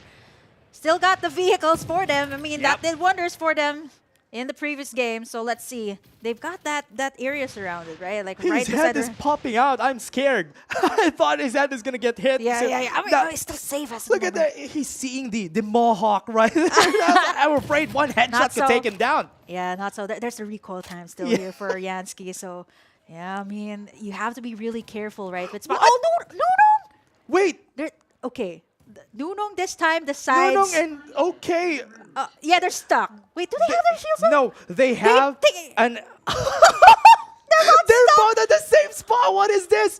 They're seeing each other. They have. They shook hands. They shook hands for sure. Yeah, let's just stay here. Yeah. You good? You good? Yeah, we'll just stay here. Yeah, let's just chill here in the water and just... Because Nuno was like, yeah, that's what I did in the previous game. Let's just do that. Handshakes for now, and let's go there later on. Let the other squads do the thing. Yeah. And seems like this is going to be the case, right? Yeah.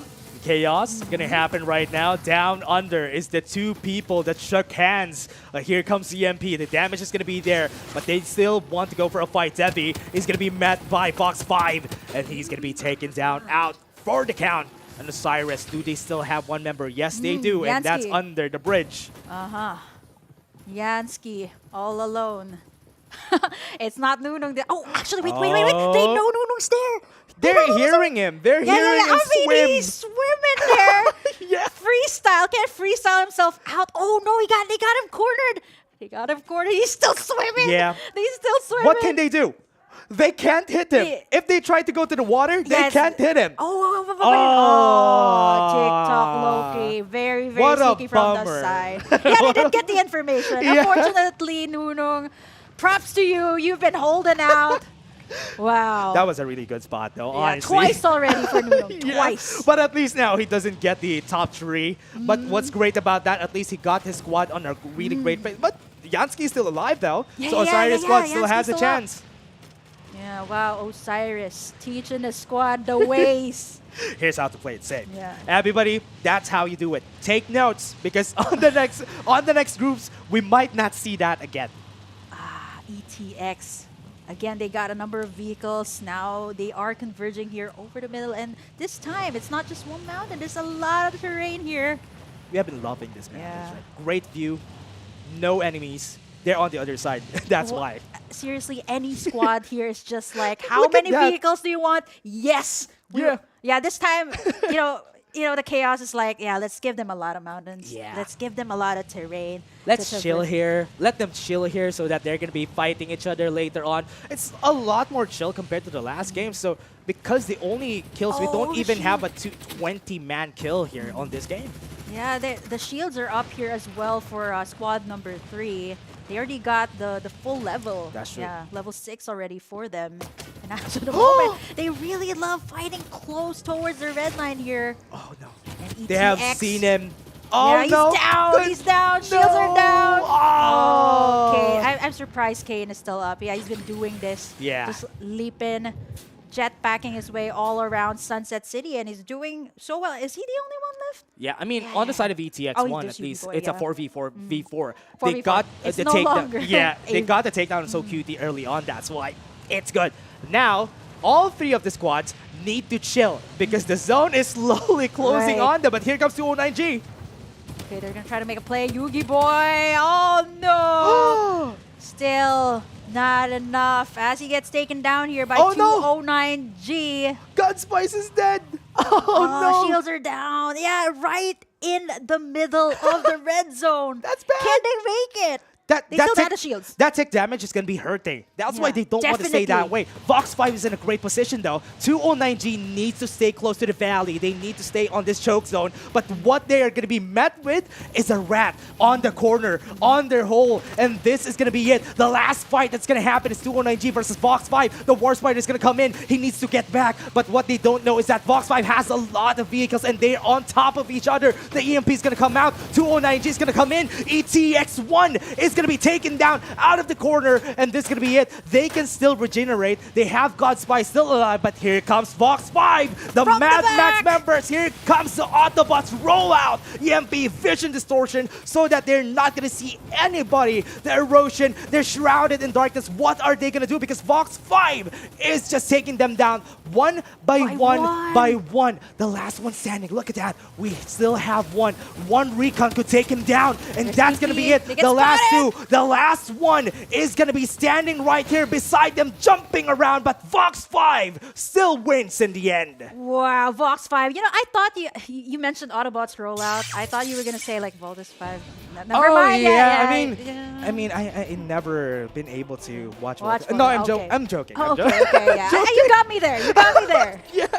I've watched Voltus 5, don't worry. So, I mean, Autobots roll out because there's a lot of vehicles. I hope that they can combine right. That could have been way better. But again, that was such a great game. Vox 5 again getting a top right? spot.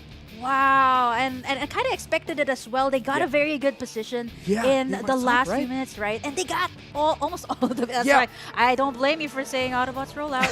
Yeah. Vox And also- 5 rollout, yeah. You got that right. That's perfect. Everybody, take notes. Take notes. Burger Kim is giving us a lot of great, great stuff. But again, everybody, that was such a nice game. I love that. I love that Vox 5 was able to get another win. That's what we were waiting for because we wanted to have a back-to-back, and Vox 5 got a back-to-back. Just two, not back-to-back-to-back. Not the back-to-back. Yeah. Yeah, but really, really well done by Vox Populi, yeah. Okay, I had to make sure. Vox Populi 5. They did start out slow. Not as much kills as they had in the last game, but they did pretty well in the final moments wherein they were able to catch everyone else by surprise. Use all the ultimates just in the nick of time. Yeah, and what's great about that though is that with Vox 5 getting the advantage there, in their spot, they were atop the mountain. And as we said, what's great about being in the top side is that you have better vision, you'll have more confidence fighting them on a gunfight, and that's what happened during that game. Yeah, you did mention a couple of times, right? They're in a very, very good spot. Let's take a look at the team stats here of Vox 5. Yeah, I Love You See dishing out the most damage as of this point, and you've seen it earlier, right? Even in the early stages of the game, it was I Love You See. Yeah, and doing the work.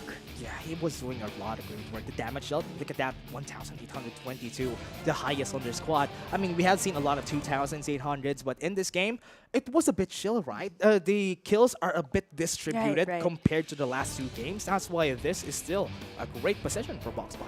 Yeah, both the TikTok users here, Loki and Hear It, by the way, they did pretty well in this entire game. And I think for them, right, they were able to give the vision to the entire team, which is actually what paved the way for I Love You See. Yeah, and also, during their spot, on their early stages of the game, though, with what happened during that game for this squad, what they're super good at is positioning. And with what we've seen here from Vox 5, they positioned themselves really close to the zone. It's a different drop compared to what it was a while ago, though. That's why it's such a different game compared, because everybody was quite spread out. The only thing close, the squads that got eliminated early was the ones in Carnival, because everybody was too close to each other.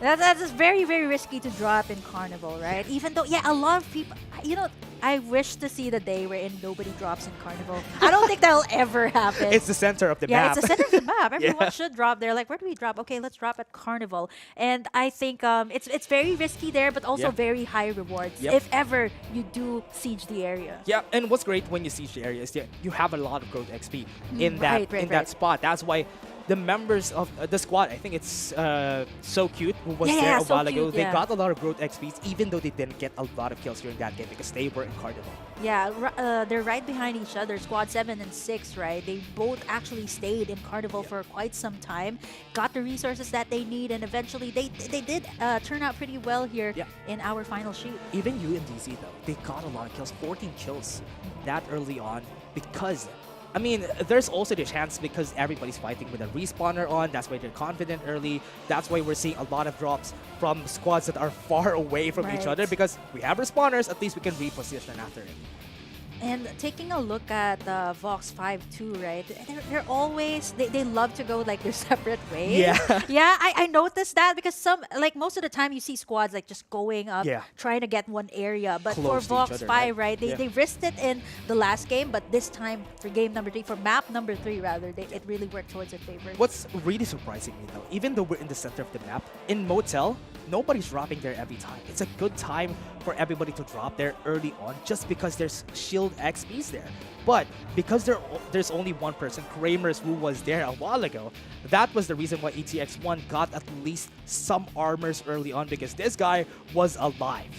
Okay, I'd like to point out too that a number of squads dropped, like squad number 12 and squad number 9 both finished at 11 and 12 respectively. They dropped at the Sanctuary Tower, right? Which is not something you see so often. They had that early skirmish, plus there's not much resources that you can work around in Sanctuary Tower. Yeah, and what's really surprising about that is that they were met by other squads. Those two were the ones in Sanctuary Tower, and they both got taken down just by one squad, just because of the rotation that they did here. Early on, we've seen on the top part of the map a lot of players getting killed early on because that was an early drop coming in from the east side of the map. Quite surprising, and honestly for the squads that did drop in Sanctuary Tower, I guess they didn't really expect that they would be in the same place. That's true. Oh, you're here.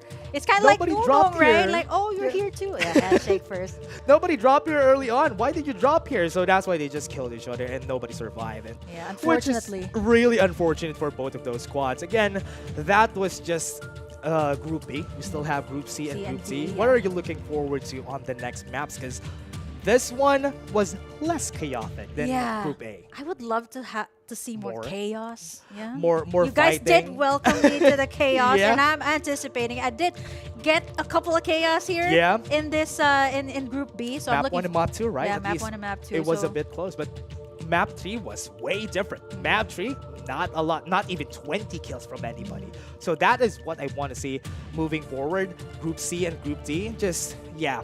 The mission here is to get a lot of chaos for Burger Kim right here. So everybody, again, this was Burger Kim together with me, our community caster. Thank you very much for welcoming her right here on the ACC. And now we're just going to be taking a short break. We're going to be going to Group C in just a bit.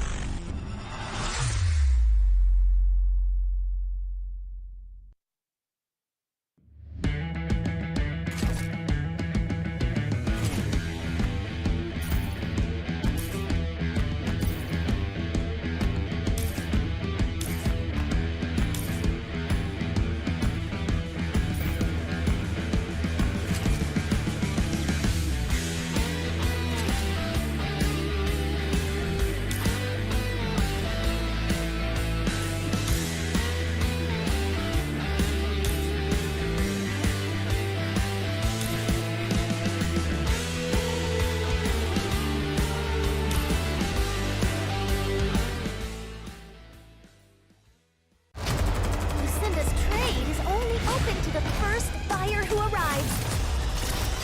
Capsulers, fight for your desire. Let's go. Never back down, and I never run. Coming last place, that was never fun. Time to elevate. Looks like we gotta make it harder. Let me see who's the lucky one. I'ma let it go. Let them taste the power of new vehicles. Time to lose control. Time to fly. I never Time to miss. start the show. 5, 4, 3, 2, we gon' run it up. No days off. Precision bombing. One shot, so you better not miss. Night, sweetheart. One shot, so you better not miss. Fire hazard. Emergency team, go! Love doesn't just explode once.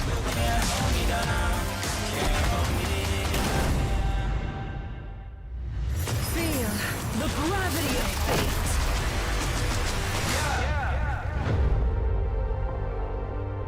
One shot, so you better not miss.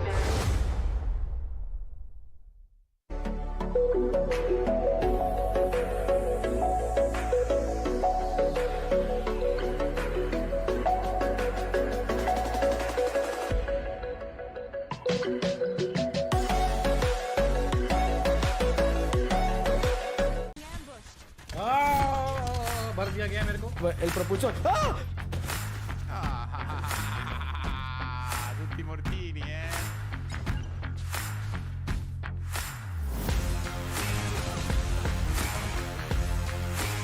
Sacco bomba contigo. Granada por tuya contigo. Distrutto.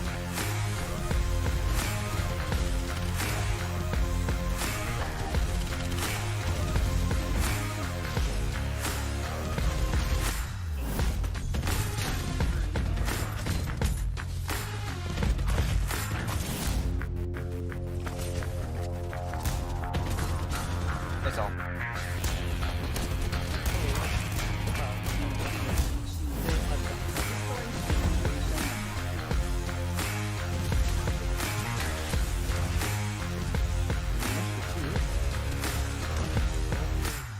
It's one in the corner. Nice. Brothers lost.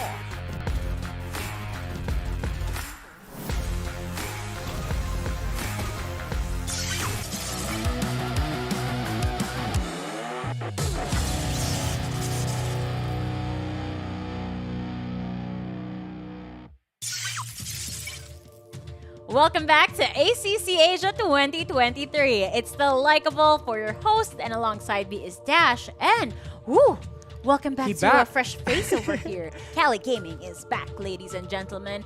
And we're going to be breaking down what happened with Group B over there, because it started off as slow and steady wins the race to, I don't know, guns blazing with your blazing infantries and everything else in between. Let's watch the highlights to fully appreciate everything that was going in between. Oh my goodness. That last clash, it felt like a 4v4v4. Yeah. However, there was another opponent, the Ring.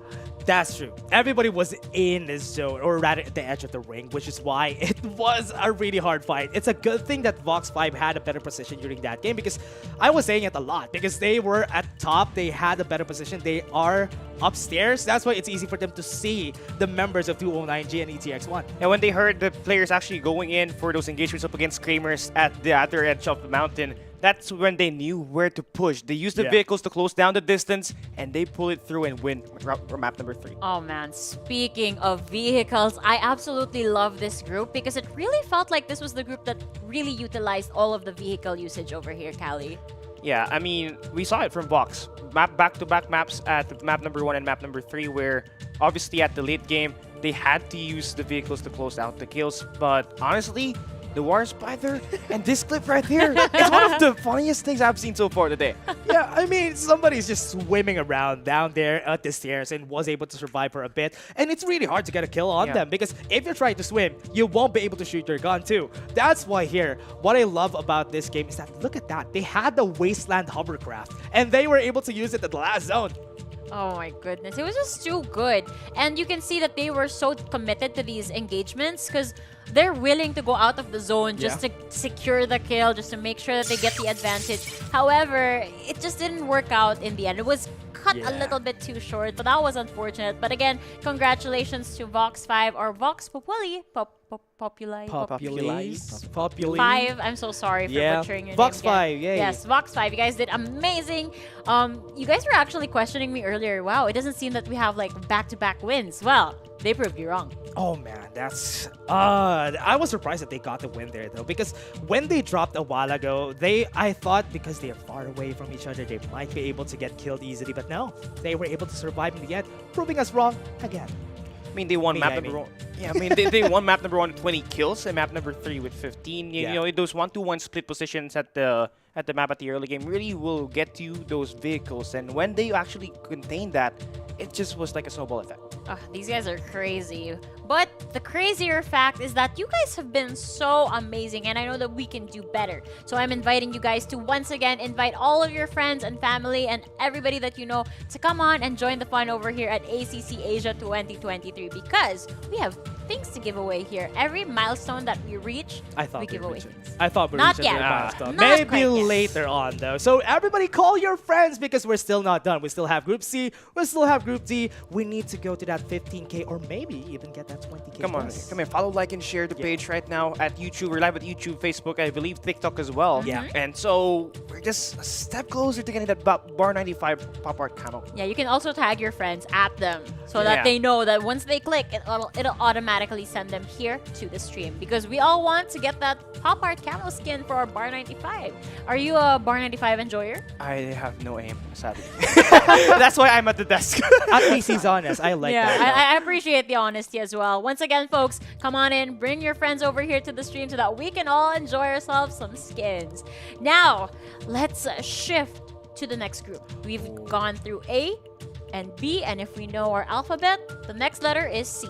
We're gonna take a look at Group C over here, guys. Let's get to meet them, and perhaps we'll see some familiar faces. I want to see if ever they have at least some familiar faces right there. Now it's coming up, everybody. So we're seeing some familiar faces already. no. But I got a little bit distracted because the face is up top and something else is at the very end. Got that right. An interesting name that we got here, but we're not gonna dwell onto it too much. Interesting to say the least. But I want to know your thoughts over here, Callie. There are familiar names here. Anybody that you're looking forward to see? I'm looking forward to that NRX Proverbs and Tyranny Sports squads. I believe they have all of the capabilities to transition into Farlight 84, and they are absolutely here as one of the teams that we can handle today. you know what? Are we going to see another name in NSXX Esports? I want to see them maybe have the Infi GG again. I Shout wonder out to if they Infinity. actually, like, if it's an actual reference to Infinity the caster. Yeah, I hope so. Because Why? if not, that's going to be sad. Because I think Infinity Was it an ego boost for him? Yeah, it is. No, I'm joking, Infinity. I love you. But that was just... I mean, I would love to see another name there. Maybe Laika. Oh, yeah, I wouldn't mind if you guys had a likable on your tag, or maybe Callie or Dash. It's very easy. I wonder how they comms though sometimes. It can get a little bit confusing if you all have the same name. At least maybe they have their... Or maybe they have... They know their names. I mean, call out the names of the other guy. Yeah, and I think that's one way for you to get past that freak, right? Yeah. Because it's hard to call out, hey, InfiGG, I'm here. Well, which InfiGG are you? It's actually, like, when you think about it, it's kind of smart because when other teams look at the kill feed, it's going to be InfiGG over and over and over again. So, by my book, it's pretty smart, but we'll see whose name is going to pop up today because once again, we're diving in hot into Sunset City, but Dash and Callie will tell the tale of this story. Here we go. Welcome to the chaos. This is it. Group C, map number 1 at Sunset City. Let's take a look at our map here for today. Our flight path is going to be from the Sanctuary Tower all the way back to the Sunflower Shopping Mall. Dash. Okay, we're going to be seeing this early on. No Sunflower Shopping Mall drops from anybody right here on this map, which is really surprising for me, Callie, because that could have been a free spot. But since a while ago, even in Sanctuary Tower, nobody dropped there. I mean, it's a characteristic for a Sunflower Shopping Mall to be uncontested, right? But I think the reason why they're trying to put that in through is because of what happened to X Team and Vagabonds earlier at map number 1. But Convolved Engagement's coming through here at the Team Man Industrial. Yeah, now they're fighting. Smoking would be able to get one kill really early, and that's going to be good. At least now with the respawners, we're just going to take a look at what squads are here in Tin Man Industrial because the respawners are just going to help them out, and a lot of their squads are fighting already. Yeah, I mean, Feet are looking to try to find a way to get some trades here up against your boys from squad number 14. That's gonna be Tyranny Sports, and this is one of the spots in the map where you can actually get a lot of Jupiter 6. Like the spawn rate of it here at this map is a lot.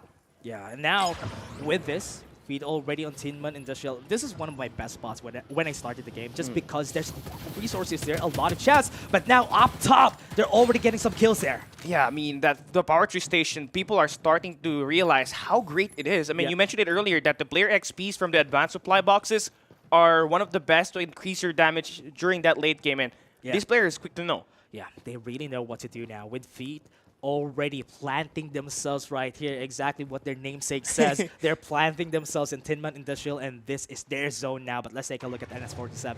Oh no, they're all players. No, NS47. I mean, that's the favorite name of our mayor. Yeah, our mayor really loves having the player name. So at least it's a homage to him. So I like that.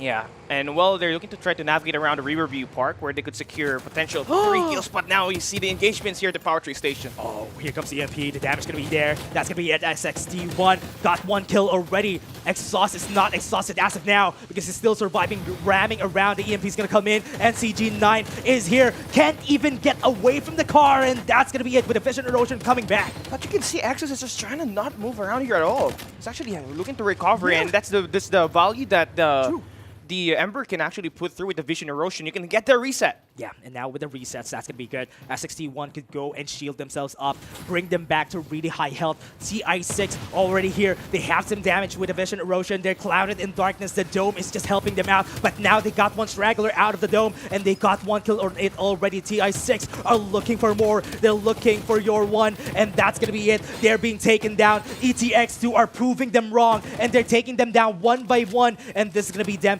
up top. They have the high ground, but not anymore because Cozy is going to fall down by 2 members of NRX. I got stuck into a reload action, and Mema was there to actually put in the work. With the Jupiter 6, those close range, the long range action, it has the best damage in the game. Getting that elimination through, they're going to be able to clear out the ANX. Yeah, and now with Mau already in front, they're just keeping themselves here at this spot. Power Tree Station now, we're seeing another squad. OMTR are being sent by...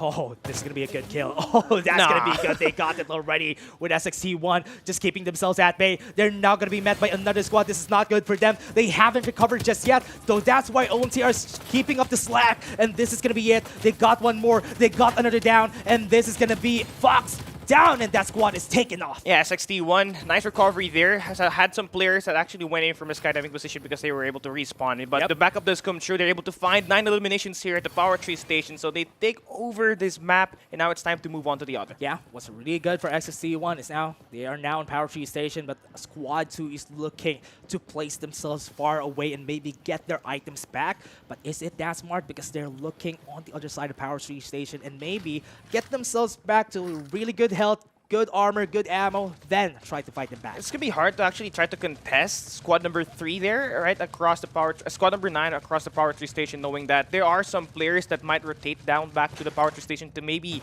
go for the third-party situation, but that's not going to happen here for now, as NU Spades will put themselves into a position where they can rotate around the Power Tree Station for the third-party system, or it would move into this Nova Planetarium. Yeah, ETX2 with NU4S. He's going to be meeting with Cozy. Just sleeping on his bed with this, with the hologram guy. They're going to be having guns blazing in front of Cozy, and Cozy's going to be down. I mean, a great kill here for him to actually down you. No. But that's only 3 players. Yeah, but that's only, there's a lot of players. Yeah. So now he's going to be eliminated. So here we go. We're going to see some people stuck onto the danger zone. SD1X, Dukulan. Oh my god, this guy. Yeah. I know him.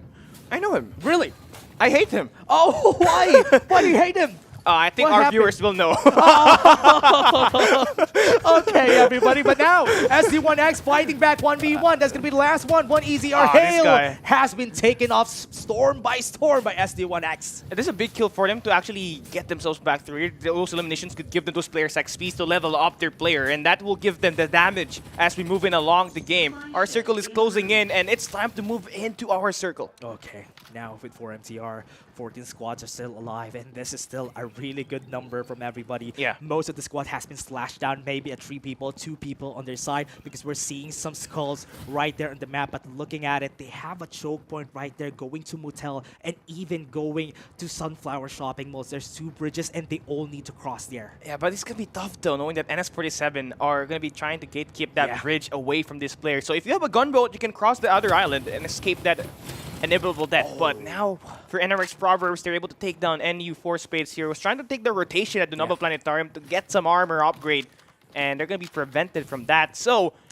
Proverbs are looking to still control this area before the circle closes. TI6 with NRX looking for it now out of the zone. This is going to be it. SXT1 are keeping them at the zone, and they still have some respawners up. That's why SXT1, even with those kills, they are still alive. They're still alive. And this is a good thing here with Farlight 84. You can always respawn in the early game, but you gotta take care of your life from here on out because you can't afford to lose one more. They're gonna hop right back up for the contest. Yeah, that's gonna be good. Hopping right back with the Mad Rabbits. It's not gonna be helpful for them. With SXT1, just looking at them, they knew where they dropped. No armors, no anything, just healths on those persons. Now SXT1 just got the kill on them, but they are scattered around, so they might be able to get the revive on them. Yeah, they're going to get isolated here, especially that last player here for squad number 12 at this station at the port. Dice is just trying to hide around the corner, but will be spotted here by Icy. And they're going to be able to confirm that kill. So these 2 players from squad number 12 will be waiting for a revive. Yeah, now SXT1 now on really good purple armors. With the purple armors at level 4, they would be able to really help themselves out on the next zone. But still, they need a lot of medkits right now because they're still out. But it's still 1 damage, so it's not going to be that threatening. With 15 kills on their person, that's a lot. Yeah, that's a lot. This is like this is like the score of the first placement already once you play a map, right? So right now for them, they have to secure a good position inside of the circle as they're so far away from it right now. More of the engagements coming through here for NS47. These players, literally players, are looking to try to take control of the tiny fortress beside the Sunflower Shopping Mall. They have the Rocket Tarantula though. They're bamming them with artilleries. Here comes the gunboat just to have some gunfire back on the members of NS47, already on the air zoom for player. I just want to call this a Maggie because they're all players. So with them having air zoom, going in with the frags, it's not going to be helpful, but the Rocket Tarantula is going to be helping them out. Monkey King is almost going to fall. He doesn't have the cloud with him. That's why he's not that fast. And now's the perfect time for them to actually go for the contest, but knowing that NS47 only have that Rocket Tarantula, they do not have anything to close that one up, but now they bring out the springboard, and they're ready to go. Hologram Guide finally activated. Yeah, ETX2 is already here with XTP7. Also on the spot. They're just hiding in the corner. NS47 are wanting to get some kills. They don't have a lot of levels. That's why they're thirsting to get something. But they've been met by Yokai. He falls. At least he got the kill on XTP7. And now NS47 at least got some armors, got some growth. Very nice timing there for the blast delivery grenade from Mackie, but more action coming through at the ANAX here at Sunflower, at the Nova Planetarium as NRX Providers are looking to take control of this area. They do find some eliminations here. Yeah, Nova Annex, you have the Vision Erosion, clouded in darkness. They're looking for a needle in the lightless haystack. They're not seeing anything except for this EMP, stopping them from getting that Vision Erosion up for now with Super Iron. Moving forward, NRX are looking to get them more. But now, they're going to be met by OMTR, and OMTR are hiding away. And here comes NRX, just bashing through their defenses. But they were already out there. They planted themselves like towers, and they just bashed through on the members of NRX there. And they just have to wait it out, wait for these players to go for the overextension. And these players love to play individual, and they took that advantage. They pushed through like the team, and now they're able to get that scan. They spot the last player from NRX Proverbs hiding at the core. Yeah. And that's the good thing with Cypher. You can always go for the scan and check the players nearby. I love the flamethrowers though. OMTR really loves to do this. With them just checking that is just good fundamentals from these players because people have been doing that a lot on a lot of lobbies. So hiding on a flamethrower is not that effective anymore, everybody. Yeah, it's been like read through by the pro players. I mean, everyone in the community knows about that strategy anymore. And that's why if there's a random flamethrower outside of the circle or inside a circle, they try to shoot it. Just to check. That's sussy, everybody. Look at that. There's a lot of vehicles just parked out of nowhere. So they need to be sussy about that. The Rico's coming in with a Vision Erosion right here for 4MTR. They're going to be trying to get some damage on, but they're trying to run away. They're still in the open field. That's why they can be traded by the other squad. 4MTR are left with just 2 members. At least they have the Vision Erosion. This could be really helpful for them. But SD1X has seen them and just going to fall. And that's going to be it. SD1X were the victors from that fight. Heavily outmanned there for that gunfight. SD1X was ready for those eliminations. They know that the players are going to be sticking right outside of the circle, knowing that they were the ones that invested that Vision Erosion. Yeah. And the scan there will be not ensued, but here for one easier hail. They're going to be scanned by the Divulge from Young. Yeah, they have the Divulge. Who did this? I want to know who did this to them. They have the ultimate already with the Hologram Guide that cleansed out the ultimate right there, but the Divulge is still at their faces now. They're going to be mad. One easy R just running away with a War Spider. They have been mad right here. They are going to be seeing them right now. Tier 1 is just running away from this, and they're looking for a lot of damage because of the vehicles. They're not getting a lot of kills, but now they're jumping around. Here it comes. Here comes the damage coming from the AK, and this is the Vision Erosion. They're not seeing anything except for their dead teammates, and Tier 1 was able to win. They're going to have that quick recovery here from the Vision Erosion as one of their teammates who fell down will be revived. Same thing can be said here for the guy that got eliminated. But here, down at the map, We're going to see some eliminations coming through as well. Zero MTR at the lake side. And you can see the push. They're trying to go for the isolate. Yeah, EMP with a vision erosion. That's a good combo. They need to run away from this vision erosion. After that, OTR looking for some kills, and they were able to get one. The trade has happened, but there's still a lot of squads right here. OTR from the backline for the Jupiter wasn't able to get it right here at Mansion. And now this is going to be SXT1's property now. That's a big win for them. They just secured themselves good loots. They secured themselves a lot of vehicles as well. Three flamethrowers? There are 3 flamethrowers, 2 blazing infanteries, as well as 21 kills. The largest kills that we have so far today is 25. And we only have 24 teams here, so the potential is going to be a lot. Yeah, that's a lot. That's still a lot of numbers for them to get a lot more kills. But NCG9, they are now... Oh, wait. There's a War Spider up top. Are they going to be seen? Oh, no, they were not. And now with this, Tier 1 is just going to run away from this, and they got themselves a good spot right there. Yeah, I mean, just waiting for this other positions to actually be moved on through. NCG9, P-Pie, that girl, it's going to be actually dead, but they are just trying to juke this one out. Yeah, they're going to be seeing him. And with TikTok Sino, they're going to be running away. They're going to be seen, and that's going to be him dead for sure. With a Jupiter, that's going to be helpful, but as not, because they're not in the zone. That's why they just got taken down easily. They're walking like, oh no, they're not like target practice for them. That's why NU4S got the kill on them. He's heavily back against the wall there. That Watchman, I think, is the only player I've seen rock that character. But so far here, for NU Spades, they're still very much alive. And they're actually in a good position here. Actually crossed the river. And they do have 8 kills, by the way. Still do have 2 players with level 3 shields, but if they can get some eliminations here, that should be able to reset and get those purples. Yeah, and NU4S with Quavo Hana, they are just regenerating here, and they have been fighting against in this mountain, this very narrow spot right here. Tier 1 is just pressuring them, but with the vision erosion, that's a good spot for them to just move around. But one more challenge for them. How are they gonna swim through that when a squad feed is here waiting for them? Yeah, but the thing here with Feet is that, you know, they still have 3 players alive. They're just going in for a quick recovery, but they do not have like a great serious No more medkits. No more medkits for them. Oh no. Smoking is only 2. Yeah, it's gonna be bad. They need the vision erosion badly. They're waiting for that cooldown for sure before they start. I mean, they have it. They have the vision erosion right now. With a 10-second cooldown on the smoke, that is the time that they're going to move because they need to go to Sunflower Shopping Mall. And remember, SD1X is there waiting for anyone to cross the bridge or even swim through.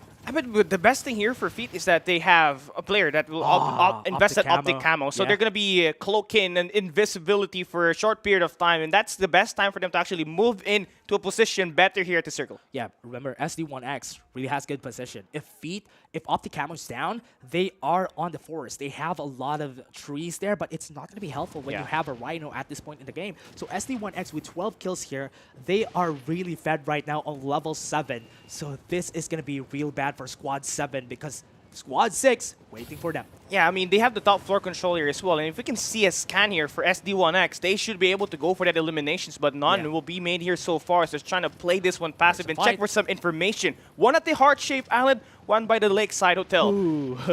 And the heart-shaped island, they were able to get 1 kill from far away. That was a bar 95 a while ago. But now, what are they going to do? There's a vision erosion with S61. So what they're waiting for is that the zone closing in. If it closes in, Sunflower Shopping Mall, that's an open field that they're looking for. And SD1X has the only upper level here on their side. And it's all about the attention to detail here for SD1X. They really think this one through.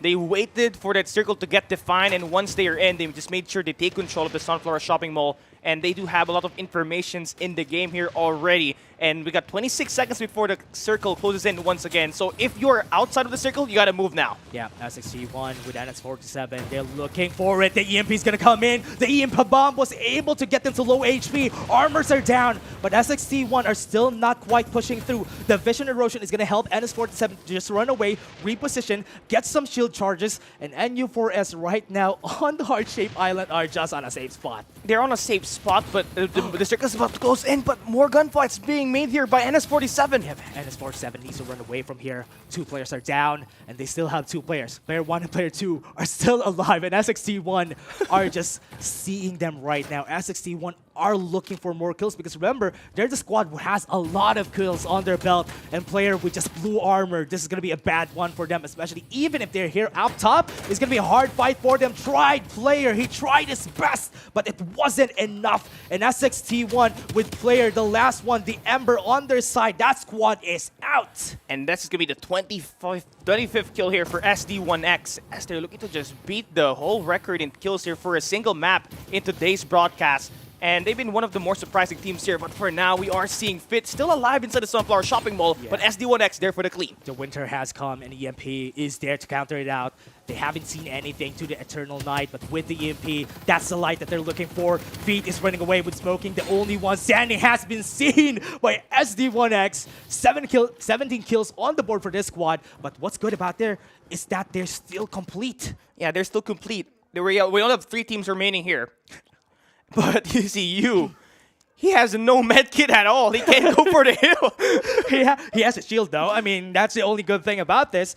But at least the zone is going to close out in the center. It's an open field. It could be anybody's game. 10 seconds, that is when we're going to be seeing a lot of fights happening. And the thing here with this gameplay is that you're going to have the fight actually inside of the middle of the map. So this is where the vision erosion will actually be at the advantage. And for SD1X having a complete squad, they're the ones that's favored to win this. SD1X wasn't able to see anybody with that divulge. So that's going to be bad. NU4S, they need to really close down. The zone is closely pulling in. And right now, they need to really get into the center. There's one building that everybody's looking for. But Icy needs to get a good Rocket Tarantula if ever they want to win this. Now it's a 3v4. They're looking for the chance. But SXT1 are still keeping themselves right there. But right now, SD1X has better positioning. Here comes the ultimate hologram guy to just run in and look at SXT1. This is the best time for you to strike. You get the upper hand here at the tiny fortress.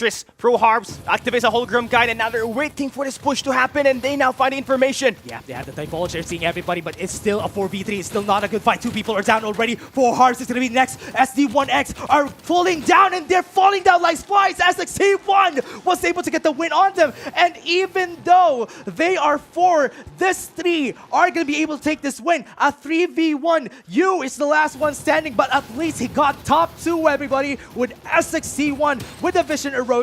That's the last person standing, and they are out for the count. SXT1 got the win. They got the win. They set the record for the most kills in today's broadcast with 30 kills. The second highest was from SCG, from our map number 1 with 25. Yeah. And they did it here in an amazing fashion. Honestly, a really great show right there. And I was surprised it was a 3v4, but they were still able to win. Yeah. They were on a divulge. They were on an EMP. And that's why they weren't able to do anything. Yeah, I mean, it's all about the investments of the skills here, right? Yeah. That will really win you games. And I think the Divulge actually helped them check which one has the lowest armor. Yeah. And when that happened, they just look for the weakest link and they just go for that kill. Yeah, and what's really great about this, though, is when they saw the weakest link, one move forward really fast with a springboard. Yeah. They've seen it, EMP, not able to move, sitting like ducks, bang, bang, bang, that's a kill. Yeah, the thing here is that they combine those skills perfectly, right? Once you get the Divulge, you get the Scan, now you get the Hologram Guide as well to get you those damage and those speed buffs. And when the EMP shock was activated and it was landed, the jetpacks of the enemy wasn't really there to work. Yeah, and SD1X was really in a great position. They were up top on Sunflower Shopping Mall. If they didn't move there, ST1X, or rather here, SXT1 would need to go forward compared to them, but because they became impatient, they lost that chance. Yeah, and this was a squad that we thought that's gonna get taken down, right? Because they were playing the 3v4 in that last engagements, right? So what happened is that they really just wait for the skills to come in, and at this game, it was just perfect. Yeah, and it ended in the victory of SXT1. They were able to get 30 kills, get the top 1. That's just double the value for the squad. Yeah, 45 points to start the game, to start today. That's a lot, man. And now with this, for the squad, what is next for them? Chill on the next game. You don't have to go for those over push plays because you have already secured yourself a great point system here at map number 1, but exactly for these squads, they want to do more. Yeah. But you see, our MVP here, Icy with 15 kills and a total damage of 2,474. They're still going to be ready for tomorrow at least. Yeah. So SXT1, what's good about this is with the 2-4 damage, 2-3 damage on 2 people, that's a lot of damage to just pack for SXT1. It's only just unfortunate that Exis just exited the game really early. But with this 3, they were still able to make magic. Yeah, they also used the Rocket Tarantula at the end, right? But it wasn't really able to go for the connect. But I think that one gave it away. Like the team that they were going up against with had some information. Oh, they're at the tiny fortress, and they were impatient. Yeah, they want to go for the push. And SXT1, I think that was like a bait play that for them immediately worked. Remember, they used a divulge that time. They used a divulge. It didn't hit anybody early on, and that was the reason why SXD1 was baited. And we were like, okay, we're gonna go in. This might be the chance for us to actually just fight them. But because they got baited, they were just right into the clutches of SXD1. Yeah, Shinigami Tenshi, very impressive stuff for them.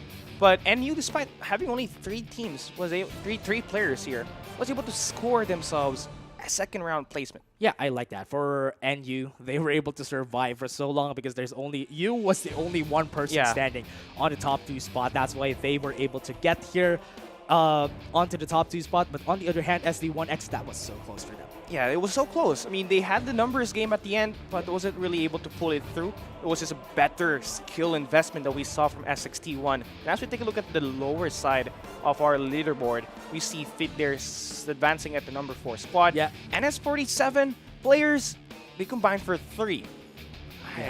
Yeah, I expected more from them though. Yeah, and also Tier 1 here, just having a great spot a while ago, but because they got caught lacking, they were just taken down. And also, I was surprised that it was pulling towards Sunflower Shopping Mall early on, and that's one of the hottest spots that we have in the game, and being there was a really surprising place to be in. Yeah, I mean, here at the start of the game, right, we did not see anyone going in for the Sunflower Shopping Mall, but at the end, they had to really go there, right? That's true. And now, on the other squads that we have, the 8 to 11 places, we didn't see them a lot, but I've seen OMTR a while ago just banging through a lot of the members right there. I thought they might have been able to get a top spot, but in the end, they were not successful. Yeah, their Power Tree Station attacks were actually on point. It's just that they got third-partied by the mid-game, and it really hurted their chance of placing a lot better here at this game. And, well, for this other squads, we got NCG placing 13, as well as squad number 5 with NRX Mamao, combining for 3 there. Super Iron and Super Kill with 2, that's combined of 7.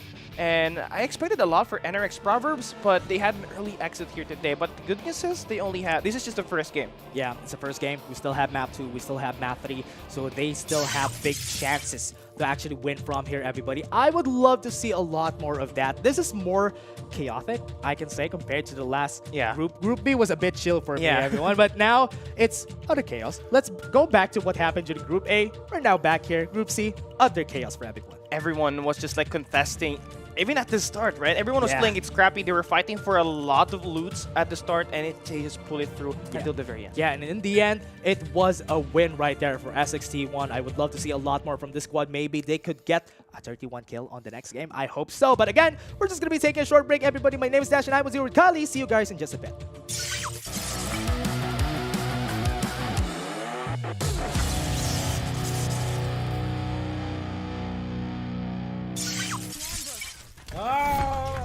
बढ़ दिया गया मेरे को el propulsor. Tutti mortini,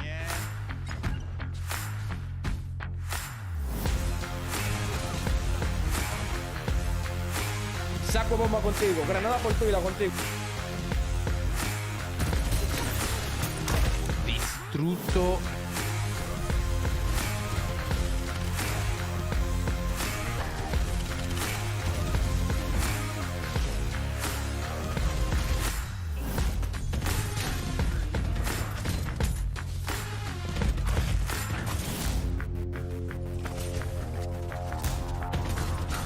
That's all.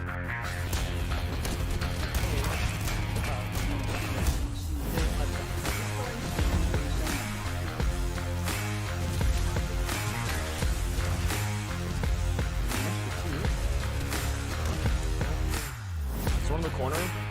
Nice. Brother's lost.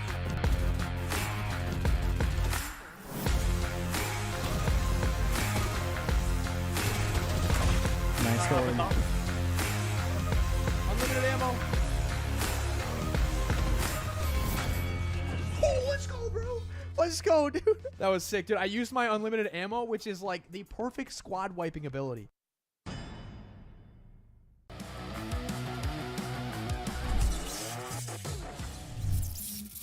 That side, but Vagabonds won't just stand still this is because they have smelled not sure that about someone this. is right there. EDX one challenging the Vagabonds, furious against two members, and just like that. Yeah, the zone and then the red zone as well. The bombs falling down from the sky as well as the EMP. God mode is going to bring in the fight, and this is right for them. They are pushing everyone out, and this might be the win that they can definitely take down Vagabonds, but this is a stalemate. This is a battle onto the zone, and they are pushing in. And the hologram guide has been utilized. I've seen the vision erosion being utilized as well. EMP perfectly placed as well to dissipate. Spray and The pray. spray coming in from Ego is dropping them one by one. The movement is too much. He's too good and they're all down.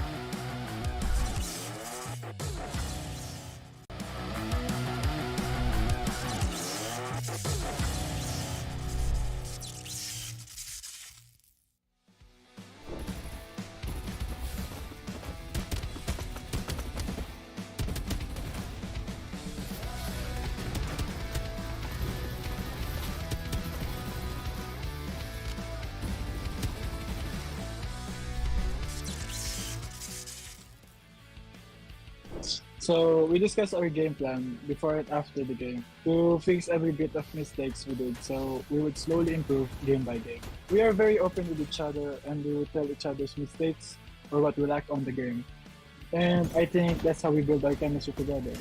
For our team lineup, we practiced and picked our heroes in terms of how we played the game individually. By that, we came to a good lineup that resulted to a good chemistry po. As a qualified participant in the semifinals, I would assess the choices I made throughout crucial moments in the game, such as when to fight, when to retreat, or when to prioritize the objectives. We will ensure that we are well prepared and equipped to perform at our best in the semifinals. We trust each other's capability to wipe a squad and be aggressive. It's basically all about the chemistry between me and my team. Ang pinaka-nagustuhan ko po na feature dito sa Farlight is very unique. Ayun yung dash. Ngayon lang ako napaglaro ng game na may ganitong movement. Dash pataas, dash pa horizontal, vertical, gano'n. Madaming pwede mangyari sa laban. Parang nagiging ayun yung dahilan ko ba't nagiging unit yung laro. Napapala yung laro sa ibang games. And for the community, I just want to say thank you for supporting and playing Farlight 84. I hope you support the game and may continue to reach the full potential of our community. Furthermore, I want to also thank my teammates through Legends Esports for having a good chemistry and succeeding to the semi-final round. And to my friends in the community that helped me grow in this competitive scene, RBZ, Ati Chin, Boss Kali, and Boss Paiga. So our message to our opponents is that may the best team win and good luck to all of us.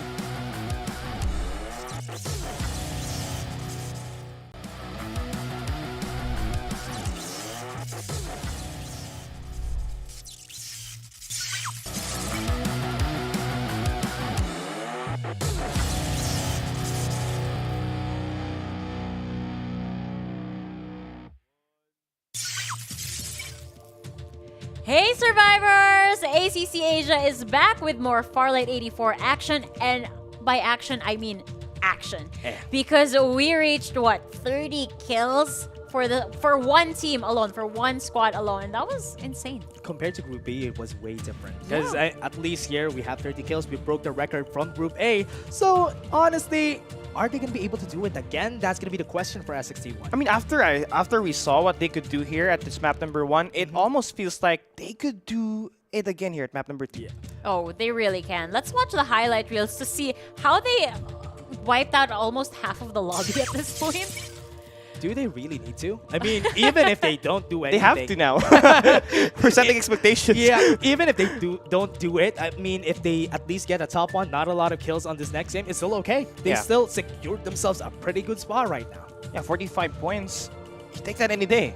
Oh yeah, for sure. I mean, we're gonna watch the highlight reels right here, and I can safely say that we'll be seeing a lot of highlights from Shinigami Tenshi themselves. I have a little bit of regret in my heart because before we actually started the panel, I mentioned that, oh, this is a team to watch out for, but I didn't get to mention it once we were live. So now I don't feel like a hero for giving them this spot. I could have been the hero, like, Oh my, I told you guys, watch out for this team. No, I missed an opportunity. I was hoping though that the other teams that we have here in the tournament, especially for NS47, I was expecting them to do something this game. All of them are named players, but they got played this game. Yeah, they got played, and what hurts is that, you know, they only scored at least 7 kills inside the game, and they placed at the bottom 10. And I hate to say it, but they have to do better here at map number 2. Oh, they really do. A lot of the teams have to step up, and Shinigami Tenshi has to keep doing what they're doing. I mean, okay, first and foremost, I have to highlight Icy.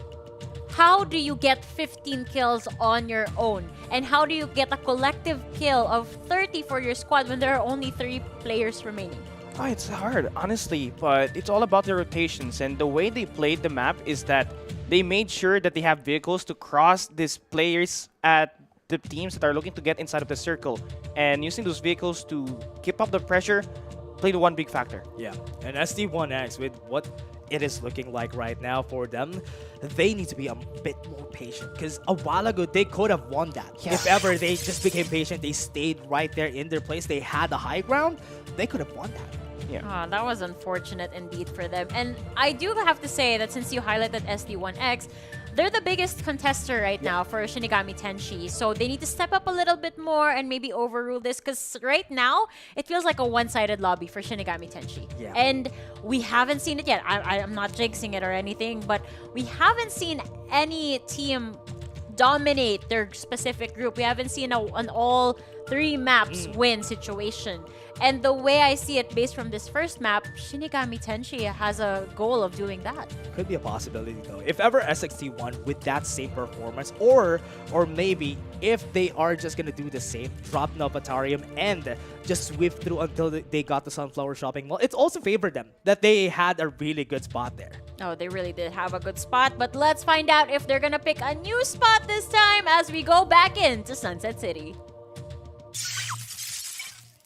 And now we're back, Sunset City. This is going to be the next game, the map 2.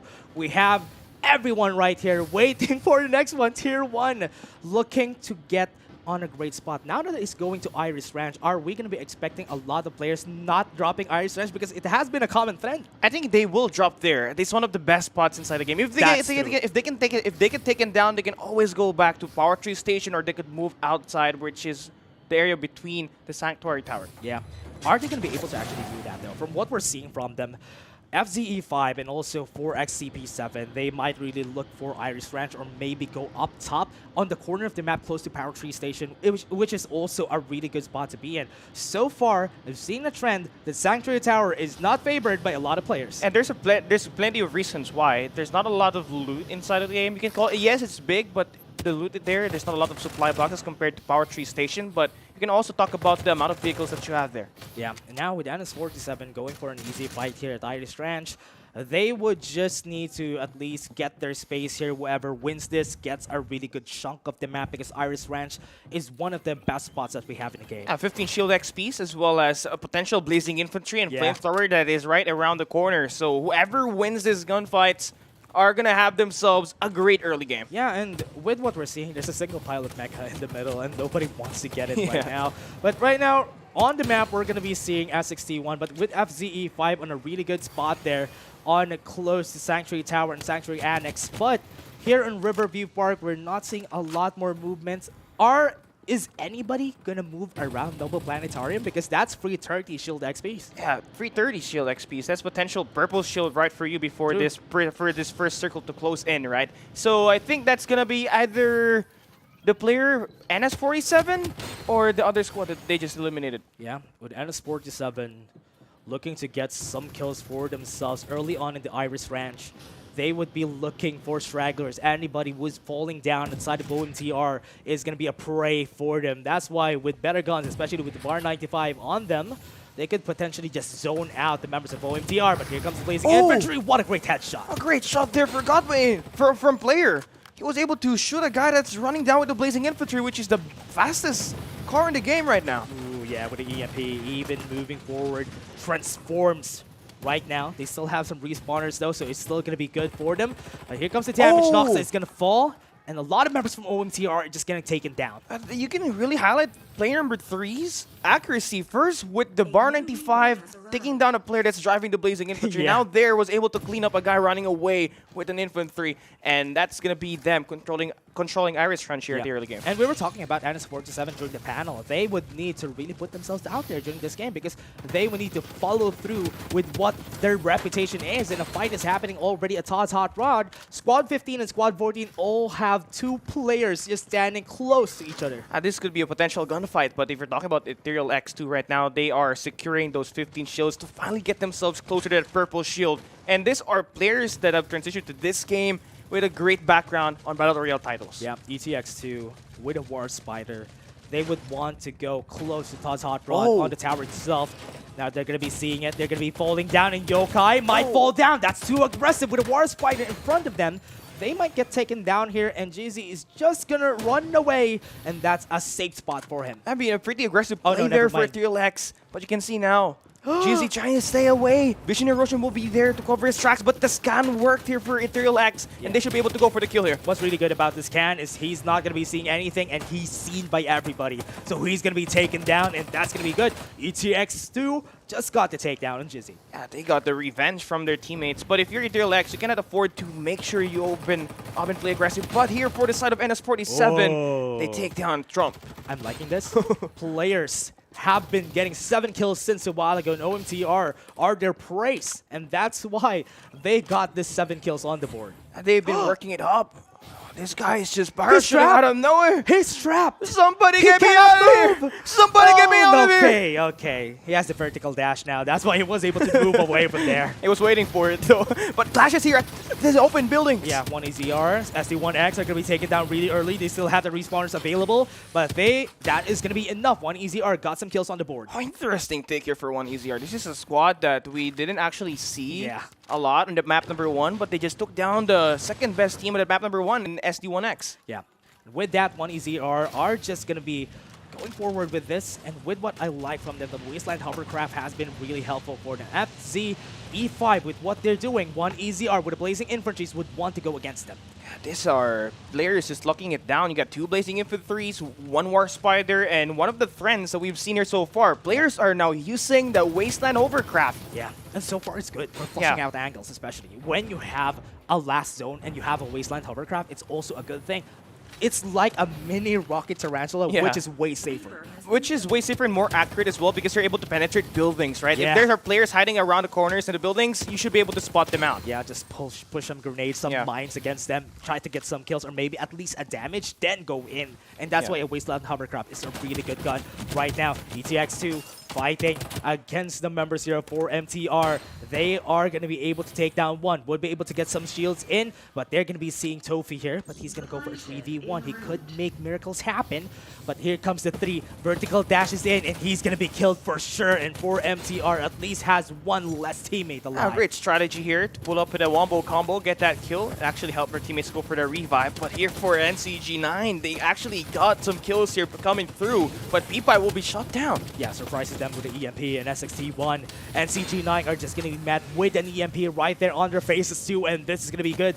This is the time for ETX2 to do something for themselves. Now we're on Todd's Hot Rod, but they are slowly getting control of this part of the map. I almost feel like they're going to be the kings of Todd's Hot Rod at this point. At their Lex, they've been staying at this area of the map for so long now. They went into Todd's building, but still, they've made sure to take control of this map because it's going to be one big part of the circle later on. Yeah, container is going to be there for MTR. Oh, yes. It's going to be a takedown, and 4MTR is down. 13 kills, 11 teams left on the game right now. There's going to be a lot more players moving in. That's squad number 14. Looking to make a rotation at Todd's Hot Rod. Yeah, TI6 not having the best day with NU4S at their backs with a lot of kills on their board. A lot of Violet shields also. With a flamethrower, they're going to be chasing them down. They should be able to go in for the prowl here. But honestly, you're going to have to escape that circle, right? You have to move into the Carnival to be on a safer spot and not waste your med kits here at the start. Yeah. War Spider is a way better vehicle right now because everybody has been jumping around. So far, it's really hard to use this gun that the War Spider has, but when you know how to use it, it's really effective at chasing down even Blazing Infantries. Yeah, the thing here with this kind of vehicle setup that you have here, you can either push players that are holding in threes or any positions on the map, but you can also take down and give heavy damages around the vehicles, which will help you get closer to exploding the vehicle. It's going to be much needed here, especially with the EMP right now. SD1X, they have the gloom in the darkness. Not going to be seeing anything, but it's a good thing they had the EMP to save themselves. They're going to be seeing more light, and now they are looking for the recon. They're seeing them with the information. They're going to go in. SD1X would want to go for the kills, but they're still inside the zone. That's why this is going to be bad. SD1X might be met with their demise, but they're still looking for just one more, and they can revive everybody after this. Yeah, big play here for Dine. Secures that kill onto Daizu, but there's more players coming along the way. The backup does come through. Dine has to go for the escape. He's down to his low HP, but his teammates there for the revive. Lick will be revitalized, but his teammates now will fall through. Ticking damage, 3 damage is ticking on their head, so SD1X needs to run away from this. They still have the medkits on their side, but they still don't have the time to revive this teammate that they have in Squad 6. But now at least they're going to be reviving it in just a bit. But the thing here is that they have someone very close, and those players have a vehicle of their own to try to go for the push. So right now for SD1X, they gotta find a way to have a quick recovery because we could potentially see one of these teams go down. Yeah. SD1X still keeping themselves in the zone. They just want to delay it a bit because somebody is already in position right there on zone looking for them. They just want to revive their teammate. They're slowly losing those medkits. It's a good thing that Dine still has a lot, but with this revival, that gets them on a 4-squad value, but they're going to be met with SXT1, who destroyed them during the last game. Yeah, which is going to be a rematch of what happened at map number 1 at the late game. So as much as possible, if you're SD1X, you do not have any info on where these teams might be at or what team is it exactly. So you gotta play it safe. You do have purple shields, but that's not gonna cut it. Your teams haven't really fully recovered yet. Yeah, and with SD1X, what they can do after this is just to try maybe revive themselves after some time, and they need those medkits. They need to heal themselves because if they meet Squad 9 right now, they might get taken down. But it's a good thing that Riverview Park is clean and cozy. Yeah, they're not going to be able to meet any players at all. And that's going to be a big way for them to get the recovery, settle down, see what circle are they going to be looking at. But for NU Spades, has 9 kills in the game right now. They have a player out the other side in NRX Proverbs. I love how healthy NU4 is right now. Because what they have is orange armors on their side, and what they can do is just to stay here on Motel. I mean, the zone is going to close in later on, but at least with how healthy they are, they can really move around. With the orange armors, they can duel with anybody right now in the game. They almost like saw the players from squad number 5, but they're not going to try to completely scan the area. But they do have full pro. Look to find some information. It's down there at the bottom. Yeah, NS47. TI6 is also here. They're going to be seeing Gwen UI, but he has the EMP. Now he is an alarm. Everybody's now alarmed of his presence. And here comes full pro. He wants to see him, but Gwen is going to be meeting 3 players right now. He got 1 kill, but it's not enough. 1 member of TI6 has been taken down. A nice team up, but again, the damage, every time it closes in, it grows. That's 5 and damage. NU4 Spades, they are filling it. Yeah, that's a lot of damage. At least they're still close to the zone. They need to go to the bridge, but there's Squad 14 waiting for them. Oh, they're right there, waiting for them at the bridge. They're holding for that very solid setup there at the checkpoint. Oh, but, wow. Super nice kill, pick. Super kill. Goodbye. TI6 is down. They're out now. And now, here comes Vision Roshan. SXT1. Are they going to be fighting against SDX1? No, not going to see each other. So it's still a good Vision Erosion just to position themselves closer to the zone. That's enough. That's enough. But you can see Tyrant, they already found the information here. They're going in for the push. Yeah, they have the Vision Erosion. Here comes the EMP. 1 EZR are going to be here. They're going to be, oh, the damage is going to come in, and it's going to be good. ETX2 are taking down the members right here, but they have seen him, and he has a good position. 1 last member, Cozy NCG, is going to be here. He's a bit too late, but no HP on Yokai, and that's a squad down. What a clutch play there for Cozy. He was Superman. He's always late, but he's able to save the day. 18 kills for that squad, and they were able to survive and revive the players that went down. But if you're Tyrant Esports, I think they have just taken away 1 more squad here. Oh, wait. Is that SXT1 down? Just because of that time for Tyrant? Oh, no. That's going to be bad. With this down, Squad 11 is still alive, though. That is the 1 last member that we're seeing from NUS47. But are they going to be seeing more? Tyrant Esports got to take down SXT1, so we're not going to be seeing them this time around. And we're going to be claiming a new winner here. And it's kind of unfortunate knowing that we had one of the best performances coming in from Shinigami Tenshi at map number 1. They scored 30 kills, but again, consistency. And the shields weren't there. Yeah, here comes squad 3 fighting on a vision distortion. They have the divulge. They're seeing everybody right there on the vision erosion. Not going to see it, but Feet right there. Lunary left alone, swimming for their lives, and he's going to be dead. And U4S are just going to be taking all those armors, and that's enough. Yes, 13 kills, squad kills here for the squad. They're able to gatekeep the checkpoint. And Kwaivo Hano getting himself 3 Ps here. They're pretty healthy as well as we move into the final 6 teams inside the game. They still do have to worry about maintaining the best position inside of the circle, which should land into the Tinman Industrial. Yeah, with NU4S just looking for another chance here. With SD1X, now is their time. Now it's time to prove themselves because SXT1 is out for the count, but Tyrant have other plans and they want to see SD1X. This is going to be a big gunfight here that these teams will just put on through, but I believe that Tyrant is going to have a better position here at the moment. Yeah. As SD1X are just going to be hopping in right here, not really expecting any information, but Ryota there for the kill. Yeah, with Tyrant having 1 kill, they need to push right now. Licht, oh no, he's caught standing alone. That's going to be the kill. They have the springboard. They can move forward. 2 members are still standing down on this warehouse. And here comes TZ. He's going to be seeing them with the divulge. Here it comes. They're going to be seeing each other. And that's 4 members strong from the side of Tyrant. 1 is down. GC is down. This might be their chance. But Tyrant Esports are falling down like flies. There's still 2 members on SD1X. They're being patient right there down on the warehouse. But 1 more standing on the side of TZ. He's going to be the 1v1. And they were victors. SD1X got the win there. Wow, what a big play for SD1X. He just saved his team's placement point here at this matchup. Should be able to revive his teammates since they're going to be close here at the Tinman Industrial. And right there, they just eliminated the highest contender, the strongest contender in the game right now in Tyrant Esports at the Tinman Industrial. Remember, that was a 2v4. They fought a 2v4. They were staying at the warehouse, but because of the vision erosion, it was super helpful that they were able to just get in position, wait for any stragglers, and when they were met 1 by 1, that was the time. That was it. I mean, just proper timing there as well as timing the position on where your players might be at was extremely one of the key plays there to get that win. But Ethereal-X have made their rotation here at the circle. They are going to be close by to squad number 7 and squad number 3. And these players have been pretty solid despite their bad performance at map number 1. Yeah, Ethereal-X with Cozy having blazing infantry trying to scout out the other squads. It's going to be good.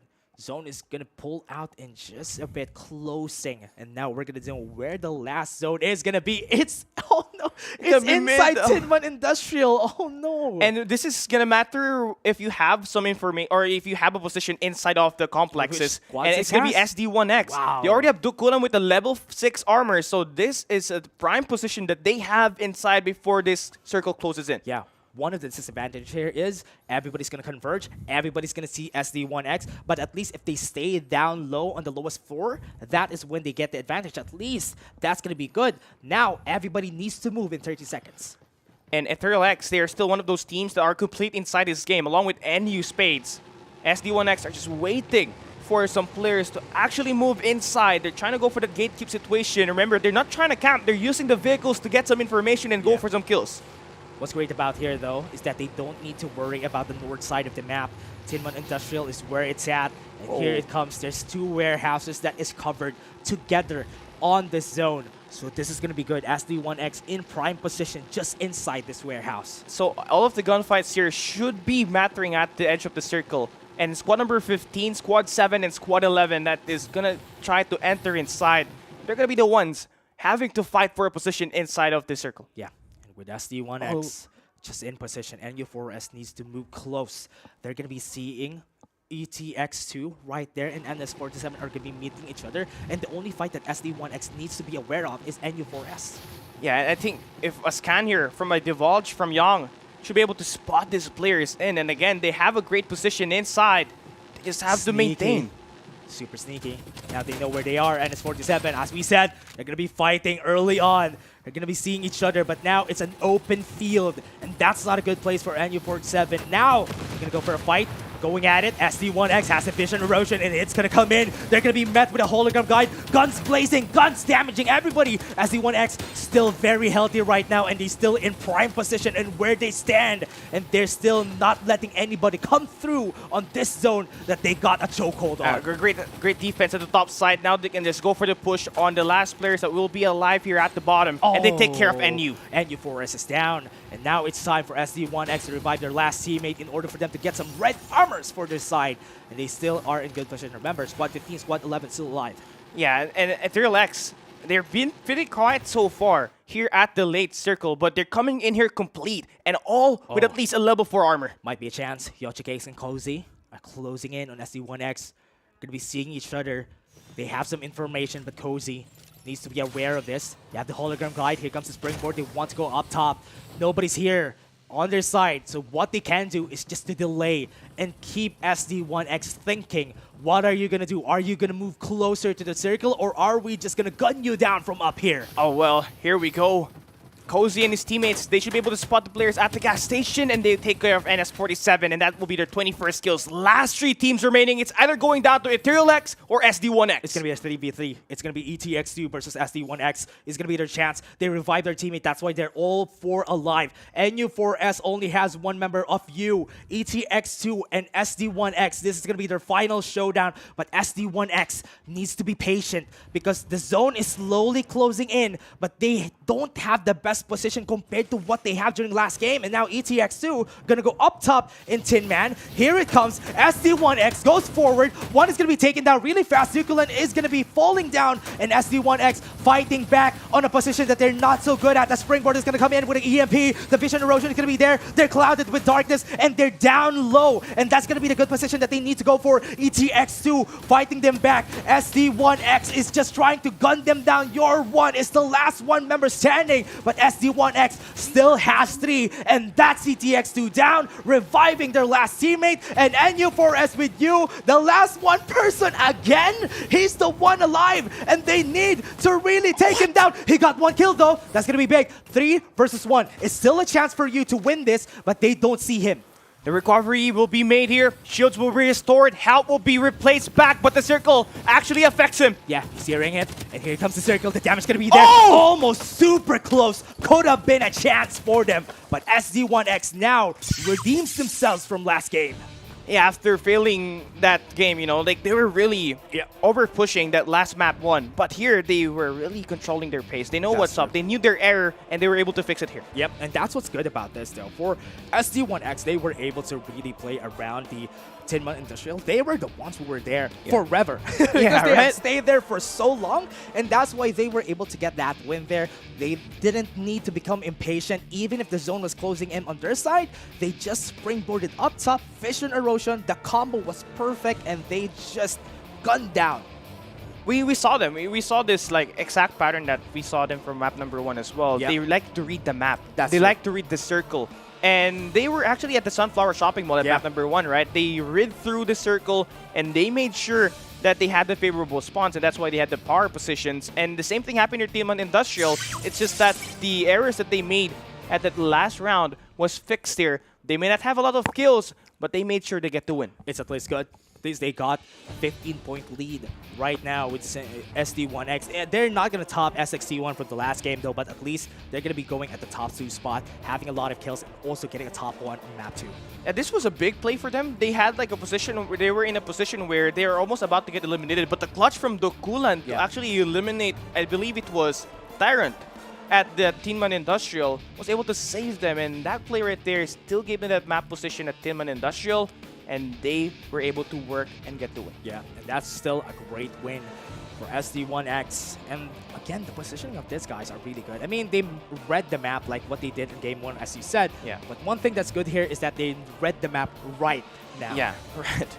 And well, that's gonna be them holding that number 1 spot. But let's take a look at the other teams. The teams' positions and their statistics here. Dine with 8 kills and 2.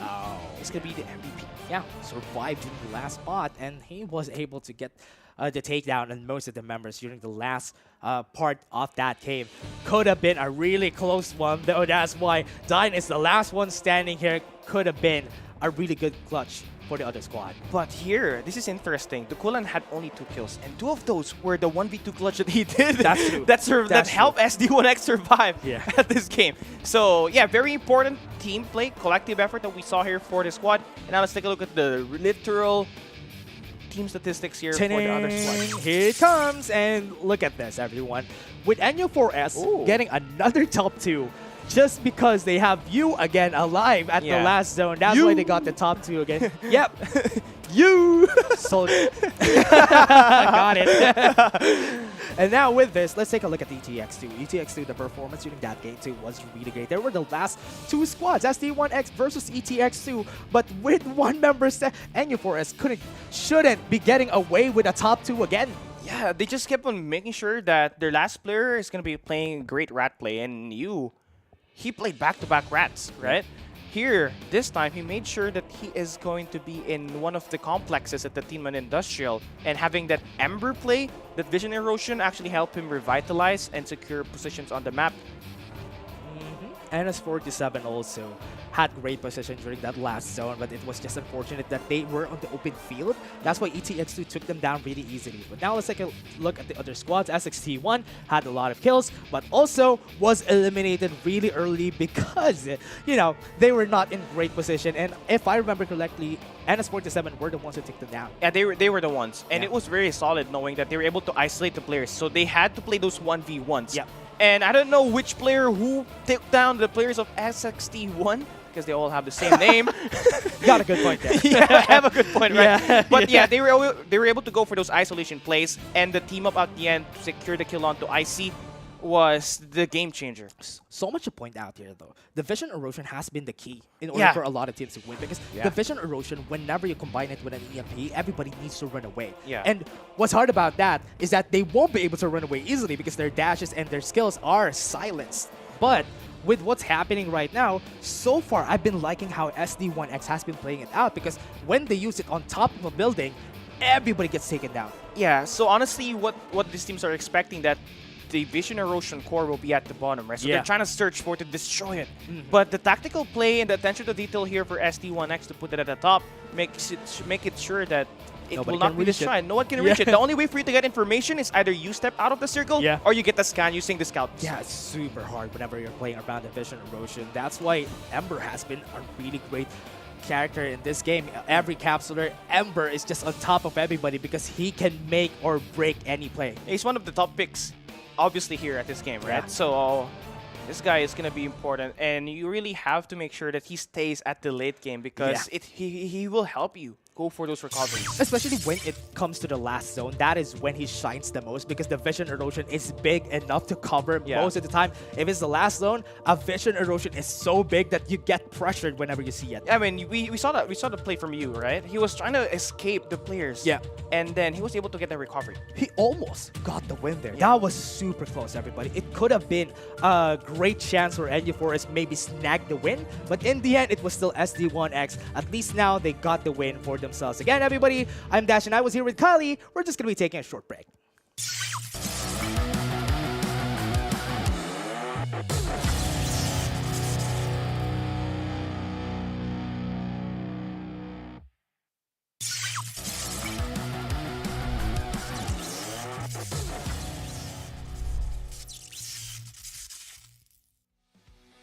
Gameplay, Yugi Boy would run 10! Just when he is just recuperating, he's just healing himself.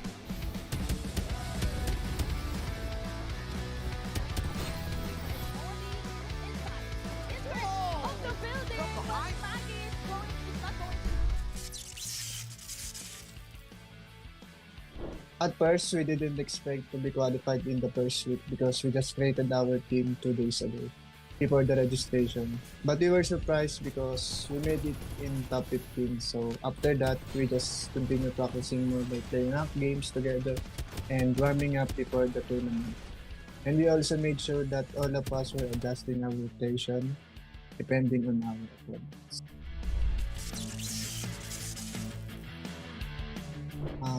We have been friends and known each other since we have been playing as a team in Call of Duty Mobile.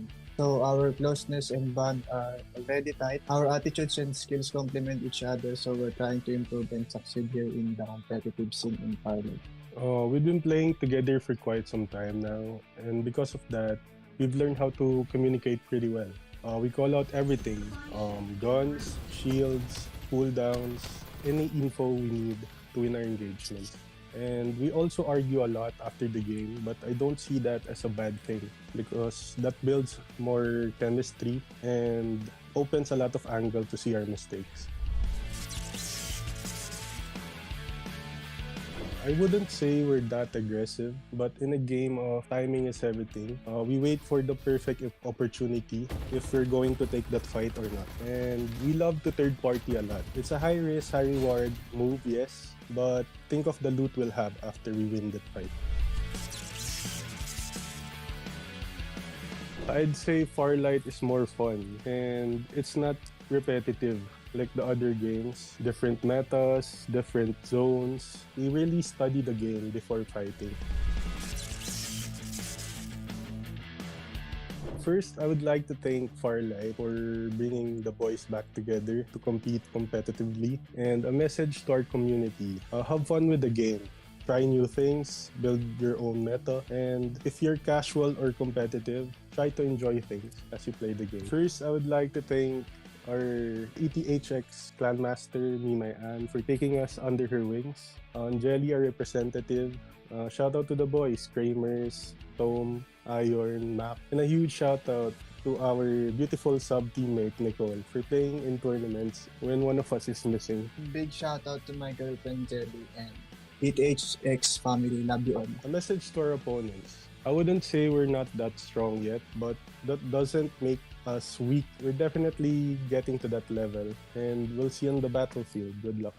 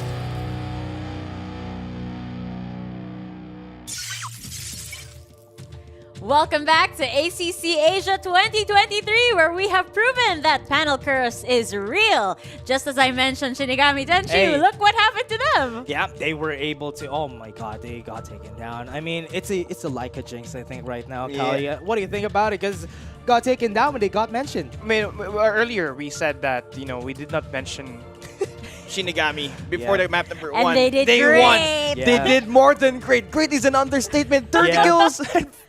And then I had to open my mouth and ruin everything for Yeah. them. Let's not Let's not talk about anything. Let's not talk about Okay. Since we're not gonna be talking about it, let's just watch the highlights instead because I would want to see what actually happened over here.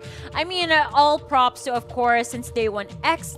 These guys absolutely deserve that win, and I know that Callie has the reason why. He was talking to me behind the scenes on how advanced these guys were in terms of rotation. They're the only team that I have seen so far read that circle and that final circle correctly. We saw them always having those power positions, and at that late game, you really need those. Yeah, and they had a really great power position, especially in the last zone. They were in the second warehouse of Team Monplex, and that's why they were able to just wait for everybody to come close to them because they need to.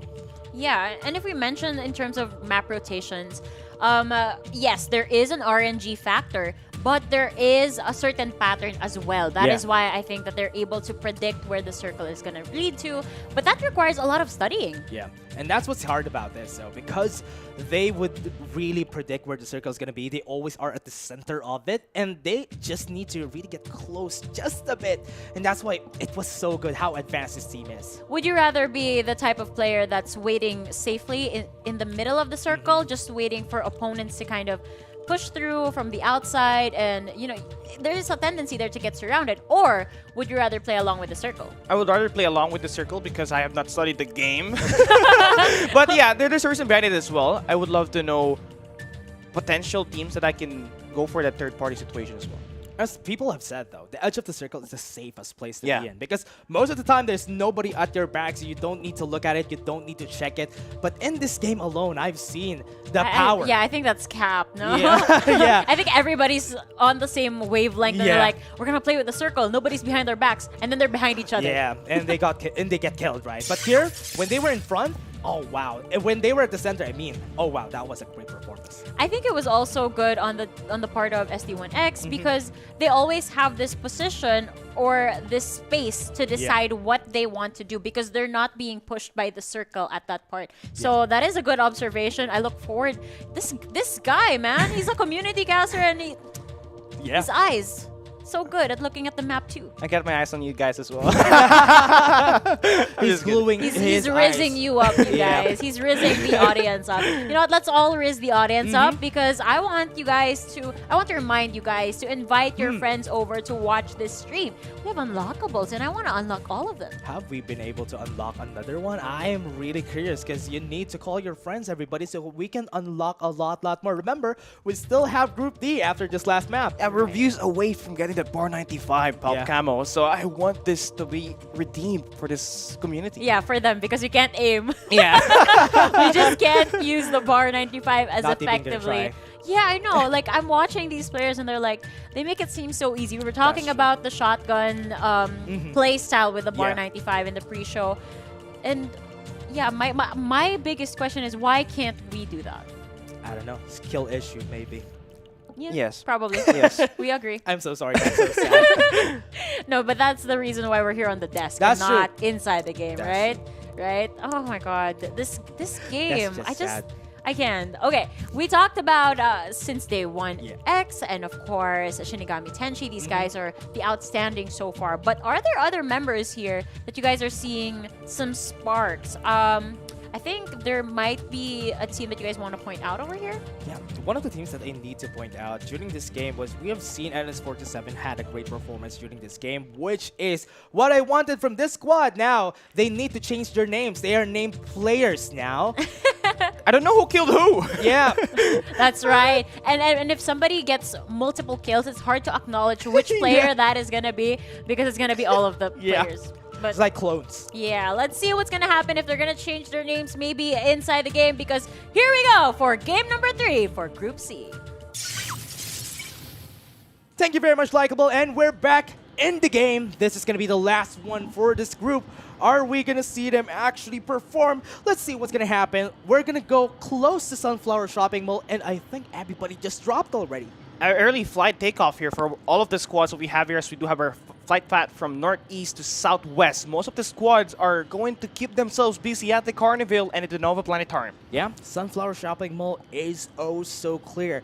Only if the zone closes into Sunflower Shopping Mall, nobody's there, it's going to be a good hotspot for everybody. Yeah, and well, it's all about these rotations from these squads. If you die, you have to go to that spot, right? So we can see some players actually moving into the Sanctuary Tower here this time. It's finally getting some love. East Continent and also the West Continent. We're seeing a lot of players right here on the East, but remember, if the zone comes down to Sunflower Shopping Mall, there's a lot of bridges that you need to cross, and those are mostly the choke points in where people hold. Yeah, it's where these teams actually go for the gatekeep, and well, speaking of gatekeep, Tyrant Esports, they've been one of the best, as well as this EZR squad. They had like good kills coming into that map number 2, and they've been progressing better. But now let's take a look at our map. No. Top left side of our map. Look at this. There's a lot of players on the east side of the map. They need to cross that building on the other side. And they're going to be meeting each other too, which is most unfortunate. We're probably going to be met with just 4 squads in the end after they go to the bridges. Yeah, most likely we might even see 3 squads remaining because of how contested that area is. And if you get taken down, you have to move outside because it's very tightly contested, especially here at the Riverview Park. We got at least two teams, 2 squads coming in through, but 1 team move into the dual substation there. But looking at their last map, since day 1X, 17 kills. Yeah, are we going to see the same performance from SD1X? Because we have said it a while ago that they're one of the squads that are so good at reading the map. They always are in prime positions whenever it comes down to the last zones. That's why SD1X could potentially do that again. But now a fight is happening. NCG9 are already getting taken down at Carnival. There's a lot of squads here, so this is going to be a fight for the zone, and the respawners are going to be used. Interesting stuff for NU. I mean, every time they play, they keep on improving, right? Map 1, not a lot of kills. Map 2, they just somehow play second with you actually putting a lot of pressure at that late game, almost clutching up that 1v4. But here we have some engagements. Here it comes the Vision Erosion. The darkness has set. Are they going to be able to get some kills or no? They don't really have a lot of guns from the side of 4 MTR, but they are good position. 1 EZR is a team that they're fighting against, and it's not good because right now Anj hasn't seen anybody, and that's why they're going to be taken down by 1 EZR, but we still have a respawner. They can still respawn. Either they want to go for those ego contests or move in outside of the area where they just got taken down, but more action coming through here. NRX Proverbs going up against NU. Yeah, TI6 already on the 2nd floor. They have, they have been killed. They weren't able to kill anybody. They tried to land it at Carnival, but it met the fate of NU. Now they have to pay the price for it. Back to the yellow and pink building. Right there across where NU4S is. NU4S, this is going to be a good time to really go against this squad because they're still regenerating right now, but TI6 is also regenerating because of the respawners. They don't really have a lot of guns, so they don't need to contest anything. They're looking to get the god spot here. Top floor control here at that mid-map at the Carnival should be able to give them some information where potentially these players are, but the beam onto Mamo just gets that kill. Mamo's going to fall down, and the NU4S are just settled on Carnival. They have the god spot, they have the spot for themselves, but XTP7 is just sneaking their way through Carnival. And now we're taking a look at our other side of the map here. So many engagements coming through. Yeah, we're on ACR with FCE5. They're fighting against each other. They're trying to run away, but too little, too late. And Ajing is also going to fall. That's a squad down. Respawners are still up, though. 1 EZR. Looking to get more contests up against Feet. They have the advantage here, but they get taken down. Because they're regenerating. That's why 1 EZR wasn't ready for it, and they might get taken down. It's going to be bad for them. They still have some time. Here comes the Typhos. They're seen from left and right. They just need to take them down one by one. Yuri is trying their best to actually get away. Shield chargers are going to be there, but Smoking smoked his position, and that's Feet just taking out everybody. 1 EZR, just the last one standing with Kaze. They still have the Vision Erosion. The darkness is now out. The light has shown on where Kazi is, and they would want to take him down as fast as they could. Yeah, they got the M4s and the UMP99s to back them up, and I like what I saw there. They're not really aggressive. They just wait for 1 EZR to go for the push, and now they're trying to keep them away from the safe zone as 200 Pump is just going to pump in some blood action, taking down Kaze. 200 Pump. Got some kills, but here comes the Blazing Infantry. Feet is just going to fall down one by one. 2 people have been taken down already. 1 EZR are fighting, but the Hail was able to run away with the Blazing Infantry, and 200 Pump is going to be revived. But here comes the third-party situation. SD1XT, they knew what's up. Yeah, fight's not done. SD1X still has the hovercrafts, and here it comes. They're jumping around, vertical dashes forward to the members of Fate. They're away from the zone, but they don't care because they want some kills, they want some points, they want more from what they got during map 2. And here comes Fate trying to run away with the Wasteland hovercraft, and they still have their mobile turret. They're going to be able to successfully run away with just one person. Sosi was able to run away. It's a good thing that Smoking still has their revivers. Yeah, they are still safe here. They can move where they could be safe away from the demons that's just been hunting them here right now. Yeah, here comes the spider. Can be seen. Dashes away. Might try to get the kill, but no, it was not successful. SD1X still strong. And the demon gets it through. And one of the best heroes, again, Cypher is one of them, right? Those EMP shocks incapacitating either the vehicles and the players. The EMP has been really great, a really great utility skill for everybody, and that's why SD1X would really want to just finish this off in order for them to get more points compared to SXT1 during game 1. That's the only chance. This is their last chance to get top 1. And this is the team that, we talked about at the panel that loves reading the circle.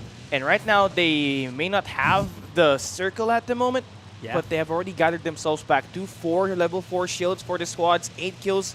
Not bad. Yeah. Really playing on the edge compared to before. Before they were at the center, but now they're at the edge. And NS47, I'm looking for redemption for this squad. They already got 4 kills from the revivers. Now with NU4S on the other side of the map too, closing down to Power 3 Station. This is where I want the zone to close down because this is where everybody could play on the building. On the buildings. And this is great because there's a lot of buildings around this area.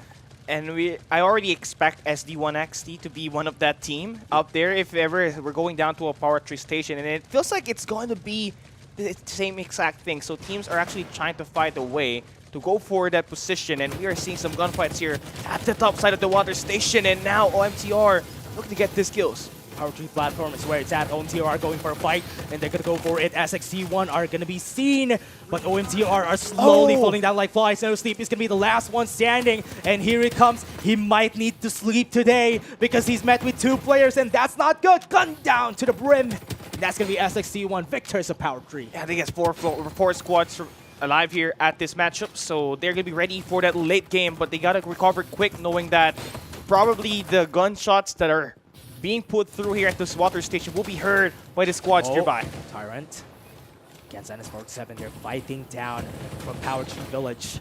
Now, with this on Annex, they might be able to see, okay, here it comes. Giant Esports got 1 kill, 1 more player, and that's player. And they're going to go up top the building, and it's a 1v1, trying to shield it out with the orange shield. They have the smokes, so this is going to be really helpful for them, but they're not seen. They're just chasing him down, and here it comes with the War Spider. He might be able to run away.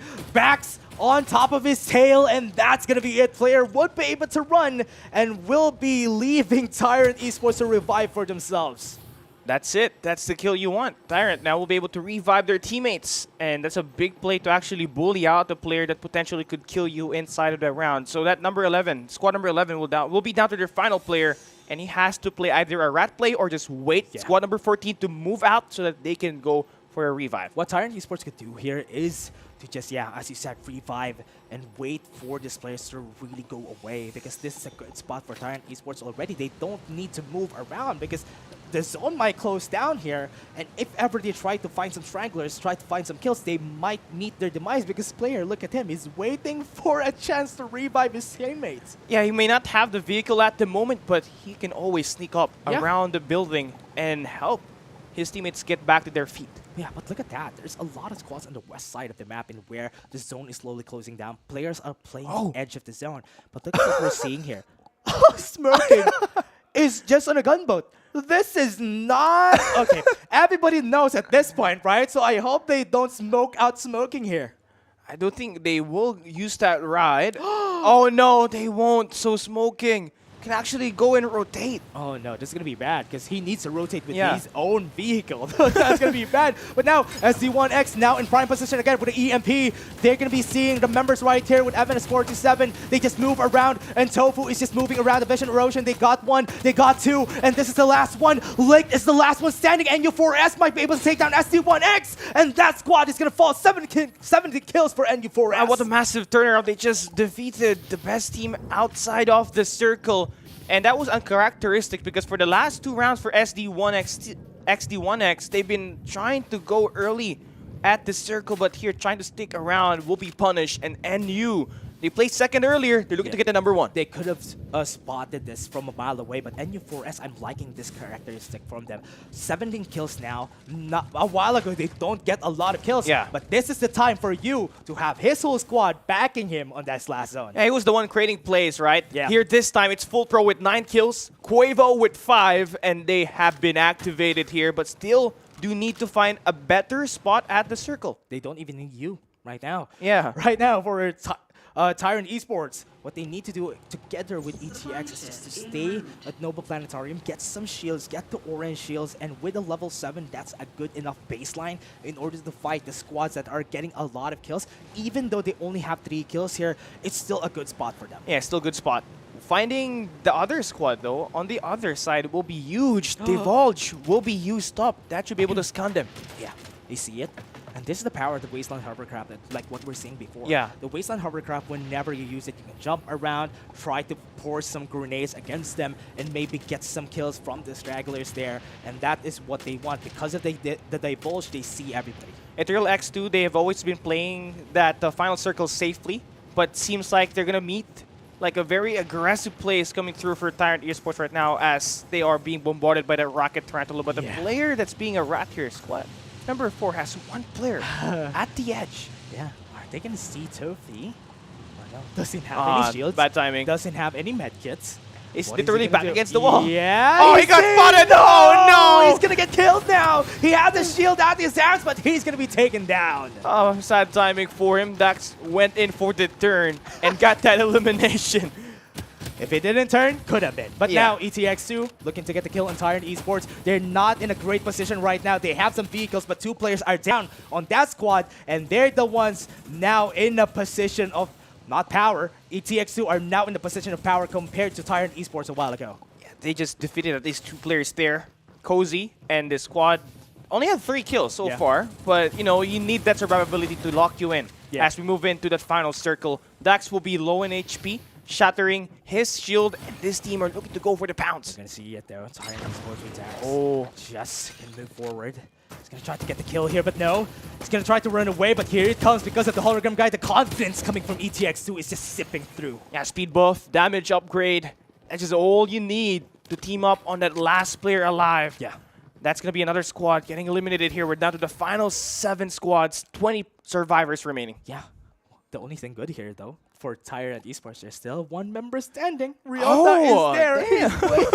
He's waiting. He's waiting there alone. And NU4S, 18 kills on the board. They don't need to take any more because they had good placements a while ago. They're already good. So what they can do is just to play the edge of the zone, wait for some pushes. As long as they're a 4-man squad, they might be able to snag a win for themselves. And they're in a position, right? I mean, level 8 is potentially the minimum here for this squad after they find all of these eliminations. Now we've seen that circle defined, but more gunfights in the water station. Here comes the EMP with 1 EZR going in with SXT1 already in position right now. Exhaust is going to fall down. They are trying to find some light on that tunnel, but it's not seen. They only have 2 members left. They got the kills and 1 EZR. They still have 2. It's a 2v2, but no armors on the side of SXT1. They need to get the shield charges right now because Icy is being chased down by Yuri. He might be able to make a miracle out of this. He was able to, and 1 EZR is down.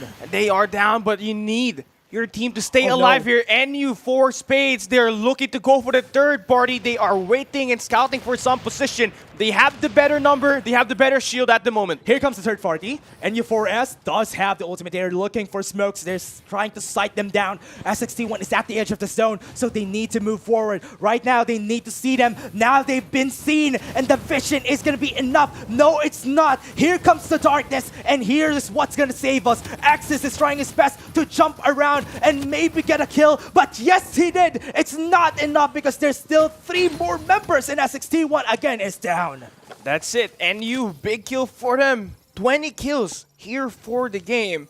And we saw our circle closing in once again. It's going to be right beside the building. And I believe there was a team there already. Yeah, smart place from NU4S.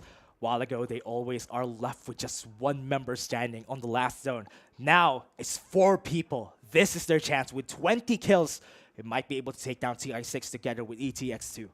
Ethereal X is supposed to be that players that you have to take down if you're NU, right? Because you cannot take down the players at the top of the building at the moment because they have the top floor control. They can go and activate and kill you anytime. Yeah, the platform is a really strong place in Power Tree Station. Yeah. Though. That's why everybody wants to go there. It's a good thing that they have access to the springboard so that if ever they would need to really push Squad 5 there, they could have a chance. But even though that they're all there, everybody's going to be looking at that spot. Look at TI6. They're so afraid. They're just crouching on this platform. Yeah, you only have 2 players remaining inside this game, and you want your placement points to get better, right? So we just need one more guy to actually, one more squad to get taken down, and that's going to be Susi, obviously down as the last player alive for Fit.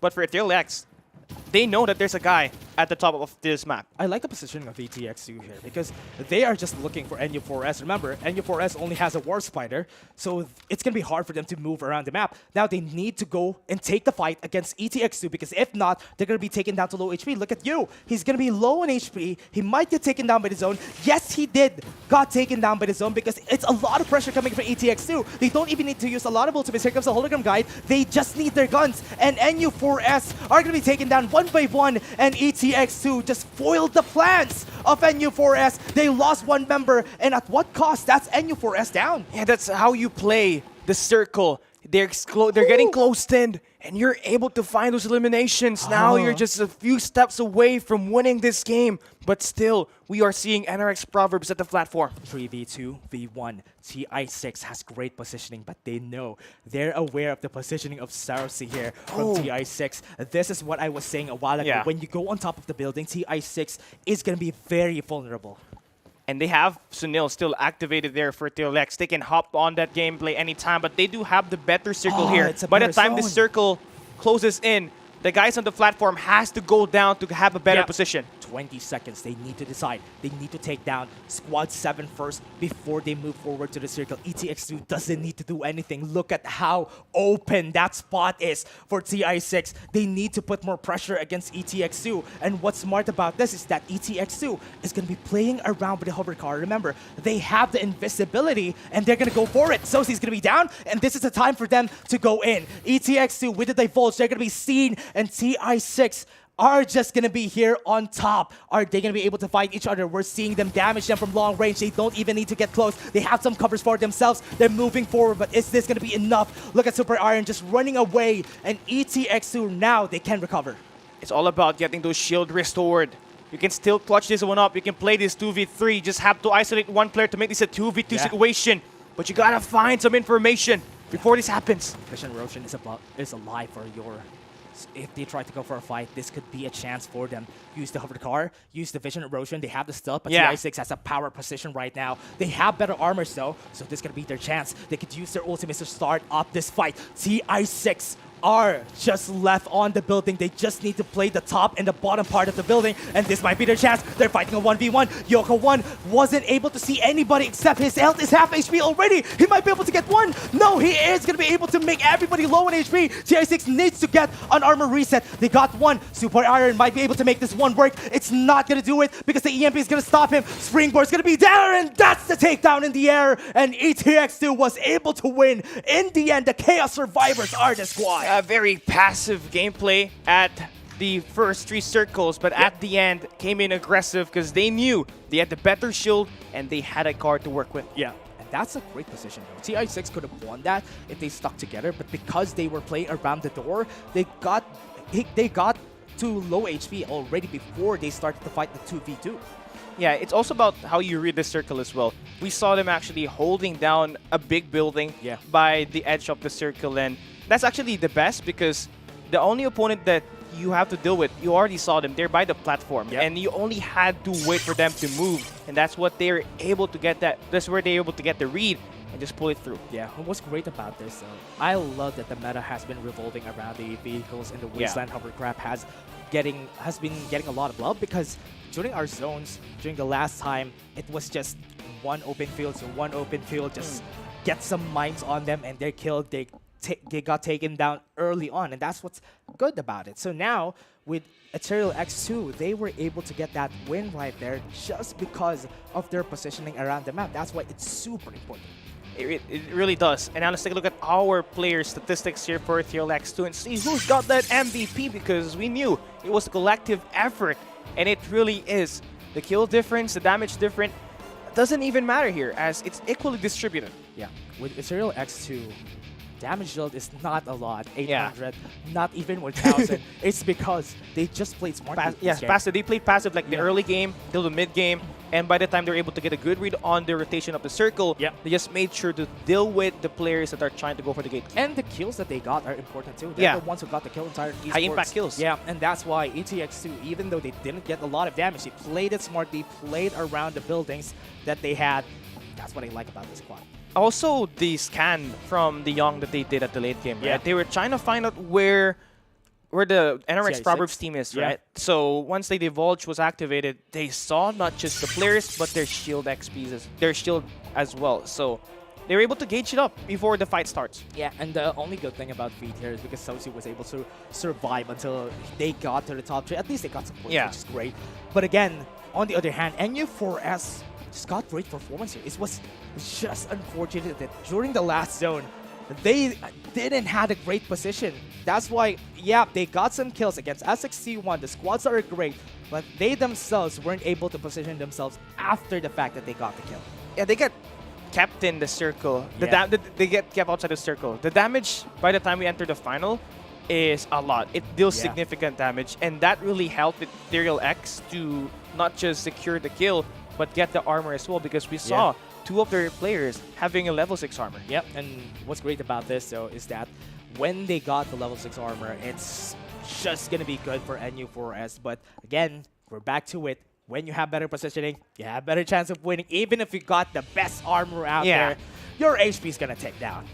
And you also have to worry about the accuracy as well. I mean, our squad, the #1 squad, made sure that they're ready for those gunfights. And NRX Proverbs, they almost had the chance to clutch it up. They were able to escape like certain situations, but the numbers was taken into effect. They really felt it. Yeah, and 1EZR here. This squad almost got me. Yeah, right? It almost felt like they're at least a top 3 team by the time we open up this map number 3. Yeah, and I thought that they might be able to get there, but even a top 4, I was expecting a top 4 coming from this squad, but they got cut short. Yeah, they were gate kept. It was on the eastern side of the map where they were trying to drop. And honestly, I felt like we need to see a comeback performance for SXT1, but they didn't really secure a top 3 performance. The tables have turned to SD1X. SD1X losing this game was uncharacteristic of them. I mean, you win some, you lose some, right? You won the game a while ago on map 2, had a great performance during map 1. That's enough for them. I mean, you already had like 45 points by the time we open up map number 1. True. And by the time that we move into map number 2, they had a good amount of kills. Good amount of kills here as well at map number 3. So they're at least top 5 by the time we finish this game. Yeah, and I do hope to see this squads in Group C. I mean, Group C has been... What can I say about Group C? It's a bit different compared to the games a while ago. Some teams are winning. There's no back-to-back wins on this squad.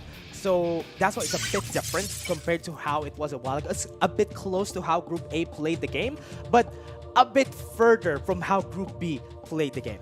Yeah, I mean, the Group B, there were a lot of vehicles. Yeah. Here, we only saw like 1 vehicle by the time we opened up map number 3. That's so I was surprised. It was conventional gunfights and skills. Yeah, and that's what you need even at this point, at this stage. How are they going to pair? If ever on the knockout, they're going to be seeing each other, Group C and Group B. I am liking what Group B has shown us during those fights that we've seen them through. So is that better or is that not? But let's take a look at the CCU. Everybody will we have reached. Yes, Oh, we yes! did. Yes, we did reach it. Bar 95, everybody. It's gonna come in just a bit. I think our wrist work, man. Your wrist work, No, man. our wrist, along with Lyco work. Yeah.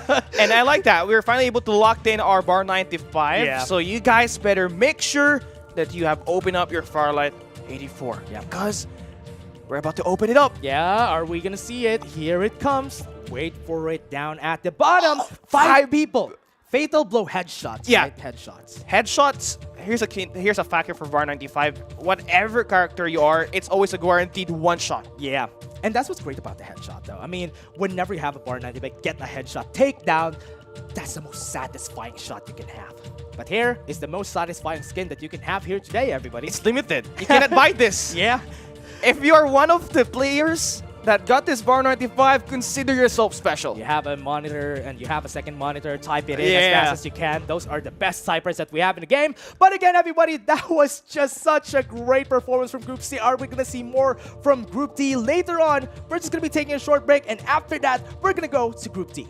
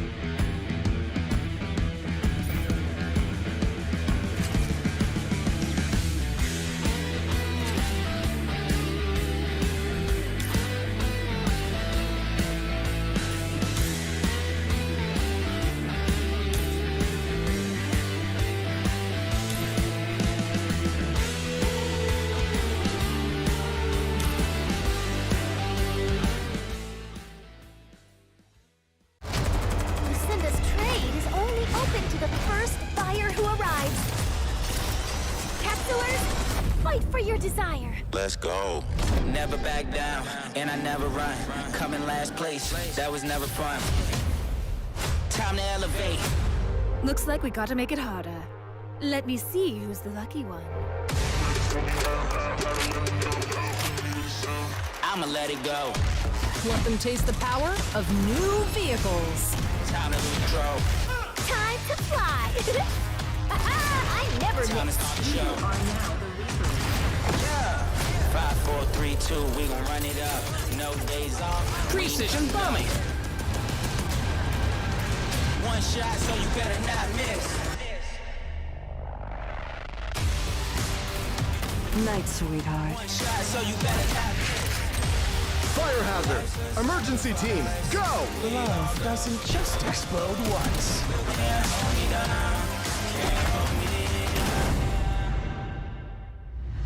Feel the gravity of fate.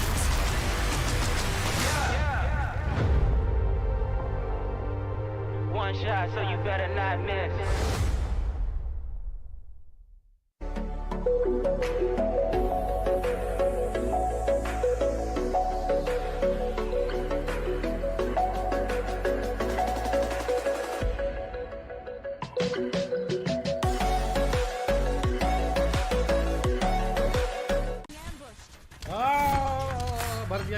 El propulsor. ¡Ah! Tutti mortini,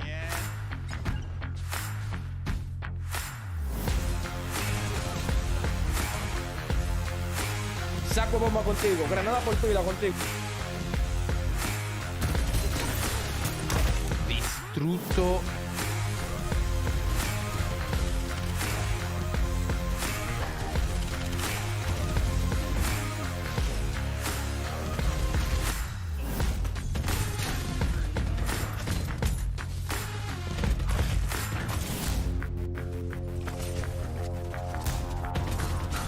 That's all.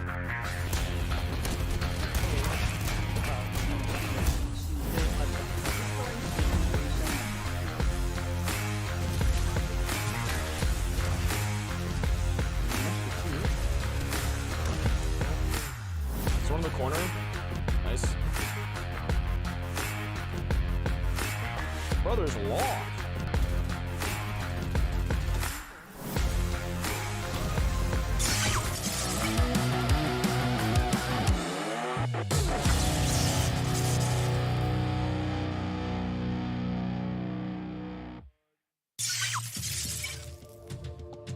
Hello everyone. Welcome to ACC Asia 2023. If you noticed, my voice is soft because I'm trying to conserve my energy now that Autolus is back on the desk.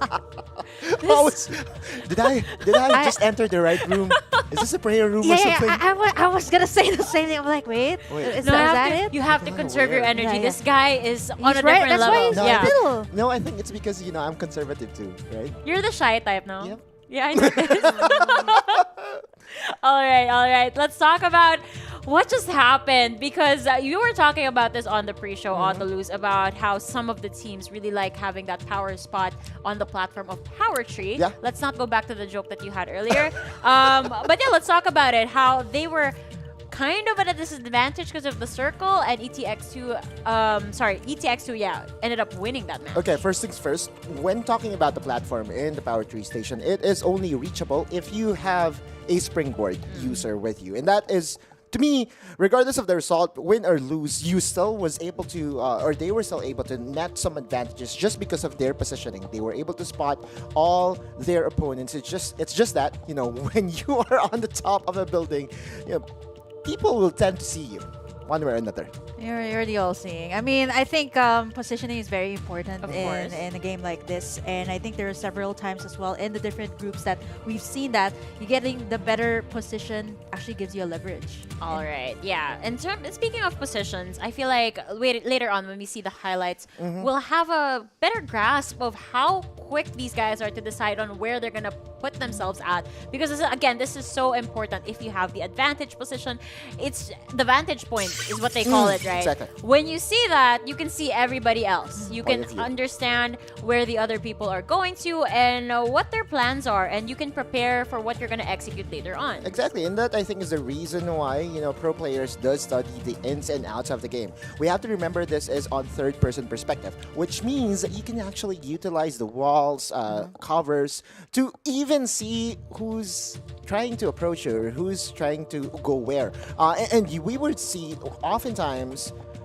team that are inside the building do not really go and scope outside the window because it kind of leaves your head exposed. So rather than going and go full scope outside the window, what you do is to just go by the wall and use that third-person perspective. Yeah, exactly. And it really helps your decision-making as well, I think, wherever you're placed at. So I do understand that a lot of these squads, too, like they really have to choose wisely as well, like what they have to do next, right?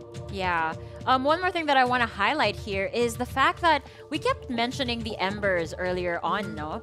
But now I'm seeing a really good mix of utility. We've seen games wherein we see the vision erosion come into place, but then the EMP shock gets combined with that, and it's just pandemonium at that point. chaos as well. And I think, I think this is one of the scene, moments, yeah. right? Yeah, just right as you called it. It appears here on screen. And yeah, we've seen it several times. I mean, even in the previous groups as well. It worked well for some teams. Sometimes it works against your favor. But then again, I think for the vision erosion, it's so good right now. It is indeed. Even if we are going to see, some teams ditching the Ember, there will still be other options, of course, to go for an engage and to go for disengage. Hologram Guide is actually a good use of that. Of course. Oh man, Mr. Sunil. Which, by the way, I like the skin with the hard hat. I was actually surprised that they had that. And I was thinking, have you seen the other skin, the astronaut skin? I don't think so. Ooh, I would like that. There was a skin by Sunil that he's on an astro suit. Yeah. And he's asking for space right away. Okay. Yeah, I got it. I actually can't tell if he's being serious or was he trying to make a... But don't worry, I got it. Okay, No, okay. Let's talk about Sunil right now. When you have the hologram guide on Sunil, you run faster. So you have more space between you and the enemy. So in my head, it made sense. That's where I'm coming from. And then you remembered you have Autolus on your panel. And you were trying to dig deeper, right? And I'm like, this is exactly why I was trying to reserve my energy, because this guy is impossible. But another impossible thing to talk about is how amazing Group D is going to be. I don't think that any panel discussion will ever be enough to cover these teams or give due justice to what they have to offer. Let's take a look at Group D over here. Well. If it isn't Ratastrophe once again, I'm expecting rats right away. No, legit. If you're familiar, in the past couple of weeks, these guys kept joining our knockout stages. They always have a rat in the lobbies. There's always one person that's just hiding. So yeah. Just goes to show their name, right? The first thing I saw actually was like NRX Corinthians, because I mean NRX is they have another team as well fielded out in Group B, so they really are everywhere, and they use I think Bible verses for their right? Wait, they do have. See, I know my Bible verses. I'm not all evil, but yeah, NRX Galatians. Nobody said you were evil. No, nobody said that. Well, Osiris did. Okay, he's not here right now. But talking about NRX, they are a very storied franchise of teams from different esports titles, and now here rampaging as well on Farlight 84. Does have a lot of representation. You're right on that one, Burger Team.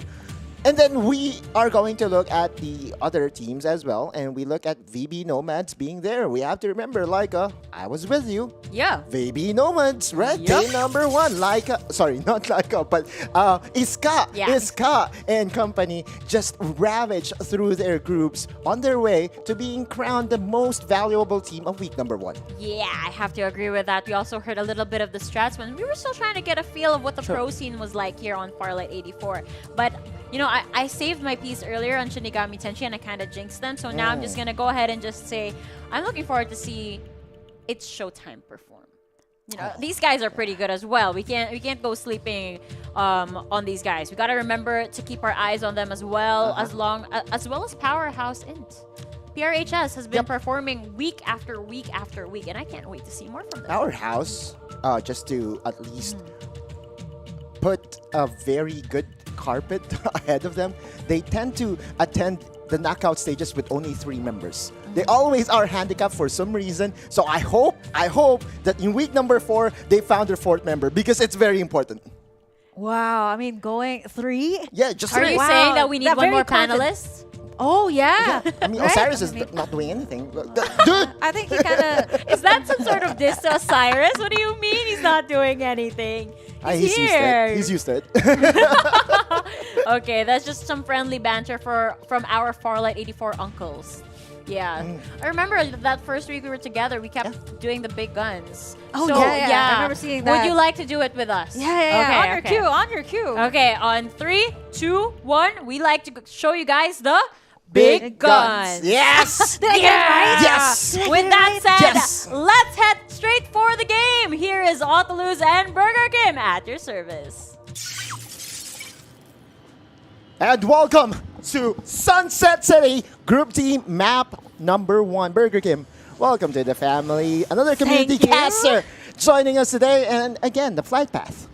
It's, how should I call this? J to Q. Have you noticed that there are letters on top? Yeah, and I on? did. Until, you pointed it out, right? I actually thought it was numbers at first, right? I was looking up close. I mean, I do have my glasses, right? I haven't taken it on and off, but now, they are actually letters. And looking at how far spread our teams are, it looks like it's going to be really tight once again up there on top on the Iris Ranch as well as the Power Tree Station. Yeah, but no, it's surprisingly, Carnival is actually super open for squad number 2. Yeah, that's the thing about Carnival, right? Like, Carnival is a place of interest for most of our solo queue players, solo queue squads. But when it comes to competitive, they have figured out that, hey, you know what? Here in Carnival, we don't really have much armors to work with. We don't have much vehicles to work with as well. Unlike here in Iris Ranch. In Iris Ranch, you have lots of shields. You also have the option or the chance to get flamethrowers and blazing infantries, which are meta vehicles that we have in the game. Wow, 4 squads going in here at Iris Ranch, but it seems like nice and slow. Kev's taking in as much weapons as he can, and now he's going to get greeted here by NGL. Going to get sprayed down. Shields are out, and that's going to be no more Maestro. bullets. Yeah, right after I called it, he goes down as well. That's the thing, right? Like every first interaction, you have to be mindful of so many things. Utilities, right? As well as the bullets, weapons, where do you find them? And the fact that you are not in full control of what weapon to use, because oftentimes, in first encounter, you make do with what you have. Exactly. That's the best thing that they can do as of the moment. And Sammy Gutis just gunning everyone down. And right after that, going to be able to take in all the resources. And taking a look at our map, look at the circle. Oh, this is going to be problematic. If you look at the circle, it's circling down all the bridges that we have in the game, except for the one on the top, which means it's an open chaos waiting to happen right around the 15-minute mark of this game. But we go back into the action right here in this is quite close to the Riverview Parks and quite close to the right side of the map as well, as we are looking at VGF4. I'm curious to see if Powerhouse already has 4 members, because as we remember, when we talked in the panel, they always enter this competition with just 3 members. Handicap, right? And as of the moment too, like you see VGFL, they're a bit hesitant to go all the way in. Their shields are just okay.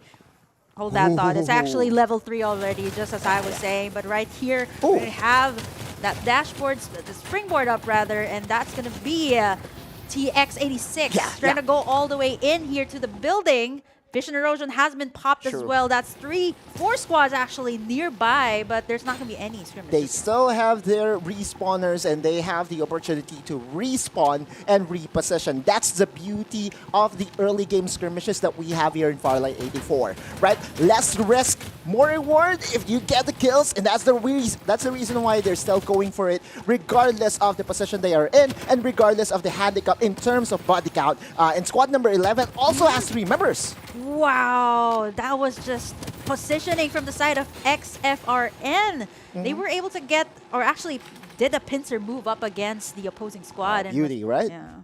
And now they have a flamethrower if they ever decide to relocate and repossession. And this is the reason why Power Tree Station is one of my favorite spots in the game. Speaking of spots, but this time, not a spot that I'm a fan of. Definitely, I'm not a fan of Teen Man Plex just because of how complex the situation is always in this area, right? There's a lot of warehouses, there's a lot of resources, yes, but turns out a lot of people are also interested in the shields in Todd's Hot Rod, and more often than not, it becomes a hotspot. That's exactly why it's called the Hot Rod. Hot spot. Really, it's in the name, right? It's in the name. Even these squads here, right? Powerhouse, let's see how they will fare for today. But we're seeing NRX as of the moment. They don't really have the best of the shields. It's only Jisoo that has that level 3 shields. They do have the vehicle advantage, though. Jisoo in your area. I see. Okay. Well, this is 25-7X, also known as NRX Corinthians. We are moving straight towards Power Tree Station again, just to have a feel as to what is happening here. Rex gets the shots in. Okay, that's a good kill. And that's the final bullet. Nail into the coffin. FRN with 5 frags already, he does not have any respawner available anymore, which means that if Rex ever dies, that's good night. Well, it's still not yet sunset here in Sunset City, Oh, but man. still too early as There of the you go. moment. And Power Just Tree move in. Station, they're getting in the vehicles here. This is, I believe, this is The flamethrower. Flamethrower, yes. Yeah, they look so similar, the flamethrower and the blazing infantry. Yeah, and this is like my, you know, the small toys that we used to have when we were kids, Hot Wheels. Oh, yeah. Yeah, right, Earlier it was Crush Gear, now it's Hot Wheels. I love it. I'm getting all the references. Exactly, and that's the beauty of Farlight 84, right? These vehicles are just so cool, just so good. Asta on top, can you be that good member? Reloading Jupiter 6 gets that kill. Oh man, okay. He's definitely not okay at that point. Gets gunned down there by Asta top. And here comes the Vision Erosion from their side, can't see using it as a leverage. Oh, wow, okay. Wow, they're all across the corner. That is that? Oh, okay. It's really low. It doesn't have any shields, but whoa. Oh, Gets Rex being greeted the there. only person alive for that squad means that XFRN has to think twice. We have to remember, you know, most of their respawners already got expended at the early stages of this game. And Risky, with the gun down, beam down, will be able to take ownership of this game. On my main, on my main, on my skin as well, Watchman. That's why you have I'm a so watch fun. at you, man. That's why you have a watch at you. have a watch at me as well. True. But yeah, he's going to be using those heals up. The circle slowly closing in as well, but very, very nice clutch there. Yeah, by Risky also has access to the ultimate, so if in case that he is in a bit of a pickle, he can just summon the turret to freeze down the opponent and damage down as well. Now, Riverview Park, also another point of contention that is so hot, especially in the mid game, because there's a lot of rotations coming in and out of this place. Vagabonds too, Iska and company already has a stronghold, but I won't be surprised if they would just go for the shields and just kadoodle away. Yeah, here's the thing too about squad number 6. The circle slowly closing in. There's going to be a bridge right over there. And we all know, that's the first thing you told me when I entered Farlight 84. There's going to be a lot of clashes there. They're going to converge eventually. True. Squad 7, 14, and 6. Yeah, in just a moving few. away. Yeah. Just moving away. This is the wiser choice, right? They already have 9 kills. No need to be greedy.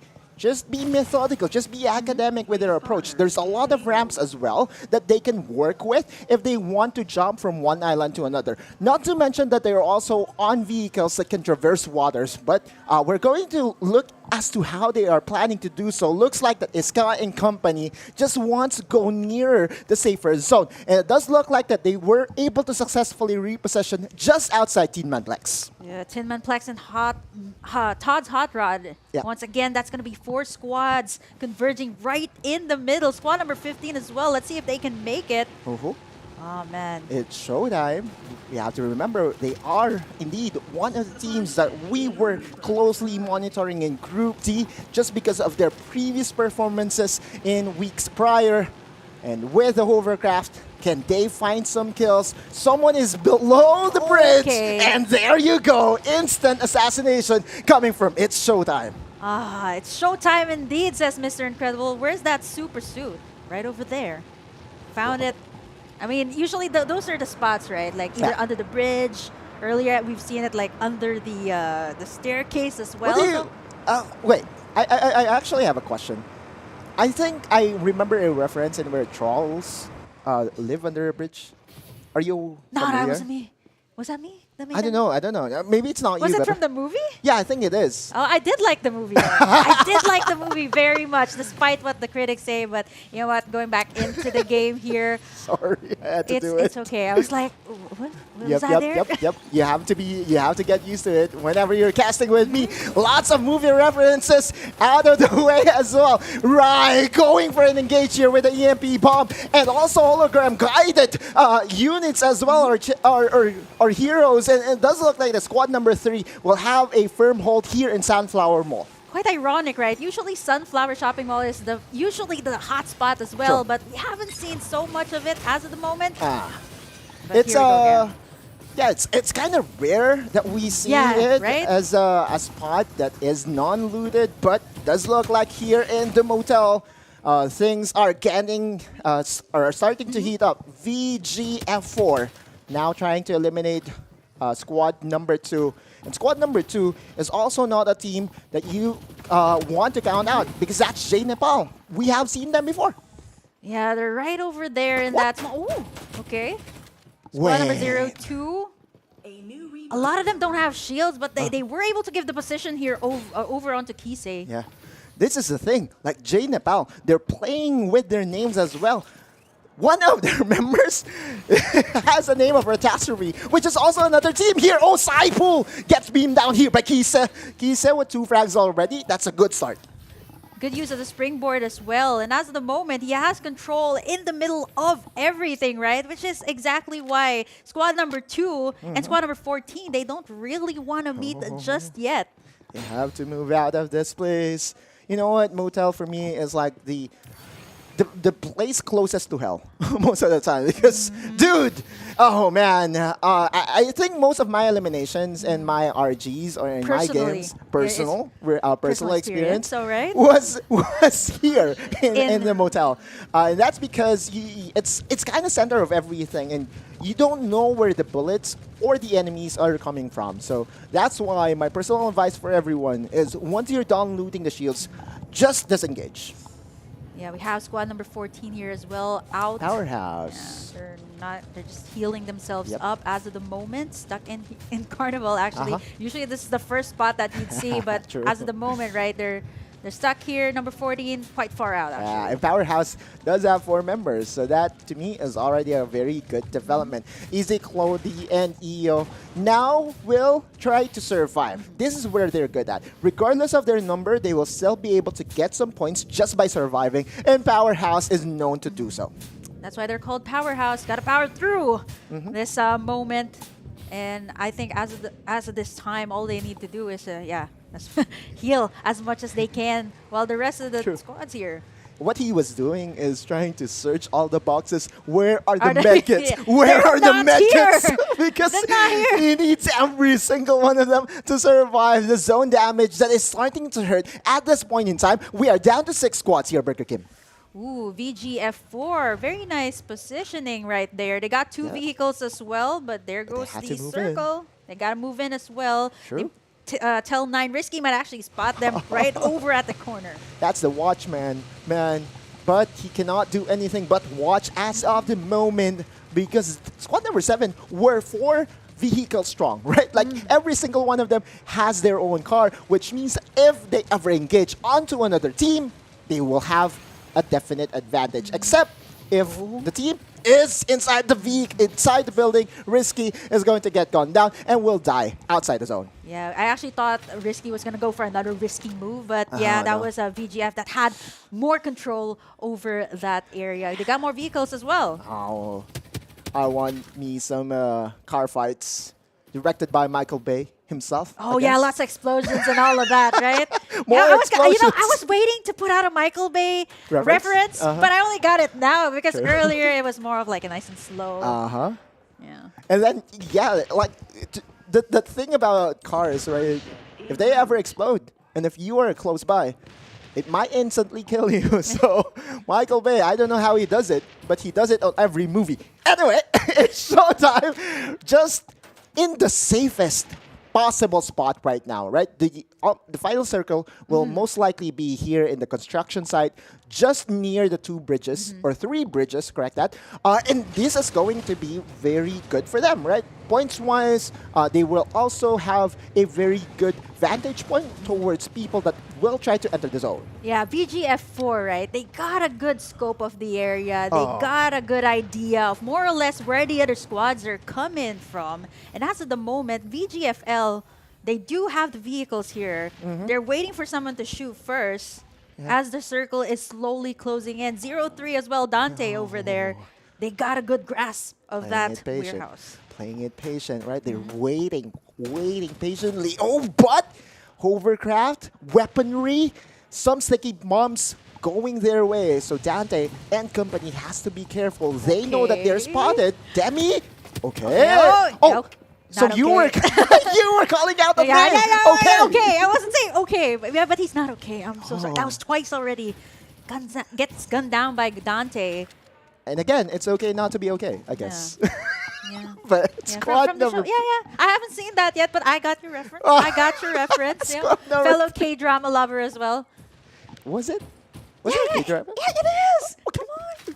Yeah, anyway, squad number 3 references all over. Burger King, welcome to the party. But again, talking about party places, squad number 3 is just utilizing this orange building so effectively. I mean, we're down to 5 squads, and there are some rats along the way. But more importantly, as the zone circles down, only squad number 3 will be inside that smaller circle. They can have a better positioning, actually, like take control of where they're at currently. But if ever they do get sieged in where they are as of the moment, that's gonna be really hard for them. But they do. They have some idea of where 07 is. So I think if they can gun them down before they reach their position, that should be good. That's the thing, right? Do you even want to dare to try to gun them down and expose yourself for some retaliation? Or do you just want to abuse the fact that, hey, you know what? Sooner or later, they have to come in. They have to move in. And speaking of people that will not hesitate to move in, looks like Powerhouse, 2-man strong, Easy Claudie, and Io already has Air Beast, wants a piece of action. Oh man, Squad 03 is right there in the middle. I'm actually quite scared for them. But you know, if they play their cards right. Oh, Curtsy! Curtsy going down! The last member from ZRNM, and that's an elimination. We're down to 4 squads here. Hologram Guide going to be used. Disengage, or maybe an engage tool as well as to this live. Squad number 3 going in contact with squad number 7, and shootout is already happening with It's Showtime just flexing their muscles. Right in time with the EMP, as well as I think there was a vision erosion as well, causing disarray among the members here. Oh, the squad, still IST that got a better trade there. Ooh, it's showtime. 8 frags already. But it's not yet done. Squad number 7 still has 1 member alive, and that's Bonds. Bonds is just waiting, patiently healing up. Already has shields restored. But he needs to heal up health-wise, right? Oh man, it's starting to get scary for It's Showtime. But truth be told, they have the better possession in this zone. Exactly what I was trying to point out. They got a good idea, and there goes the jump of Asta this live. Oh, man. Yes. Okay. They did get one. It's Showtime is really starting to separate themselves from the crowd right now. Meanwhile, Powerhouse, the two members of Powerhouse is just above that red bridge. Vision erosion for an engage, and looks like that squad number 9 is already done with the tricks of Powerhouse. They're going for an engage. Can they do it? 25-7x. Squad number 9, can they do it? No, not yet. Not yet, but they were trying to do a pincer move. Jisoo still not letting go. That gumboat, actually. Ooh, okay. I don't know what to call it. Do you have a name for it? The red one? Yeah, there you go. The overpass? Or whatever you want to call it. Overpass, yeah. Do you want to call it overpass? I was overpass? going to say bridge. It's not really a bridge. But I think overpass is the... Yeah, I think it's closest to an overpass. Exactly. Now, that overpass... they're using it really well. Because sometimes people don't use the overpass very well. And guys, you have to use the overpass, right? The thing here is Claudie and Io is really just protected by this overpass and this higher vantage point, which means that they don't have to do anything. Zone is already circling down. There's going to be a heal off, and Powerhouse might just be able to do it. Okay, that overpass is just serving them really well, and they were able to survive. So guys, remember to use the overpass when you see one. All right, squad number 3. Sorry, 3 squads with squad number 3 still at the advantage with 10 frags already. It's showtime. It's time for them to go for the kill. It's time for them to find the stragglers and finally end this game. IST against Powerhouse, and Powerhouse is doing it. Easy Claudie was able to get some heads as well, and Powerhouse might just be able to do it. A 1v1. It's showtime against Powerhouse. As to this live, can he do it? Easy Claudie, a 1v1 for the ages. Can he do it? Bam! Asta this live is the champion. Wow, that was so close for comfort. I mean, just as we were talking about safety and overpasses, right after that, it's just, Showtime and Powerhouse. My goodness. I don't know what to say, like Powerhouse. So they used the overpass to pass over any danger, and now they were able to get the #1 squad ranking, as well as some kills in the end to sweeten up everything. And this is exactly why you guys were actually talking about Powerhouse and its showtime earlier on. And they definitely did deliver here, but wow, that last play, think about it. Like, it's just so crazy to think, like, we were just talking about overpass, and then right after, it just crossed over, and then it was pandemonium, it was chaos all over. We're going to discuss it with the group if overpass will be really the term that we will use off. It's the closest thing, okay? I'm so glad you actually mentioned overpass, because I was like, it's not really a bridge. Okay. So overpass, yeah, it does look like an overpass. All right, I pass. As long as Burger King approves, then I'm okay with it, right? And Powerhouse is also okay with it because of the fact that they were able to get squad #1 or the podium finish or the first place finish in that Group D. It's the development of that match. It started so slow. Right. But in the end, right, it took every bit of that circle to really decide as to who's going to win. And in that 1v1 between Asta and Easy Claudie says, easy job.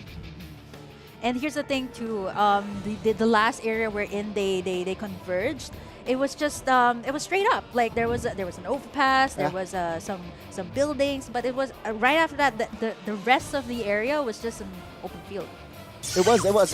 There's not a lot of covers in the area for sure, right? Like we're waiting for the stats to show up, and again, Powerhouse. This is why you enter an esports event with 4 members and not just 3, because you see the potential, right? Now that they have 4 members. Finally, right? Finally 4 members. Wait, it's Showtime 1? Was it? But it was really was it Showtime? Oh wait. Yeah. It was. Okay, yeah, well, it's Showtime. Congratulations to Showtime instead. Well, it is Showtime. I'm sorry. Maybe it's my bias showing that I wanted to Powerhouse to really win, but it's Showtime getting the win.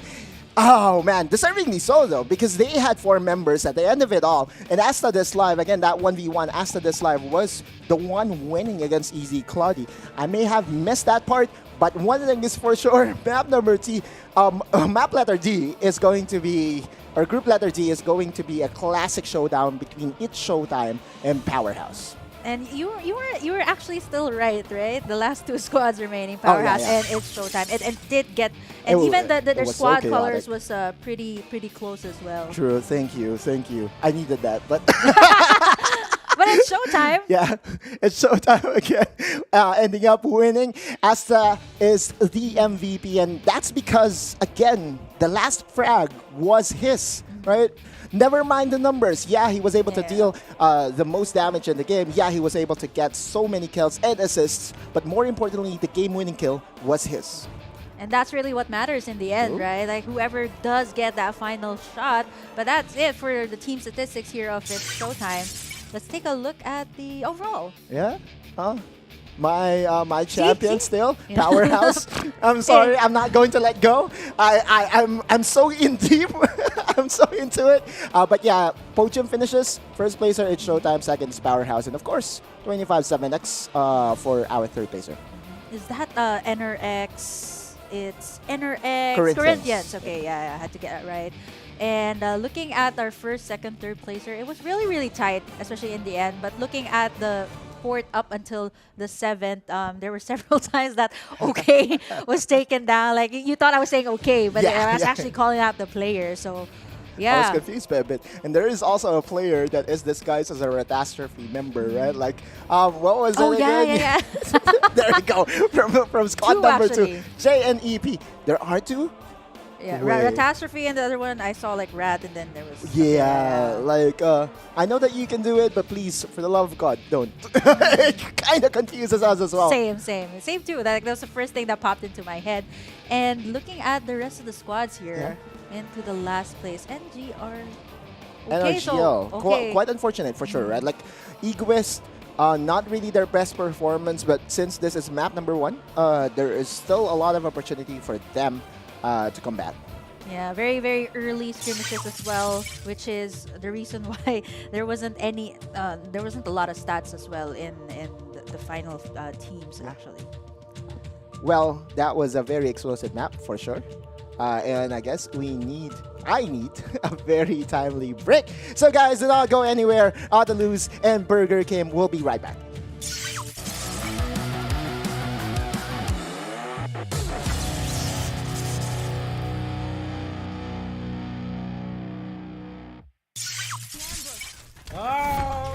बढ़ दिया गया मेरे को el propulsor. Tutti mortini,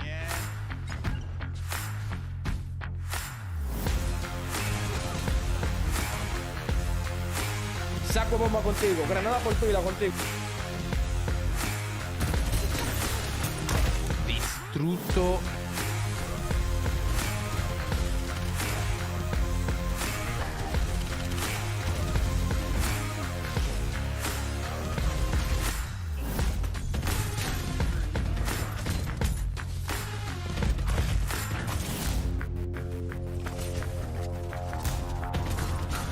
That's all.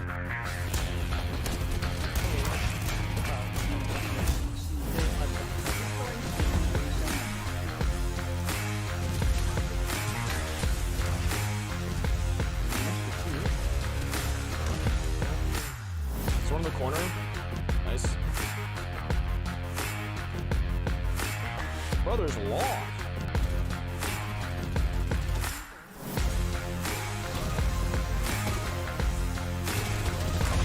Nice going. Unlimited ammo. Oh, let's go, bro. Let's go, dude. That was sick, dude. I used my unlimited ammo, which is like the perfect squad wiping ability.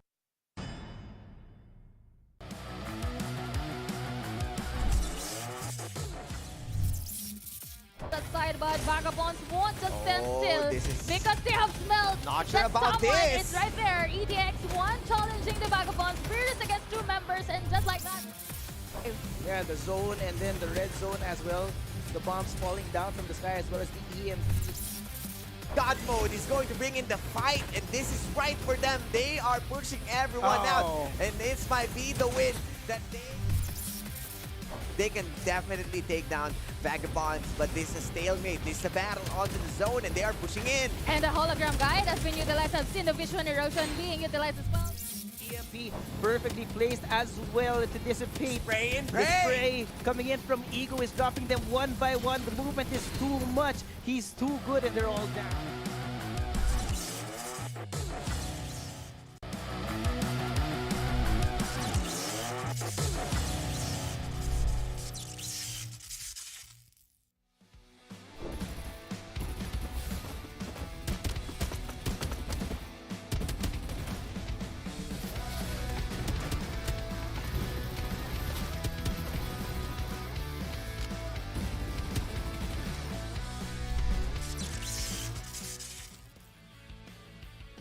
So we discussed our game plan before and after the game to fix every bit of mistakes we did, so we would slowly improve game by game. We are very open with each other and we will tell each other's mistakes or what we lack on the game. And I think that's how we build our chemistry together. For our team lineup, we practiced and picked our heroes in terms of how we played the game individually. By that, we came to a good lineup that resulted to a good chemistry po. As a qualified participant in the semifinals, I would assess the choices I made throughout crucial moments in the game, such as when to fight, when to retreat, or when to prioritize the objectives. We will ensure that we are well prepared and equipped to perform at our best in the semifinals. We trust each other's capability to wipe a squad and be aggressive. It's basically all about the chemistry between me and my team. Ang pinaka-nagustuhan ko po na feature dito sa Farlight is very unique. Ayun yung dash. Ngayon lang ako napaglaro ng game na may ganitong movement. Dash pataas, dash pa horizontal, vertical, gano'n. Madaming pwede mangyari sa laban. Parang nagiging ayun yung dahilan ko ba't nagiging unit yung laro. Napapala yung laro sa ibang games. And for the community, I just want to say thank you for supporting and playing Farlight 84. I hope you support the game and may continue to reach the full potential of our community. Furthermore, I want to also thank my teammates through Legends Esports for having a good chemistry and succeeding to the semi-final round. And to my friends in the community that helped me grow in this competitive scene, RBZ, Ati Chin, Boss Kali, and Boss Paiga. So our message to our opponents is that may the best team win and good luck to all of us.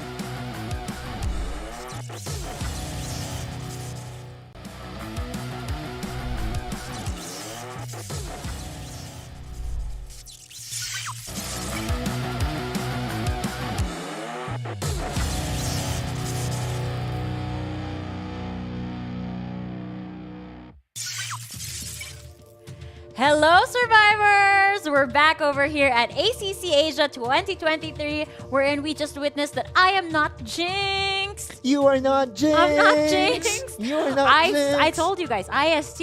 You got it. Yeah, you got it wrong. I really wanted you to be a Jinx, huh? Yeah, but IST. Yeah. They had the upper hand for most of the part. They were so fast at the circle, and there were a lot of mistakes that I also noticed from other teams. Like, why would you push up the stairs like that, one by one? That's how you get killed. Oh, true. Like the pro tip is never use the stairs, I guess. Just try to use the So windows. just don't be the guy that goes up the stairs, because obviously at the end of the staircase, there's someone waiting. Everyone is peeking. That's the only entrance. That's what we call stairway to heaven. Oh no. It's just one way. It's just one way, actually. Like if you're going up the stairs, I heard that it's much better to climb up than Yeah. That's the thing, right? Although I would try to, I would say, defend the other decision, or the last team's decision, because that building is really hard to climb without using the stairs. We have to remember they are using the orange building, which is one of the highest building in the game, or tallest building in the game. And you will only be able to really climb by the use of a springboard. I was going to say there's no elevators. Yeah. This scene right here was a springboard mistake. It was a disaster. True. He tried escaping, but... Oh yeah, this is the one-way stair. Oh yeah, this stairway is to heaven. You don't push them up the stairs. You're going to die.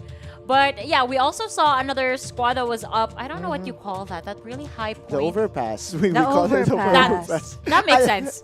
I can imagine it being a... I mean, here in the Philippines, we have overpasses that looks like that because it's unfinished. Most of the time. And people don't really use it, right? True. Yeah. But they did have an advantage there.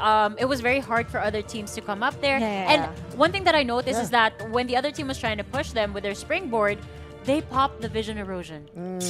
That's the thing, So right? perfect. Like, one of the best things about vision erosion is that you can pop it on ground, mid-air, anywhere. I haven't tested while inside a vehicle. I don't think you can.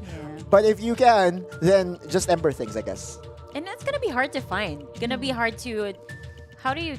To break the core? Core? Tesseract, I guess. My brain is not braining right now, sorry.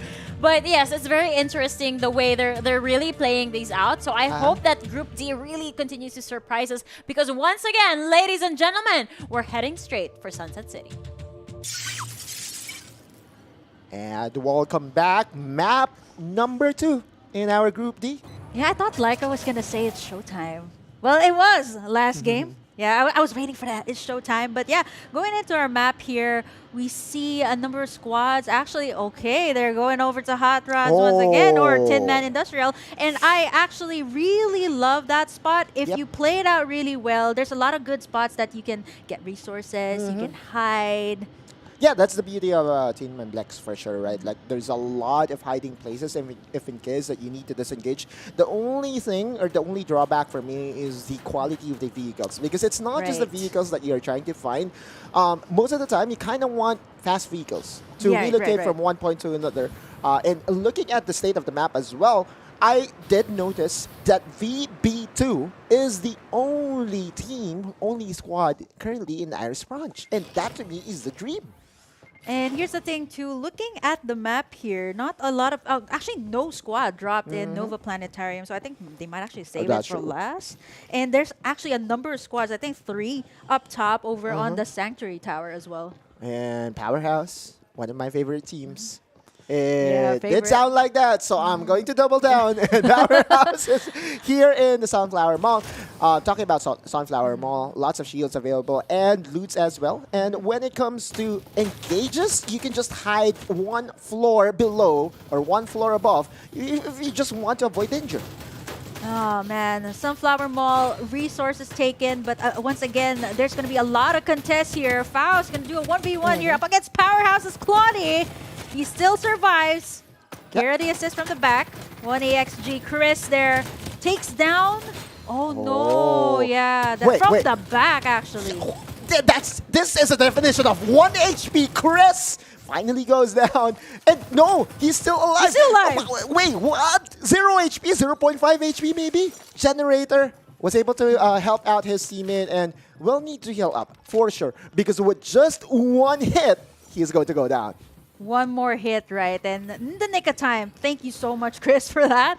Very, very clutch move. Yeah, I mean, I didn't notice that too with everything, the chaos that was ensuing there. I didn't really notice that one. But yeah, just in the nick of time, Chris. How is it possible? He's still even limping, walking, right? With just 1 HP. Okay, first circle. Oh my God.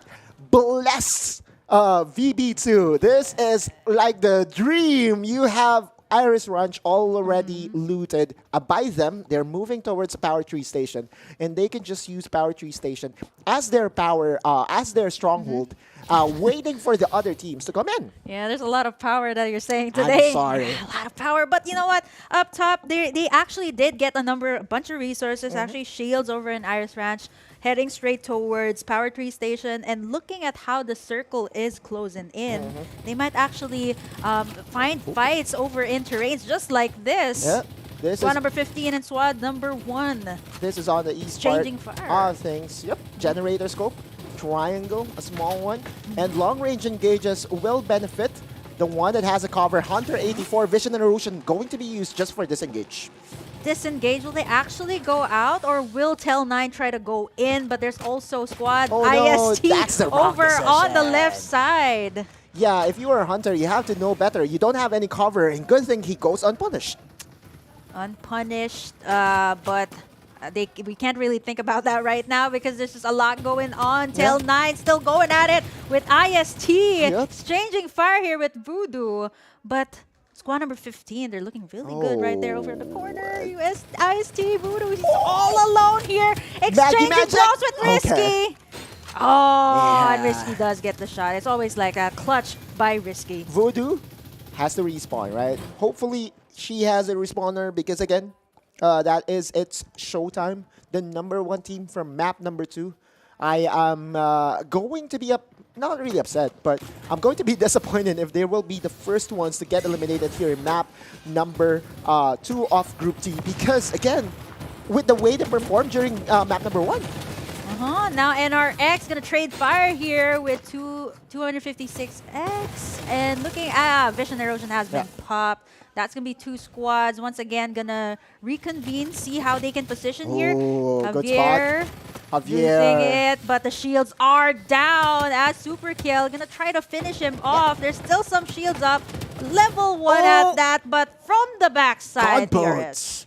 Yeah, here comes EO, and again, just maximizing the usage of the gunboats to tear down all the remaining members here by NRX Corinthians.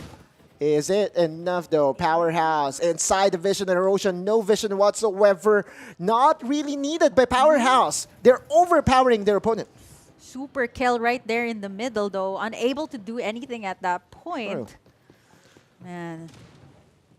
And this is the thing, right? Like, with the respawners and with the circle zoning in towards the northwest side of things, like you can just do this. You can wait for all the opponents to disengage and relocate and then revive your teammates. Now, Retastrophe, not the team, but the member. The member, yeah, I gotta clarify that one. It's so hard. Like this dude, I think there's they're 2 of them in that squad. I know, I think they're doing it on purpose, Burger Game. Like, just to throw us off, right? I know. Like, I hate you guys. on. I'm kidding, but yeah, that's gonna be a challenge for us, definitely. But sure. Now, the zone is currently circling in. This is the level 1 zone, or level 1 circle, which means that the damage isn't really that high 5 HP per tick, if I'm not mistaken. So it's very tolerable if you look at the bottom part of your screen, especially if you are on a defense-oriented capsuler or hero, right? Like you have lots of HP to work with. Lucky Dawn and company will be jumping over close by to the motel. Iris Ranch as well is getting pretty tight here. Squad 11 and 02. IST, the squad that won the last map. As of the moment, they got this, not the main ranch, but this greenhouse. That's what we call the greenhouse. Greenhouse. It looks like a greenhouse, yeah? But it's silver. I'm sorry. So the blackboard has to be black, according to Burger King. But Rai is going to go down. As of this live, it's showtime. Again, just showing their prowess with an Ember. As of this live, the MVP of last match. Can he do it? He's trying to run away now, trying to disengage because he only has one teammate remaining. Dante is left alone by himself. Ah, man. With the vehicle to boot at that. Only Dante survived. Yeah, just Dante. But then again, only one member survives. At least they're still up. But here we have, oh my goodness, it gets really confusing. Catastrophe! Oh. Yeah, it's a good kill. Not biased at all. Yeah. Can't pretend to be a rat anymore. Yeah. You cannot pretend to be a member of another team if you are dead. Now, Aquila Esports will try to actually engage, and they will be successful in taking down NRX Corinthians, and we are down to 11 squads. Down to 11 squads, and looking at squad number 11, XFRN. Only 4 kills, actually. They're playing this nice and slow. They might actually converge here with VGF4. So Lev has to be really careful around this terrain. Yeah. You don't really have that much vision, but he has the mobility, though. True. Right. Remember, MKR also has a reset whenever he gets taken down. So, yeah, all those flashy plays being made by an Ember is not really something that we should be surprised of because it often happens. This is one of the best attackers in the game. Now, looking at the other side of the map, ZRNM currently in Carnival, Lanzi and company here just putting their stronghold in one of the buildings. But yeah, they know. They are surrounded as well by other teams. This is a very difficult situation, right? There's a lot of buildings here. You don't know which building they're at. And as of the moment, right, there's, Tola, 2 squads over there. Neither one wants to leave their position. They're just giving some information. Yeah. Nice view there by Widow Good Boy. Yeah. Nice name.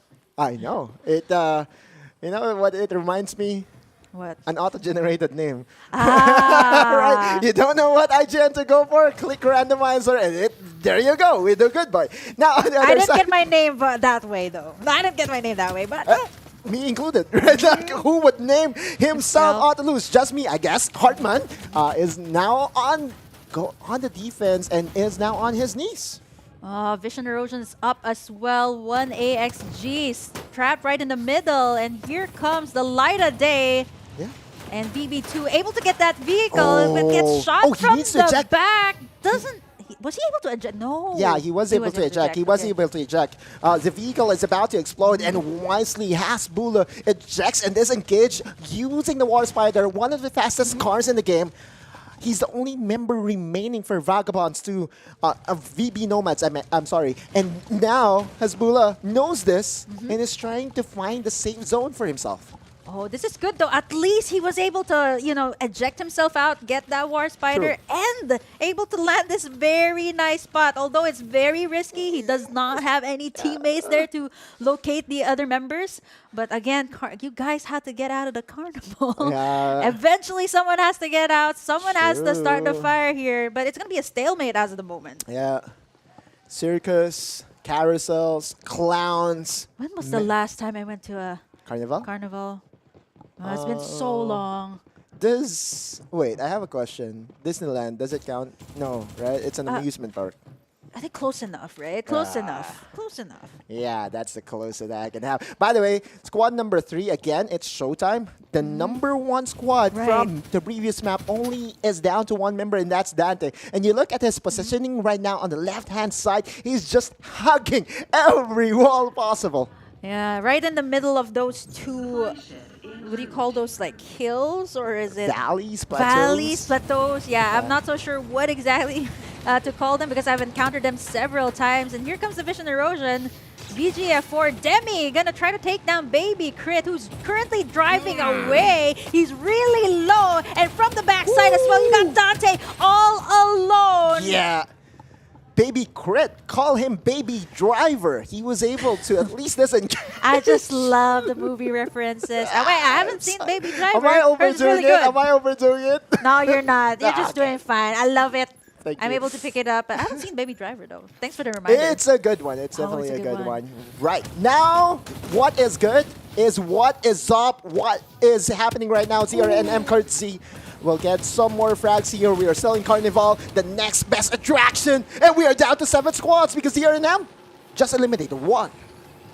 Right as the circle closes and ZR and M actually picking up a couple of med kits, healing themselves up before they go towards. Oh, secret. Is Dante still up? I can't. Let me check later on. Let's check later on. Yeah. It is going to be very important because, again, Right. just by being able to survive longer, you're securing more points for yourself. And for your squad as well. So I imagine, his teammates is just calling out and giving him advice as well. Clicking the thumbs up because that's the only thing that they can do. Same can be said for Hasbula dog mode. Dog mode, yeah. Yeah. So this thing is an attack to the god modes. Hasbula is going down. Yep, still going at it, and he's the only one left actually. He had got a very good spot right over there, but he was spotted out by Secret. Yeah. No longer a secret for you guys. Secret was able to get ahead, and now we are down to 6 squads. I believe that Vagabonds, Nomads is already out of the picture. 1AXG, Aquila Esports. Oh, Chris. We have to remember Chris was that 1 HP miracle worker from the early game. He's helping out his teammates just get up. And currently, they have 18 frags. Oh, 18, not as much as the... Oh, man, Dante. yeah, I the know. rats are still here. From JNEP, rather, okay? Right. So Oh, yeah, Natasha- Dante's still there. Dante is still Yeah, there, still right? there. Like, that's the closest thing to a devil that may cry, I believe. That's a reference for another game. I know, I'm sorry, but I Yeah, had it's to good. do it. Keep them coming. I can take them. Keep them coming, right? I'm a nerd personified in just one caster. Powerhouse and company, they are still format strong, which is a very good development because we have to remember in map number 1, it started with them in a very huge disadvantage because they started the fight with only 2 members. Oh no, Dante, he does have the vehicle with him. He's moving as of the moment. Gets spotted out here by the rat. Rats. Okay, the players, okay? The players, rats. Like, Rat he's means Musa. And then Ratastrophe. I think Musa is another term for a rat, maybe? Maybe. Yes, maybe. Oh. Let's look that up later Yeah, on. we will. PRHS going to be trading fire with BGFL, but with the advantage here of the infrastructure, it's going to be really hard to take them down. They do have some Dante? vehicles. Wait, Dante! okay. 1v1 situation here. Finally gets spotted out and taken down here by 1AXG. Nice attempt though, Dante. It's showtime number 5 in map number 2, and that's how quick reversal of fortune and situations are in this Farlight 84 esports that we are casting, ACC specifically.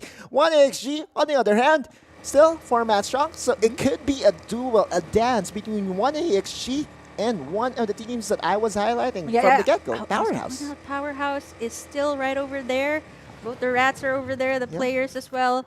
They are in a good spot. They might converge here with 1AXG, who has just taken down Dante. 4-man strong, rather. They have 19 kills on the board. So last 4 squads remaining. 1AXG, though, is not joking around. They brought a tarantula with them. So that could be business. the biggest difference maker in this game. Chris is going to get gone down here. Gone boat being used by Powerhouse EO. And there you go. 1 elimination, 1 knockdown already with a EMP shock. EO and company already has the upper ground, has the upper hand. And 1XG with only 1 member alive for them. Can they survive? Can someone at least try to run away? Nope. That's a clean assassination, and Powerhouse comes out on top. Powering through all of that, they were able to corner one AXG, and with nowhere to go, they had that hill / terrain. I still have to find the proper term to call that. Yeah. But as of the moment, right, it worked towards their favor. It is. Powerhouse is still up and kicking. And they now have the most... Oh, both rats are spread out, actually. Yep, rat here just above the terrain, and rat here just below Powerhouse. But man, oh man, I can only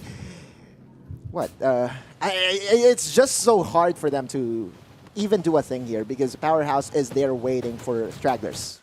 Yeah, Rat means Musa. Okay, Retastrophe is still able to get back in the circle, but as the moment, Powerhouse here preparing their power move. They also got their vehicles quite color-coded here as well. My favorite color, by the way. Ooh, it gets spotted. Oh, Retastrophe! Definitely a catastrophe there. Yep, but there's still one Musa person still remaining. J and EP, finally, they go down, and now we have a squad showdown between Powerhouse and VGF4. All right, let's put into perspective what is happening right now. VGF4, purple armors. On the other side, red armors on 3 members. I think this is going to be a flush out for Powerhouse. Definitely. Even though for Powerhouse, right, they have, of course, they're very confident here. They got the maximum shields as well, so they can just charge in. But at the same time, you see VGFL, they are trying to siege this compound. It's already in their hands, so they're just waiting for Powerhouse to come in. They know they have the better shields, and they have to move here for Powerhouse. They can... Oh, there's a smoke. Smoke grenade, just for information. That's one way to utilize those tactical skills, right? Like, never mind the damage. It's just, you know, a small amount of 5 HP. But the information being provided by that smoke bomb is what they needed. They're going to move towards the sides and see how they can try to take down this tower that's currently being taken by VGF4. And at the moment, look at Chips all the way on top! Spraying everyone down, and that's gonna be Powerhouse. Powering through here. There's still one member. More. Debbie, stairway to heaven. No, they're actually going down. Okay. There you go. Sandwich. Oh, he's still up. He's still up. Wait, what? Okay. Demi just running for his life. He's trying to shield up. He's the only one left. It's a 1v4. Can you do it? I don't think so. Oh, no. Chips is going to run him down. And there you go. Finally, this time I have it correct. Powerhouse is the #1 team. Okay, it's not Stairway to Heaven. It's Stairway to Hell this time. Yeah, well, considering it's much easier to go down the stairs as well. But yeah, you're right, guys. It is Powerhouse. Confirmed for me. Earlier we weren't sure, but this one, definitely Powerhouse. Should be them. One thing that I really noticed in that engage was just the fact that they maximized the aero zoom by Maggie to really have that long distance engage, right? He flew over like a hero, like a superhero, and just was on top of the rooftop right away, and that's crazy to me. That just goes to show their mechanics and their understanding of the hero. And I mean, Maggie does have to make the delivery. I mean, if it's late, it's free, right? Delivered right towards, right in front of Powerhouse, actually. Not a lot of kills here, 18. But definitely, they did very well, especially Claudia, actually, did pretty well in this particular map. Yeah, lots of... I think we have to really commend them as a unit now. Individually, they're strong, but together, they were just on point, right? Strength in numbers all across the board. 18 kills is also a very good number compared to their previous performance, right? Now, that after everything is said and done, a #2 squad ranking in map A and a first ranking in map B just tells the story that, hey, you know what? This could be the Powerhouse group that we were waiting for. And that's exactly why they named themselves Powerhouse. What is I thought it was entertainment. Okay, yeah, Powerhouse. Definitely living up to their name. And this time, Autolus got it right, okay? For this particular map. Congratulations to Powerhouse. And yeah, I do agree with you. This is definitely a team effort from them, especially in those last moments wherein they were actually, play. I'm not so sure, right? They were actually waiting for VG to engage, but eventually they did. They did went ahead of them and yeah, started the clash. Huge shout out to the MVP EO with 6 kills and 6 assists as well, topping the damage of 1,610. You know what? I kind of want to highlight the fact that that VB Nomads, squad number 6, right? They started the game so well. As the only team that dropped in Iris Ranch, and then the circle favoring them as well. It's quite a surprise that they still ended up as at number 7. Although it's a decent spot to be in, the expectation is if you are in that position with all the resources that you have, I think they know themselves that they need to do better come next game. Yeah, from landing, I think Iris, then they rotated towards like Power 3. Right. Yeah, there's a lot of things that they could have gotten there, but this is, true. I like how you pointed that. It's quite surprising that it ended out this way for VB2, so perhaps a step up for the next few games or perhaps the next few maps. Yeah, and then we have VGF4. I think this is going to be their first time as a podium finisher, the second team. With the number 3 team being the most confusing team of all. No cap, right? JNEP, or they are called J Nepal, with 2 members. 3, actually make that 3. 3. So Rat means Musa. Come on, Gunther. I know you want to God. put a rat in your name as well. Don't be shy. Yeah, maybe it should be Rutner, not the Butner. But I guess we have to make do with what they have right now. Aquila Esports securing number 4, and then it's showtime. Again, as we did say, the number 1 team from Map A is now down to 5. Ooh, quite surprising too, right? But it's still not bad, right? Still not a bad finish. It's not in like the 8th or the 12th place, right? So they did finish out well.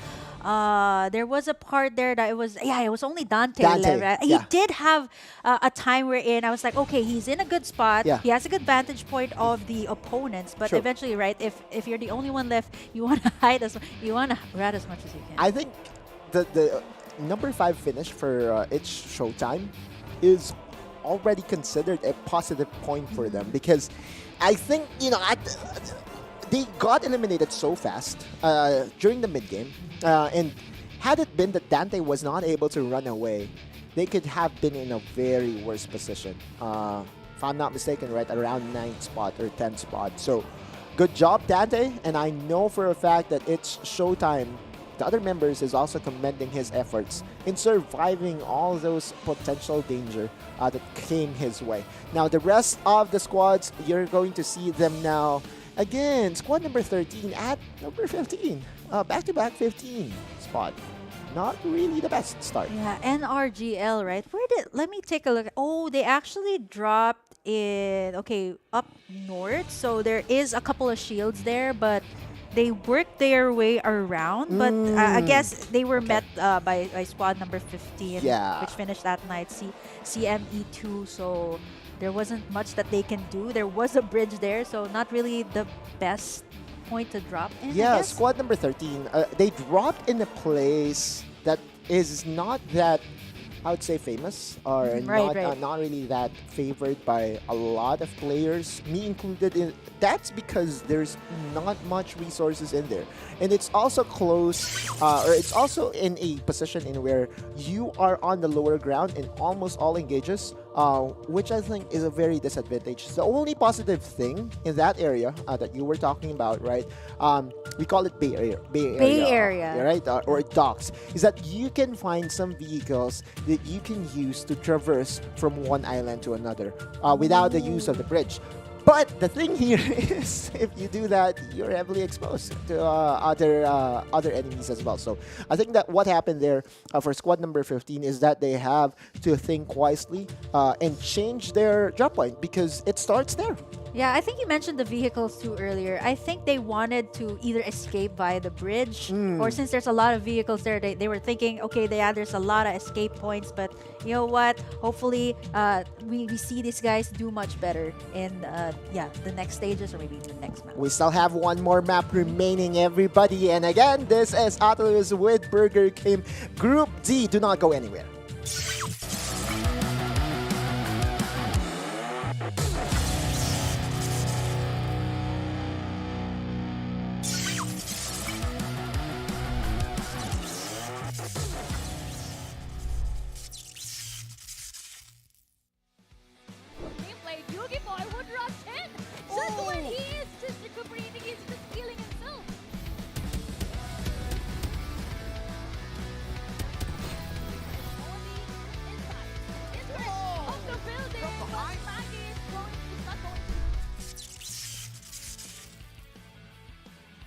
At first, we didn't expect to be qualified in the first week because we just created our team 2 days ago before the registration. But we were surprised because we made it in top 15. So after that, we just continued practicing more by playing up games together and warming up before the tournament.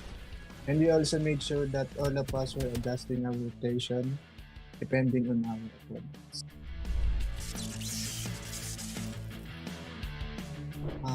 We have been friends and known each other since we have been playing as a team in Call of Duty Mobile. So our closeness and bond are already tight. Our attitudes and skills complement each other, so we're trying to improve and succeed here in the competitive scene in Farlight. We've been playing together for quite some time now, and because of that, we've learned how to communicate pretty well. We call out everything, guns, shields, cooldowns, any info we need to win our engagements. And we also argue a lot after the game, but I don't see that as a bad thing because that builds more chemistry and opens a lot of angle to see our mistakes. I wouldn't say we're that aggressive, but in a game of timing is everything. We wait for the perfect opportunity if we're going to take that fight or not. And we love to third party a lot. It's a high risk, high reward move, yes, but think of the loot we'll have after we win that fight. I'd say Farlight is more fun and it's not repetitive like the other games. Different metas, different zones. We really study the game before fighting. First, I would like to thank Farlight for bringing the boys back together to compete competitively. And a message to our community, have fun with the game. Try new things, build your own meta, and if you're casual or competitive, try to enjoy things as you play the game. First, I would like to thank our ETHX Clan Master, Mimay Ann, for taking us under her wings. Jelly, our representative. Shout out to the boys, Kramers, Tom, Iron, Mac. And a huge shout out to our beautiful sub-teammate, Nicole, for playing in tournaments when one of us is missing. Big shout out to my girlfriend Jelly and ETHX family. Love you all. A message to our opponents. I wouldn't say we're not that strong yet, but that doesn't make us weak. We're definitely getting to that level, and we'll see on the battlefield. Good luck.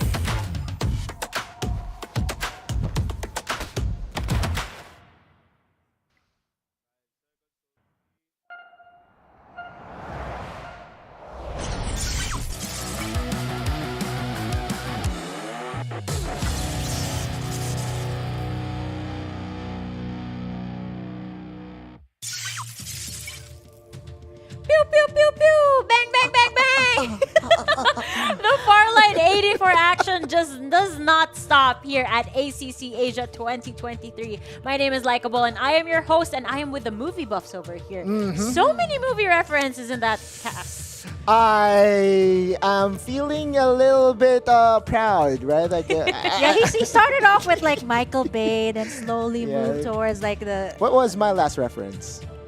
I remember you There guys was so- talking about Baby Driver at one point. Baby Driver. Which I don't know haven't if seen, that by was the the way. last. Yeah. You should I watch think it. It's fine. Yeah, it's good. I think that also reveals that I have lots of time. When he's not playing Yeah, when he's not Farlight, playing. he's watching movies. All right, let's get down to business here, ladies and gentlemen. Were you the one who was talking about Powerhouse? Or was it somebody else? Yeah, it was me. I was talking about Powerhouse, and then there is Power Tree Station in Powerhouse, and there's a lot of power involved. Yeah. And Powerhouse again is that team that I mistaken as the #1 team during Map A. But Well, they heard you, and they're like, oh, why don't we prove him right? yes, thank you. That's the point, right? Like, at least. Yeah, I think you said thank you like several times, but yeah, they did get it this time, and I think that was probably one of the most slowest like stalemates between like two teams, and and eventually like Powerhouse finally did. I think Ottaluz was like looking at me, Powerhouse, just do it, just do it for me right this time. Yeah, so I was really rooting, of course, for It's Showtime. I wanted them to get the back-to-back, but they didn't. And I believe that we'll be seeing that in the highlights shortly. True. And one thing that I realized when I watched that scene of them getting demolished at that point, this was it. This was that scene. Oh yeah, this one. Yeah, so I was thinking at this point, sorry, this is not IST, it was another team. It was 1AXG, yeah. So when I was watching this, I realized that vehicles are like an extension of your gun. You know, how many times have we been inside a lobby and we run out of ammo when we're clashing? So if you're able to deal more damage in the beginning of an engagement, then it's easier to really utilize all of the bullets that you have. You won't run out and you'll have an advantage at that point. Definitely more advantage too, and especially at this point, right? Like when Powerhouse completely caught the VGFL off guard, there was just a lot more that they had. Yeah, for that last clash, they could have survived better if they were inside the house because the springboard was just there and everything went to chaos. Right, like, and again, just adding to your point, I really think that Farlight84 has done a very good job of developing these vehicles to really be that extension to the guns. Because again, if not, it's not just the basic infantry, which to me is the most OP vehicle in the game. There's a lot of other vehicles that we are starting to appreciate more, specifically Wasteland Hovercraft. And again, huge shout out to the developing team because, dude, just bring us more cars. I wouldn't mind. I'm really so happy because we started the knockouts week 1 with a lot of War Spiders, Rocket Tarantulas, and we've grown so far from there. I'm so excited. With that said, we can go straight for the game and watch how they make play with the vehicles once again. Baby Driver, where are you, my friend? But welcome to Map C in Group D. Burger King, this is going to be our last map, our decider map. Deciding map for this group letter D rather. And yeah, those are letters, okay? You have to keep in mind those are letters. Looking at what you pointed out last time in our analysis segment, you did mention the last squad that kept staying at 15, right? So let's see if they would have a NRGL rather. Hope they have a much better drop point. So it looks like they're heading over to Power Tree Station, right? Which they will be imminently facing TX86 and VB2. VB2 still the same drop for them. Meanwhile, on the other side, I have to take note of Powerhouse, just cause they are the reigning defending winner of Map 2. And they went for an unorthodox drop, dropping in the area where we had the overpass thing, right? Like the construction site. And then Chibs is on the left part of that circle or of that zone as well, looting it up for himself.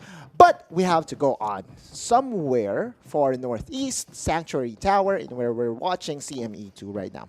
this is not usually the point that players would want to drop. But again, if it is considered favorable for you, if you can get the if you want to start it out nice and slow, I guess this is the best place to start. And for squad CME2, they're getting as much shields as they can at this point. And Baby Jor, I think they finished like somewhere in the middle for map number 2. So. The thing about Sanctuary Tower, and there you go. I was just about to make my point that it's very risky to really drop in the Sanctuary Tower if in case that the zone will be on the southern part of the map. And as we can see here, the first circle is on the southwest, right? Nova Planetarium will be a very hot contest. Almost all rotations will go through that area.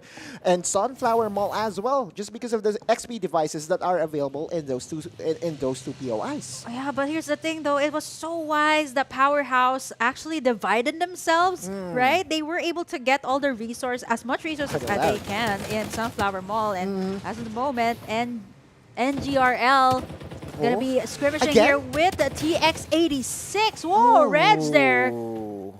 Yeah, able Looks to like heal we're up. having a trend. NRGL not really having the best day so far. And this might just be the third game in a row that they will be on the 15th spot. The good thing is that there are still respawners active, and they can relocate if they ever choose so. And just when we thought, right, okay, this looks like a much better drop spot. True. Yeah, it's unfortunate, right? Let's see. Over on this side, we got ZRNM as well as Tel9. Okay, they are in a very good spot here. Vision Erosion as well has been popped up here. Let's see if Curtini won't do the chase. Risky as well from the backside once again with these clutch plays, but he's all alone. He's down. Shields are down as well, and he goes down. It really hurts me to see a Watchman go down. Oh man. But hey, you know what? He should still have a respawner. And the good thing about dying here in Riverview, if there's any positive point to it, right, is that you can relocate to higher places, higher grounds, and just go for a retaliation place right after getting some resources in other areas. And speaking of people that is trying to retaliate, CME2 here in the Sanctuary Tower will meet up with Squad 3. Oh, IST as well. They've won one map, and as of the moment, CME2. Okay, this is quite a standoff between the two teams. We see Voodoo starting it up here, going up against 4 members. There goes the Vision Erosion. Baby Jor trying to go in, and that's it. They're going to get greeted by IST. Asta's down. Nice move by Baby Jor. He also is on top of the stairs, doing his very best. He's up, but there goes the circle as well. Knocks down Asta this live. Yep. One more opponent right just by the window. Baby Jor needs to reload. Good thing he's on MKR. Okay, 3 seconds before tactical school cooldown. Not enough time. Voodoo just gunning him down. Yep, Baby Jor really low, trying to use the jetpack, but unfortunately, that was not enough as Dante gonna be able to pick up those shields. They're gonna be using this hovercraft to move around, but squad number 6 and squad number 8, there goes the Vision Erosion early on as VB2. They're gonna try to go in and find a favorable position. ZRNM. We can't see anything. We can't see anything. I know they're trying to, but yeah, it's gone as of the moment. True. Hasbula dog mode and Iska, they still have the opportunity to disengage if they ever choose so, because ZRNM looks like that they have the better health right now, and they have the better position. Oh no, Calyx, really low here. Gets spotted here by the members of NRZM. Okay. Yeah, they did get the favorable trade here. Yeah, what a turnaround. VB Nomads, right? Like Iska already feeling the pressure. Renamed to Iska nerf mode. I don't believe that. I do believe that Iska is still one of the best players in the game. There's but the looks respawners. like, the respawners, same place, same action. Oh, they just caught the members here of VB2 off guard. They dropped right here over at the tower. And as of the moment, Hartman is going to do a one. Okay. Yeah, four members still up. The shields are being penetrated here. Yep. And Hartman is going to disengage, uses the stealth. Okay. Yeah, they're getting the shields. Okay. We're going to another port. Walang Another major. part. Is that walang, really? Oh, walang major. If Okay. you don't have any majors, then you are having a good time, at least school-wise, right? Like, sure. That's right. why he's here in Sunset City.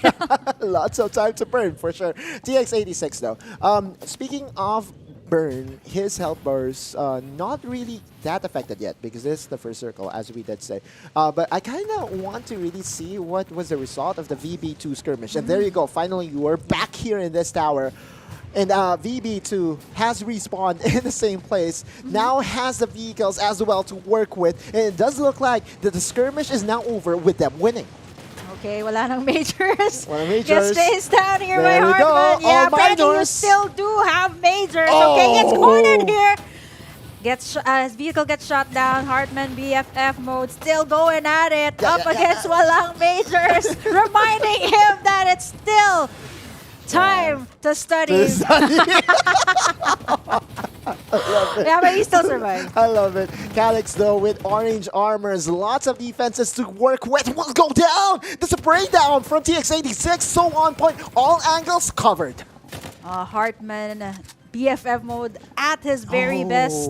Crate 4D as well. They're closing in, going towards the circle. Yeah. And as for NRGL, they're actually all the way in. Now, Walang Majors is revived. Now Yeah. has the purple armor. So he respawns on the same place. By the way, I just heard the notification that the respawners has just disabled. So more fights is about to happen with heavier weight for sure. Oh, Powerhouse right over here. No more respawner. No more respawners at this point. IST as well. Yep, they're gonna be. Oh, Asta got the level 4 shield. Yeah, and this is the thing, right? It's showtime. They know that Powerhouse is one of the teams that they have to eliminate fast. They want to stop them racking in points, and it's showtime. We'll go and engage against Crate 40 TX86. Going for disengage. Can they do it? Okay, yeah, he still does. Oh, still must make it. Oh, Oh, is that right. Yeah, I think he still. Oh no, he didn't. He's down he's for down, sure. yeah, he's he's down down. for sure. Yeah. But here comes the other members of TX86. Asta this live though. So OP Vision Erosion, man! In the nick of time too. He's gonna get surrounded here by squad number 4 and 13, who's slowly moving in as well. And fortunately enough for wala ng majors, his friends are right there, reminding him that it's still up and kicking at this point. But he gets. Oh, he's dead. Right. Oh, he's down. Just as I Yeah. was saying, wala ng majors, but apparently he still does have. Something. Gets True. reminded there. True. But he's about to graduate. So in okay. advance, we're congratulating you already. Anyway, let's go back to action here. VGF4 in company. And it does look like that they're going to have a very quick standoff against It's Showtime. It's Showtime already has a lot of armors on just one member, Asta. So, level 3? Crazy driving, though. Squad VGF4 actually has very good shields as well. There goes Pond going in that infrastructure. Yeah. And as of the moment, though, they're gonna be doing their very best, looking for the opponent. But Squad 03, circles closing in, so they have to move as well. Omi is going down, right? Like he has a lot of shields, but what he needs right now outside the zone is health, not shields. Yeah, Omi is going down really fast, so they have to move in. Kise, He's going to get help for sure. All right, and then right after he gets help, he needs to ride a vehicle with someone else driving so that he can utilize the med kits right away. That's what they're doing, right? He's a passenger, and if you are the passenger, you can heal up. Definitely, you don't want to drive and heal yourself up, right? You I can do mean, if that. you can multitask, but you know, at this point, definitely not. Oh. And as VGFL, they're gonna get greeted here by VB2. Calyx right over there at the hilltop, able to spot them. Demi as well. That's a lot of shields that Calyx has to take down. Still not enough. Yeah, plus some HP of the cars as well. VB2 spray down. VGFL is on their sides. Omi again has the max armor. Hasbulla and company.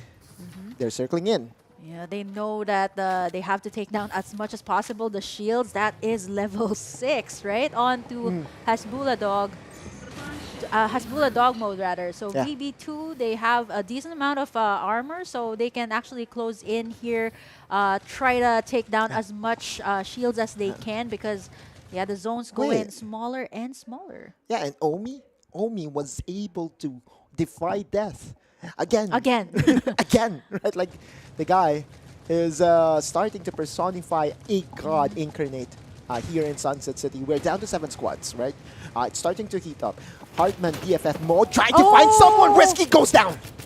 Drive-by play there. Okay, yep. He's right over here. Oh, the first Duck time side. I've actually used the duck side here. And there you go, the ult.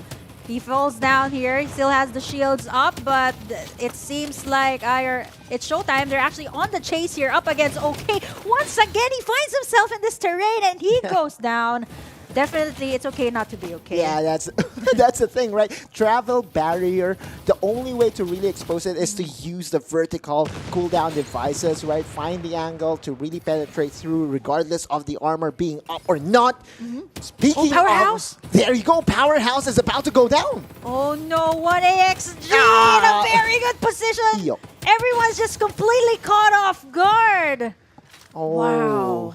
We have to remember the Powerhouse did select to drop in this point. Right. They were so content, they were so confident, did not really move from one place to another, right? And now they only have purple armors. They have to at least survive this by 1AXG that completely caught them off guard. I think it's just 2 members. Okay. It's EO and Claudie right there. There's the vision erosion. And the cars. Oh, drive by, he's still able. Okay. You see that? I think they're dead. Powerhouse is gone. Number 5.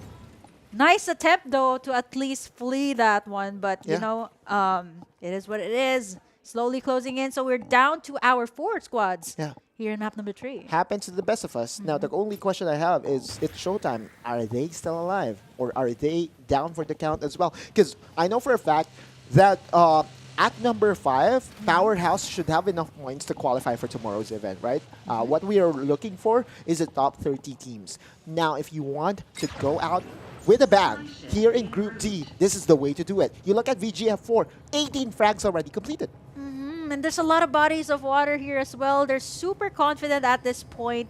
They've also got some really good vehicles right over here. Yeah. They pop in the bombs as well, so they're looking to at least siege this area. But once again, the circle's slowly moving in. There is a bridge right over there. Favorite skirmishes, and it's also very dangerous. There's a body of water here. Wait! Oh, is he just about to do it? Oh, it's so man. Pawns, this is super risky. No, He gets spotted. Oh, that's super. Oh, he does Vision spot the erosion. vision erosion. Okay, yeah, he While did have on that. water, I guess that's really something that needs to be nerfed one way or another. Because again, when on water, the only thing that you must be able to do is to use your jetpacks, not use your ults. Yeah, I think that's the same question you asked earlier, right? Can you use the vision erosion while you're driving? But apparently you can use it on water. 1AXG in such a good position so far in all of their clashes, as Faust will be able to take down the shields there of Chris or of the rest of the members here of VGFL. Yeah. VGF4 rather. Aquila Esports just standing their ground, and they have the better position against Vanguard 4. However, Demi just might have found a proper angle to go for a side push here. He's going to get spotted. It's your boy Psycho. It's definitely your boys in such a good vantage point there. Able to spot the members of VGF4. They're cornered there. They're cornered right in between the terrain and that body of water. But that's going to be 1AXG taking Luton in. What they can get. Tomato, potato, cornered. That didn't go well. But I'm going to move on. Burger Kim Orange Armors is going to get looted here by Aquila Esports. Now on the other side. Welcome to the chaos, Burger Kim. Welcome to the chaos. And at this point, welcome to this show with I think it's because it's the last map of the day. And that's the reason why I'm just shooting my shots. Bunny and company, right? Squad number 4. Danger is currently in Heart Island, and this is also not the best position to be in, especially when it comes to the late game, right? Like, you are being surrounded by bodies of water, and we all know that if you are ever spotted swimming on top of water, things like what we saw from earlier will happen to you. Swimming against the current at that point. But 1AXG, I have to point out though, they got a very good grasp of what was Powerhouses earlier. That's the Sunflower Mall. Yeah. Yeah, Sunflower Shopping Mall. I had to There check you if go. I said that right. And this is a spot wherein it's so open, right? And you see DP28 slowly moving in, as well as XFRN.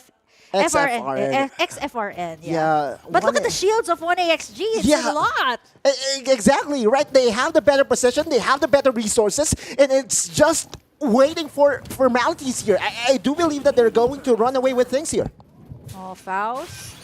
Okay, able to get in the resources. DP28 as well, closing in onto Sunflower Mall as Faust is able to heal up.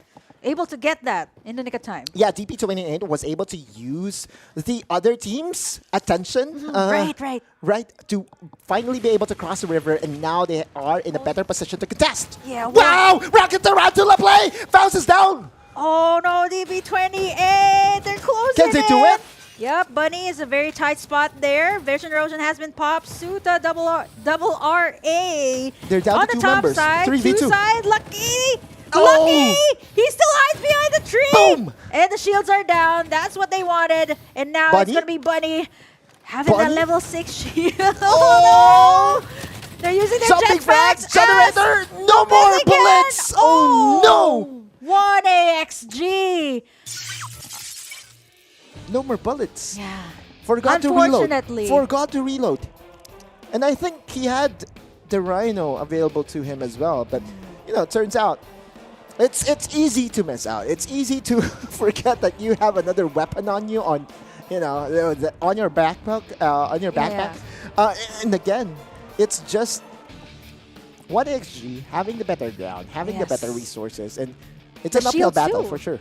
The shields too. Like, I mean, they got a very good vision of the entire mall, and that's exactly what you want to do when you're running in for discounts. And they definitely did get the better, the better discounts at that point, and as well as the better items as well. So yeah, full level shields, and definitely had all the upper hand at that very moment. Like the thing was, Dark Powers 28, DP28. They made use of the other team to be able to cross the bridge or cross the water, and even used a Rocket Tarantula to at least get 2 heads advantage against Aquila Esports. But the thing is, it's not enough. It's not enough, and we're going to skip towards the. Okay, Aguila Esport. I thought it was Aquila. It's Aguila Esport. Aguila Esport. All right, Eagle. Yeah. And they are the #1 team here in map number 3 in Group D. And they're serving ESO. Definitely, right? And for 1AXG, right after they were able to get kills after kills, I was like, wow, this is just so good for them. And right after that, they were just able to get a good grasp of Sunflower Mall. Yeah, and I think that was just really the icing on top of the cake, right? Like, they got a good position, plus they got all of the armors. What's there left to fear? Yeah, that's the best closing spot, to be honest with you, right? Like, you have every advantage, and if you ever need to disengage, you just go to the second floor or maybe even first floor. And that's the power of Sunflower Mall. If it ever becomes the final zone of battle, team that will be able to get a stronghold off that mall, closing down the shops, will be able to really get the victory. And we have the MVP as well in Foss. A rating of 50 and of course a damage dealt of 1582 with kills of 7 and 4 assists. It's just that, you know what, I just want to point out that it's your boy Psycho. Right after you pointed that out, the vision erosion was up, and he just got a very, very good angle as well at that point, right? Right place, right time. Exactly. He went to the side of the vision erosion. The vision erosion was too big to a point that It's Your Boy Psycho was able to find the proper angle to get that crossfire in to eliminate Nice Esports, or XFRN, as we call them. But everything, with everything settled down, right? Group D, to me, is so explosive as well, right? I have had high expectations of VB Nomads just because when I first casted, or when I casted week number 1, VB Nomads really went on a tear. Same can be said for Powerhouse and Showtime. But now Aguila Esports is taking the cake, at least for map number 3, and might be able to join them tomorrow for Knockouts Day 2. I think they also finished 6 earlier for VB2, right? Right. Still a good spot, I would say, but 7 and definitely not what 6. you expected, Not, I guess. Yeah, definitely from not. the last time you saw them. Yeah, definitely not. And again, VB Nomads, even themselves, they know it. They want to do better. They want to have those podium finishes, because those podium finishes is not just going to add more points towards you, but also delivers a statement, delivers a message to everyone. The rest of the squad is going to be shown here. And I think the squad number 15 is no longer NRGL because I'm seeing Oh, them. yeah. Squad number 13 is no longer the last squad because I'm seeing them at number 11. Oh, is there like that's 2 members for NGRL? Oh, no, I think they entered with 4 members. Oh, okay. But I believe that's what happens sometimes. Oh, okay. So yeah, for the last map, right? They did finish in the 15th spot, and as a moment, this is quite surprising as well for NRX. Early on, they were eliminated, and yeah, quite surprising. They usually finish at least like at 10 or 12. Yeah, true. We are going straight to the highlights because we are in a rush. Sunset City is about to close down with Mayor Rain waiting for us. Highlights is here, and again, it all started here in Riverview Park. One of the places that I really don't want to, use as my dropping point just because of how low the vicinity is compared to other places. I mean, usually you would want to drop at Carnival, right? But at this time, I do get it, right? It's not really the best location. Plus, there were early skirmishes here, which is what made it difficult for some of the squads early on. But this is the play that I really like, right? Wherein they respawned, 3 of them actually went back, but it was still VB2 that got the better trade there. True, this is the Tower of Doom, as I would say, because like every single one of them. Not the ride in the amusement park. Nope. Disneyland. Yeah. Exactly, I know. And this is also another showing. Okay, using Dockside travel barrier, but again, weakness is you can attack from above or attack from below, and that is where Dockside is weak at. And the shields were down too at that point. There was nowhere left to go. And for BB2, right, they were doing so well up until the point wherein this was 1AXG. This was the start of where they started to dominate, eventually getting in all those shields, taking down Powerhouse at that point. What is happening right now? I don't know. Like someone beside me is already practicing her TikTok moves. I'm too old for that. I'm just saying. It's a motorcycle. You're not going to convince me to move the same thing. As the company though. Yeah. This was the final fight. And you did say that, again, the gun down of all the remaining members with Suta going for a 2v1. Bunny, this 1v1 could have went to the side of Bunny, but Bunny did not have enough firepower in him to win. Woo! Ah, this is a hot drop. I'm at the panel again. It's nice. Nice here. Yeah. Hey, what's that? What were you doing again? Huh? That wasn't me. That was Patricia. Oh, I get that. You know the reference. You're a movie buff. Split.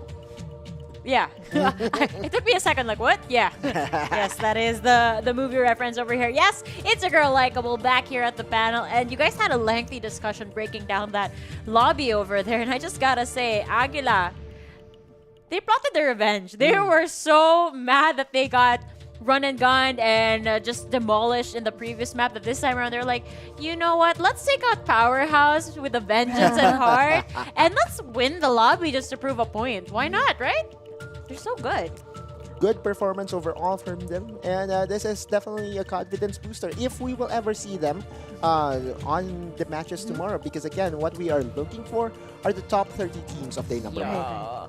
Top 30 indeed. You know what? We have been here watching all of these games, but I want to know, because you're a mentor not only for the community casters but to the entire community of Farlight 84. Yeah, so why don't you share a few word vomit, sorry guys. Word of advice? Yeah, like a word of advice or something to inspire our audience right now to get better at the game.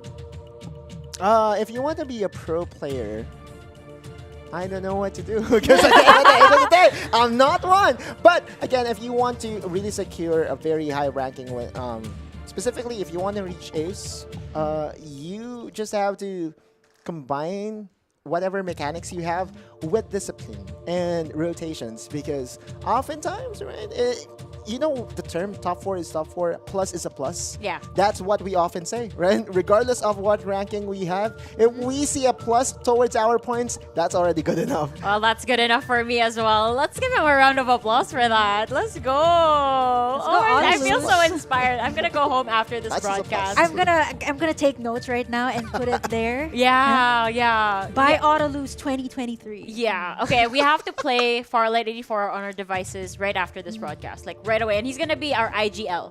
Oh. Yeah, we were talking. You Are said you that our sure? 4th would be Osiris. Yeah, okay. So if that will ever happen, Osiris and myself does have the same playstyle. Oh. Surprisingly, right? Okay, week number 1, I told you I want to be on the aggressive side. Yeah. I want to drop down to Carnival. But I just remembered that my mechanics is not as good as it was before. And so I'm going all about rotation, studying where I can drop and get, the best squad ranking placement possible.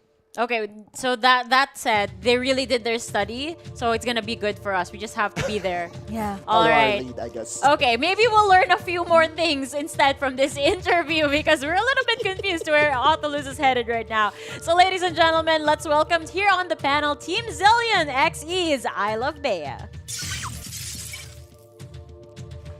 Hello, I Love Bea. That's an interesting name. First and foremost, congratulations on qualifying for Knockouts 2 tomorrow. Will you do the honors of asking the question that's in everybody's head right now, Autolose? Who's Bea? It's my She's what? Sorry? she's my girl. She's my girl. She's my girl. The one, the only. Right? The one, the only. So she's your girl. Okay. She's your girl. Is she watching right now? Yep. Is there a message that you want to tell her that comes from the bottom of your heart? He's expecting, game related. We have to get this over with first. Let us know. Let her know. You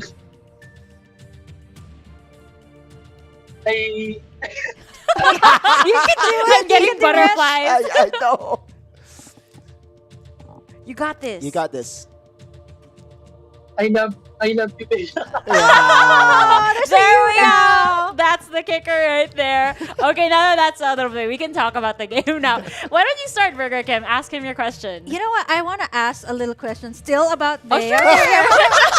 You guys have to be fair. You guys Yeah, asked of Bea, course, but of okay. course. Yeah, I want to ask, are you guys gonna go out after this, right? Or maybe grab something to eat after the game. Are you gonna see Bea today? Maybe. Maybe? Okay, sure. Okay, sure. Not sure. I mean, if they ever get qualified for tomorrow's event, maybe he still needs some practice time with the team. Right. Practice I got you, tonight, brother. and then date tomorrow night. Tomorrow night. Okay. But speaking of game question, do you have anything prepared for Alabama? For Bea, I guess. For Bea. Yes. I call him What is Bea. your name? Just so we can clarify.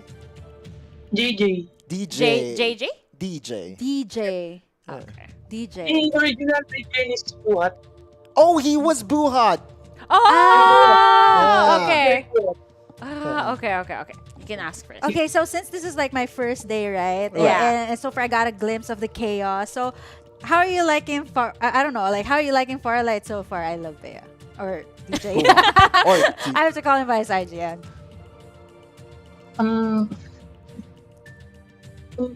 Can you repeat the question? Oh yeah, I was asking how are you finding Farlight so far? It's quite good because of the graphics and gameplay. Graphics. Yeah. Oh, I love how he pointed out graphics too. That's true. Yeah, It's very very, smooth. very true. Very, very It's true. very smooth. I remember a moment in where you used a Rhino to secure a double kill against two members, right? Like against two members of a very storied franchise or a very storied team as well. You know, one of your rivals. And I was just wondering what was going through your head when you got that double kill using that Rhino. It's so satisfying because they're #1 team in Asia. See?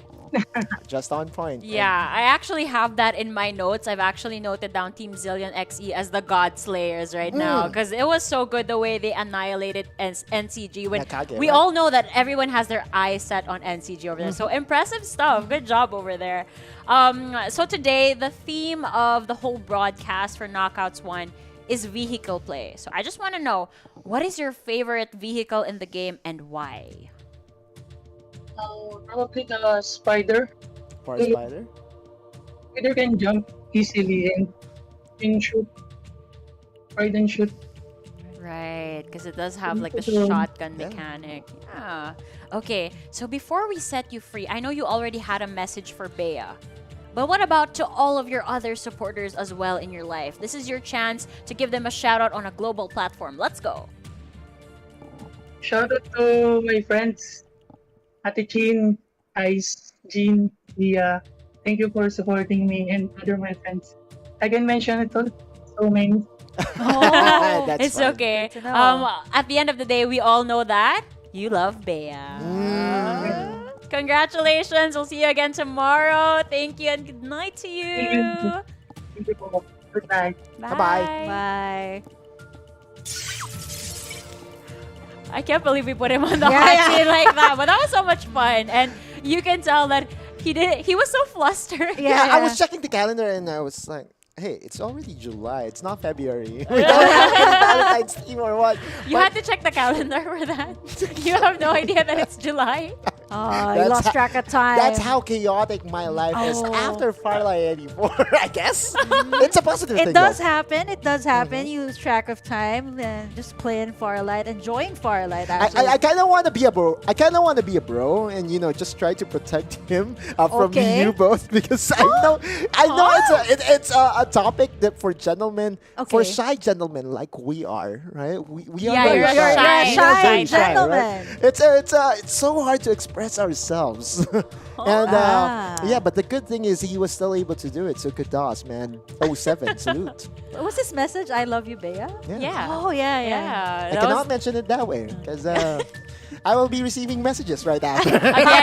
Again, you have commitment issues. Anyway, how is your first day on the job?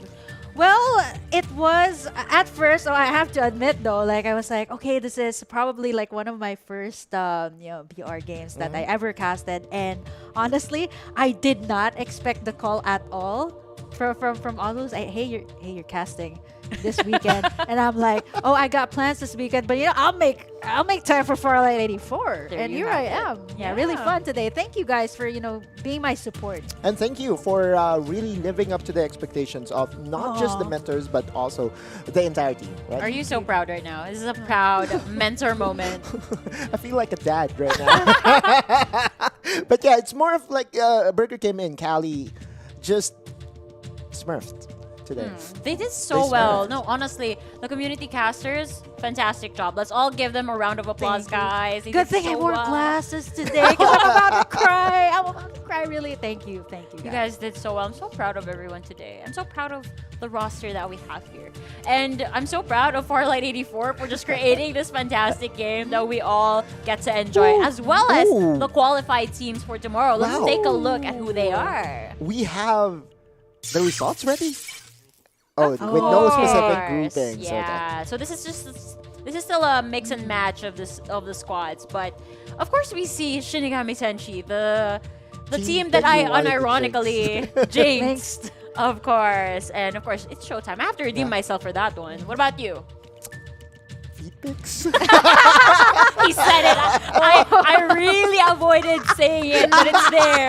I had to do it because why not, right? Like, and of course, SR Nakage, right? Team Zillion XE for sure from Group 8, both of them. Tomorrow is going to be about revenge because SR Nakage is not going to be content with what's said on the interview. Ooh, as well as the last group that we did, right, for Group D, Powerhouse, Aguila, and it's Showtime. Quite very astonishing matches actually for our Group D. So I'm looking forward to see more of them actually. I'm also very happy that we see a few of these newer names here this week. Okay, let's take a look at the next page over here. We have 15 more teams, of course, that have qualified tomorrow. And I just want to clarify for the viewers that what we're seeing right now is just all of the teams. This does not dictate the groupings for tomorrow. So we'll have to wait for the official announcement. I know, they're always here. They always manage to make it. Osiris must be so proud that his name is being used in this manner. True. It's great. You're proud. Osiris is proud. Oh, Jay Nepal. Again, tomorrow, you have to be mindful of this, guys, because they are the guys that uses the IGN Yes. Rat, and I won't be surprised if they will be doing the same trick tomorrow. Yeah, I know. And I also noticed that one of the players in Retastrophe had a NEP at the beginning of his maybe they're name. friends. Yeah, probably. And maybe it's the same scenario That's for cute. like NCG or NRX, wherein it's actually a bigger franchise. We just don't know about it. Yeah. But yeah, any familiar names here that you want to pinpoint and look out for tomorrow, Kim? Ooh, I think for me, the one that really sticks, right? And I think a lot of people who have played different titles, they know NRX. And when I first started casting, I also encountered NRX in a different title. So yeah, they were pretty new there. So that was one of my first few casts. So it's so nice to see full circle. I see them once again here. Yeah.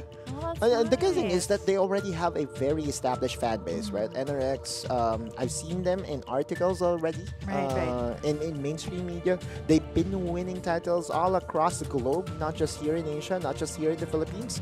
So it's a very fun time to be in Farlight 84 because we are in the middle of a festival of all the impressive teams that we have so far. Oh, and speaking of impressive teams, I got my eyes locked on Extreme Elite 1, obviously. Okay. Yeah, these guys got a back-to-back earlier today, so all I can say is, sheesh! That's all for me.